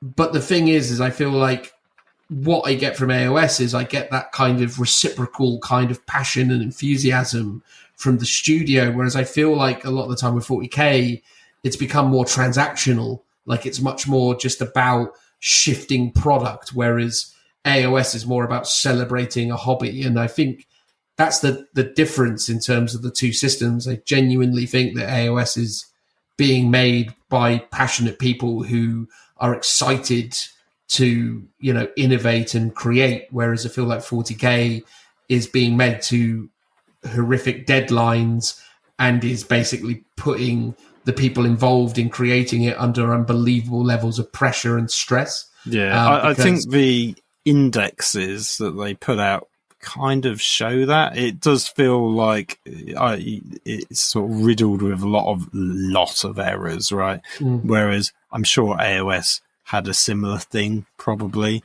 but it doesn't feel like it, to be honest. Like, when I went through the Nighthawk Codex, or Battle Tome as it's called, I spotted one error in that book in terms of like a stat that felt out of place. Basically, every single rider or every single horse, right, has a hoof attack. And one of them, which is the Dreadblade's Harrow, it was basically the stats were inverted. So I think pretty much all of them are like hit on 4s, wound on 4s, no rend, 1 damage. But his it wasn't inverted, but it was better. So it was hit on 3s, wound on 4s, I think, and then the same. And it was just like that inconsistency made me go, this is probably a mistake. And I obviously, you know, sent it into the AOS FAQ to let them know. Obviously never hear back from any of these things, and it's never been updated. So in theory, it's rules as written. That's what it's meant to be. But I remember like pretty much every time we did a codex review for 40k, like the Guard one, there's like stuff's misaligned. There's obvious errors in it and stuff. And yeah, it just feels like 40k is on a real rush to push stuff out. And I think because it is, right? Because there's way more product, it's way more popular. That's the main focus for Games Workshop. Whereas the AOS releases are much slower in comparison. Like, they don't come out anywhere near as much as the 40k ones, but in a way that probably gives them the freedom to like really polish their products a lot more. Or at least this is us as new Age of Sigmar players looking into the system, and that's our first impression. Overall, wildly positive, which is good. It means they've done their job, basically. Yeah, I agree. Agreed. And I think that's it. You know, it's like, yeah, like you read through some of these books, like, because obviously my main book has still been Auric War Clans. You know, it's a really nice book. It's got lots of really fun stuff in it. It's got painting guides in it, Phil. Painting guides. Oh yeah, I used, or at least looked at, the Nighthaunt ones quite a bit, and the fact that that's in there is amazing. It's something that used to be in 40k ones at a certain point in some of the editions, and then it got dropped out. Yeah, it's just really nice. Like, it's much more of like a hobby tome rather than just, you know, a gaming sort of supplement. And which I really appreciated. Over time, Auric War Clans, when you actually look at the erratas and FAQs for it, over time, they've errated things. They've tweaked it. They've changed like rules, added balance. And really, you know, what I love about AOS as well is the fact that they really do add things to units and tweak things and change it. Like, it's not just a clarification, and it's not just like here's a little change to try and, you know, make this a little bit more balanced. They really do add things. Like, you know, they've changed it now that Cruel Boys can take 2 of their dirty tricks. So it used to be that they could use 1 dirty trick. Now they use 2. Like, that's really cool. They've added new battle tactics. They've, you know, changed lots of stuff. In terms of just like erratas and fixes, it's like 1 or 2 things. They're like, oh, actually, whoopsie, you know, we need to change the weapon profiles of, you know, I think, well, it says it here, the Jagged Gore Hacker, they slightly tweaked that melee profile, and they had to add like the Cruel Boys keyword to like a unit because it was missing it. But like, other than that, there's very little wrong with it. You know, it's like most of it is just rules changes. So it's that thing where it's like, I don't know, it's just sort of, again, coming from a sort of 40k perspective, where like these books come out and you're just like, well, this is busted. Like, this is all wrong, and they have to like aggressively like FAQ it. You know, again, maybe I'm not close enough to AOS to have identified the potential big problems. You know, I there might be a Space Wolf equivalent book in Age of Sigmar that I'm not familiar with, noting that Space Wolves were, I don't know, was it 8th edition or 9th edition Space Wolves that they royally mucked up? I think it was like... can't remember now. One of the Space Wolf codex needed to be recalled because it was so wrong. Yes, yeah. I can't remember if it was the points was all wrong or if it was... It was their sagas. All their sagas had to be changed. Like, they printed all these sagas and they were all wrong, and yeah, it was a whole thing. But anyway, look, where I'm getting to with this is it's just fun to be engaged with it at the moment. Again, like, I'm not going to pretend that I don't love 40k, because I do. I just hope that someday soon I'm going to be as passionate about 40k as I am presently about Age of Sigmar, because that's the thing that I love, right? Like, I love the 40k universe. I want to be as into it as I am presently with Sigmar. And again, as much as people can and should critique me for the fact that I'm, you know, waxing lyrical about Age of Sigmar at the moment, you know, 40k had that opportunity. This should be me. I should right now be this excited about 40k 10th edition. Like, if they did it right, I should be into it. Because it was like theirs to lose. Like, you could have been, I really enjoyed AOS, but I'm just so hyped about 40k and I've not touched it for ages. And because that's an easy thing to do, like, you pick up a game and then go back to 40k. Happens all the time for us, at least. But yeah, you're right. And it's interesting because normally, if we weren't playing 40k, I mean, what would we be playing if it wasn't AOS? Prior to AOS, it's like, yeah, we might have dabbled in Horus Heresy a little bit, or you say Blood Bowl or something like that, or Hero Quest or Blackstone Fortress. Like we've dabbled in those kind of games, but it's always been pretty much, we do that one time and then we go back to playing 40k or Kill Team maybe would be the other thing that we still haven't really given a fair shake, to be honest, because we've mostly been doing 40k or now AOS.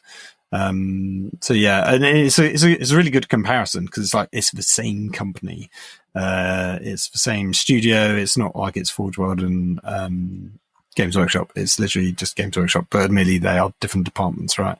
So it's a very good comparison because it's not like we're comparing Bolt Action to 40k, even though I do like Bolt Action from a rules point of view as well.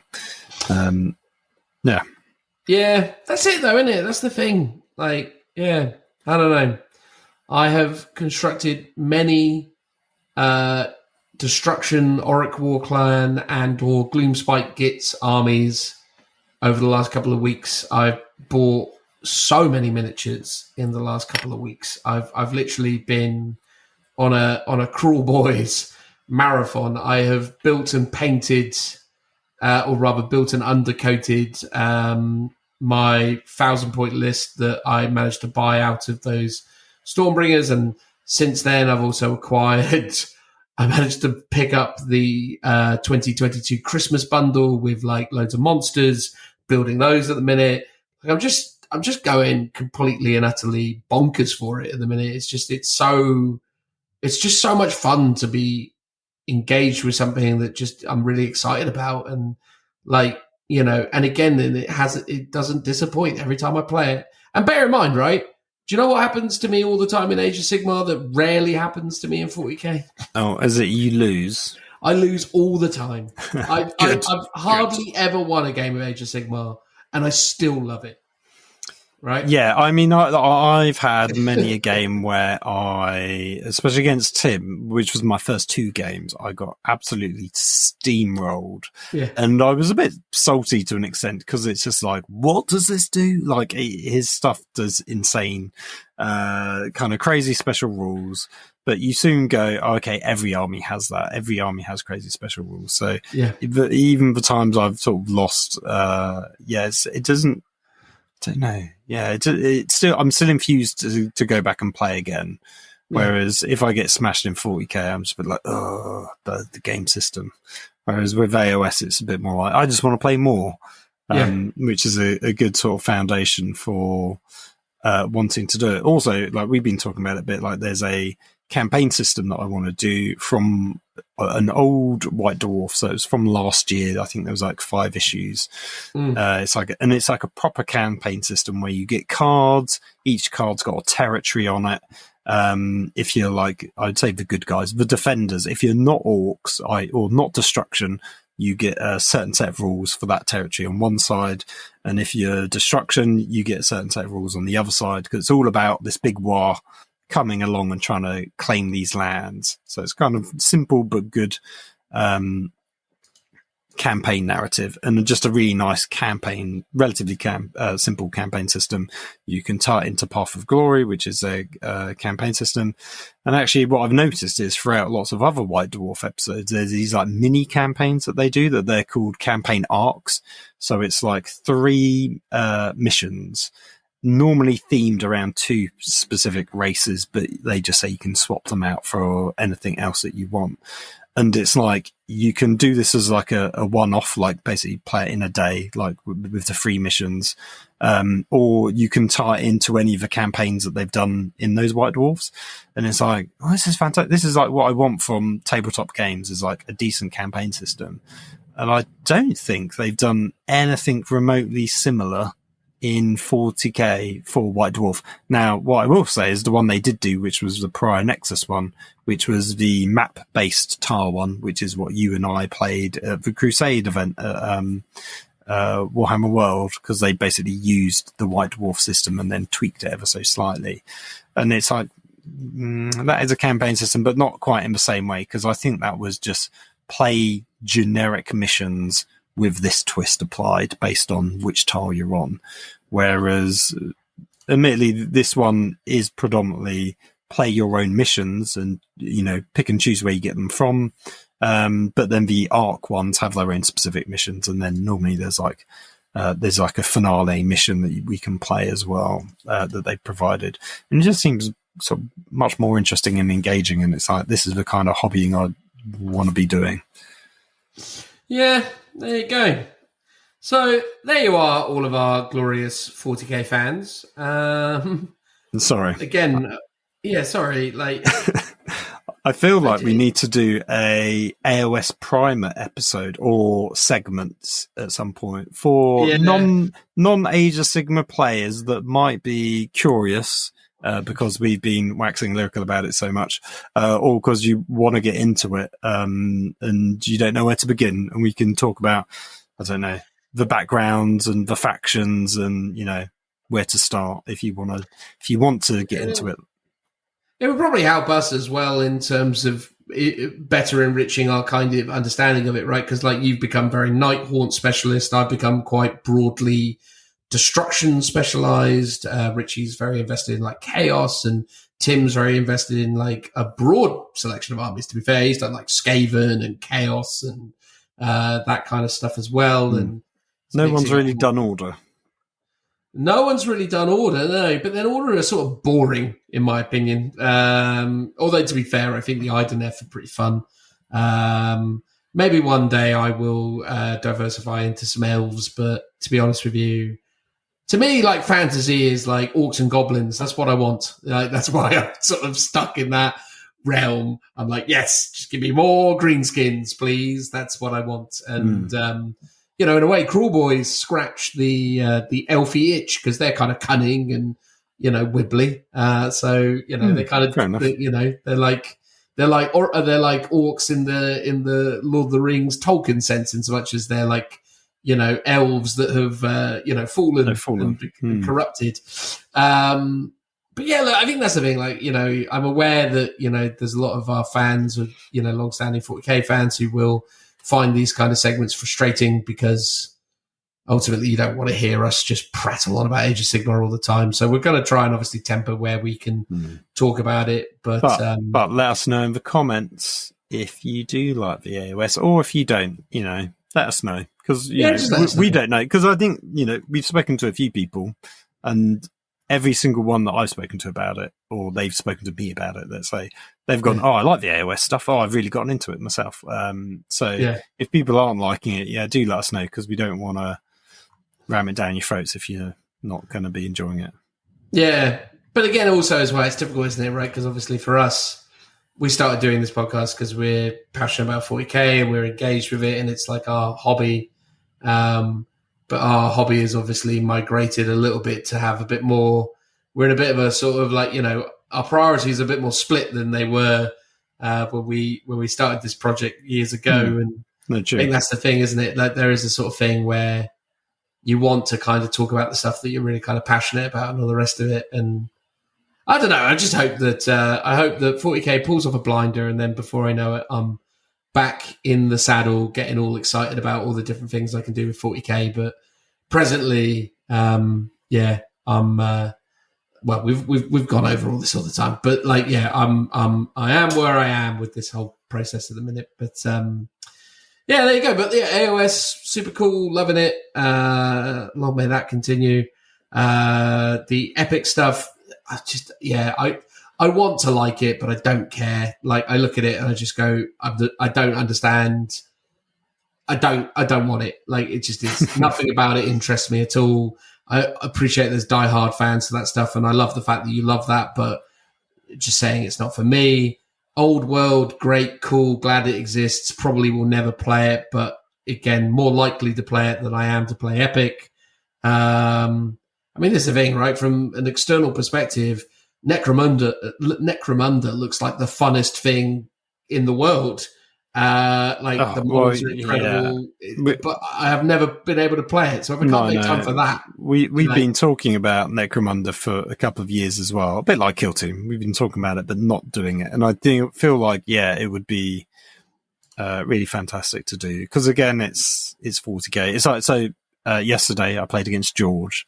He's my local 40k gamer, and I mentioned AOS and explained a few bits, and he's like, oh, I kind of want to get into it, but I just don't like the models. And he's like, whereas 40k he really likes, even though actually a bit like us, has criticisms of 10th edition, and he only started playing in 9th. So it's interesting that he's gone, yeah, there's something about it that's not quite right, but he loves the lore setting and he loves the miniatures, and I think he's like predominantly just painting and building stuff he likes the look of, regardless of whether it's good or not on the game, which is the right attitude to have, to be honest. But yeah, there's no AOS faction that's like drawn him in. So that's why he's not gotten into it, and I can imagine that's the same for a lot of people. But yeah, Necromunda I think would be a good 40k itch to scratch. Yeah, agreed. Right, there we go. That's enough of that, I reckon, Phil. That's Shall we say enough. goodbye? Yes, that's Beautiful. Goodbye, everyone. bye-bye. Bye-bye. Bye-bye. Bye-bye. Bye-bye. Cheer me up, yeah, you do. I get nervous when I speak about you. And I know you don't believe me, but believe me, I'm very intentional dreaming of you. Fire me up, yeah, you do. You know, in dark years I'll be on my way out too. I know you got your happy ever after, respect and virtues. So it's nothing that I could pursue. Yeah, your smile is a whole afternoon. Well, I know the world is heavy and everyone seems to want a little piece of you. Oh, perhaps they're just not telling you. But I can't, but I really want to. You're my petrol fuse.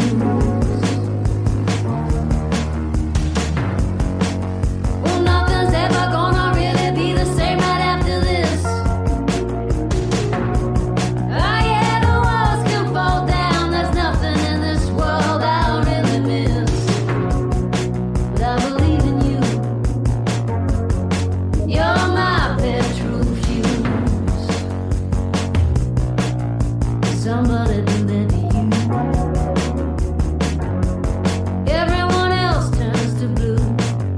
And in a room, you're like a Navy army, demanding attention in my general direction. Don't get your numbers confused. So many things could never really be counted. Like a light you've been throwing at me, and I've been throwing right back to you. Oh, jitter me up, yeah, you do. I'm not keeping score.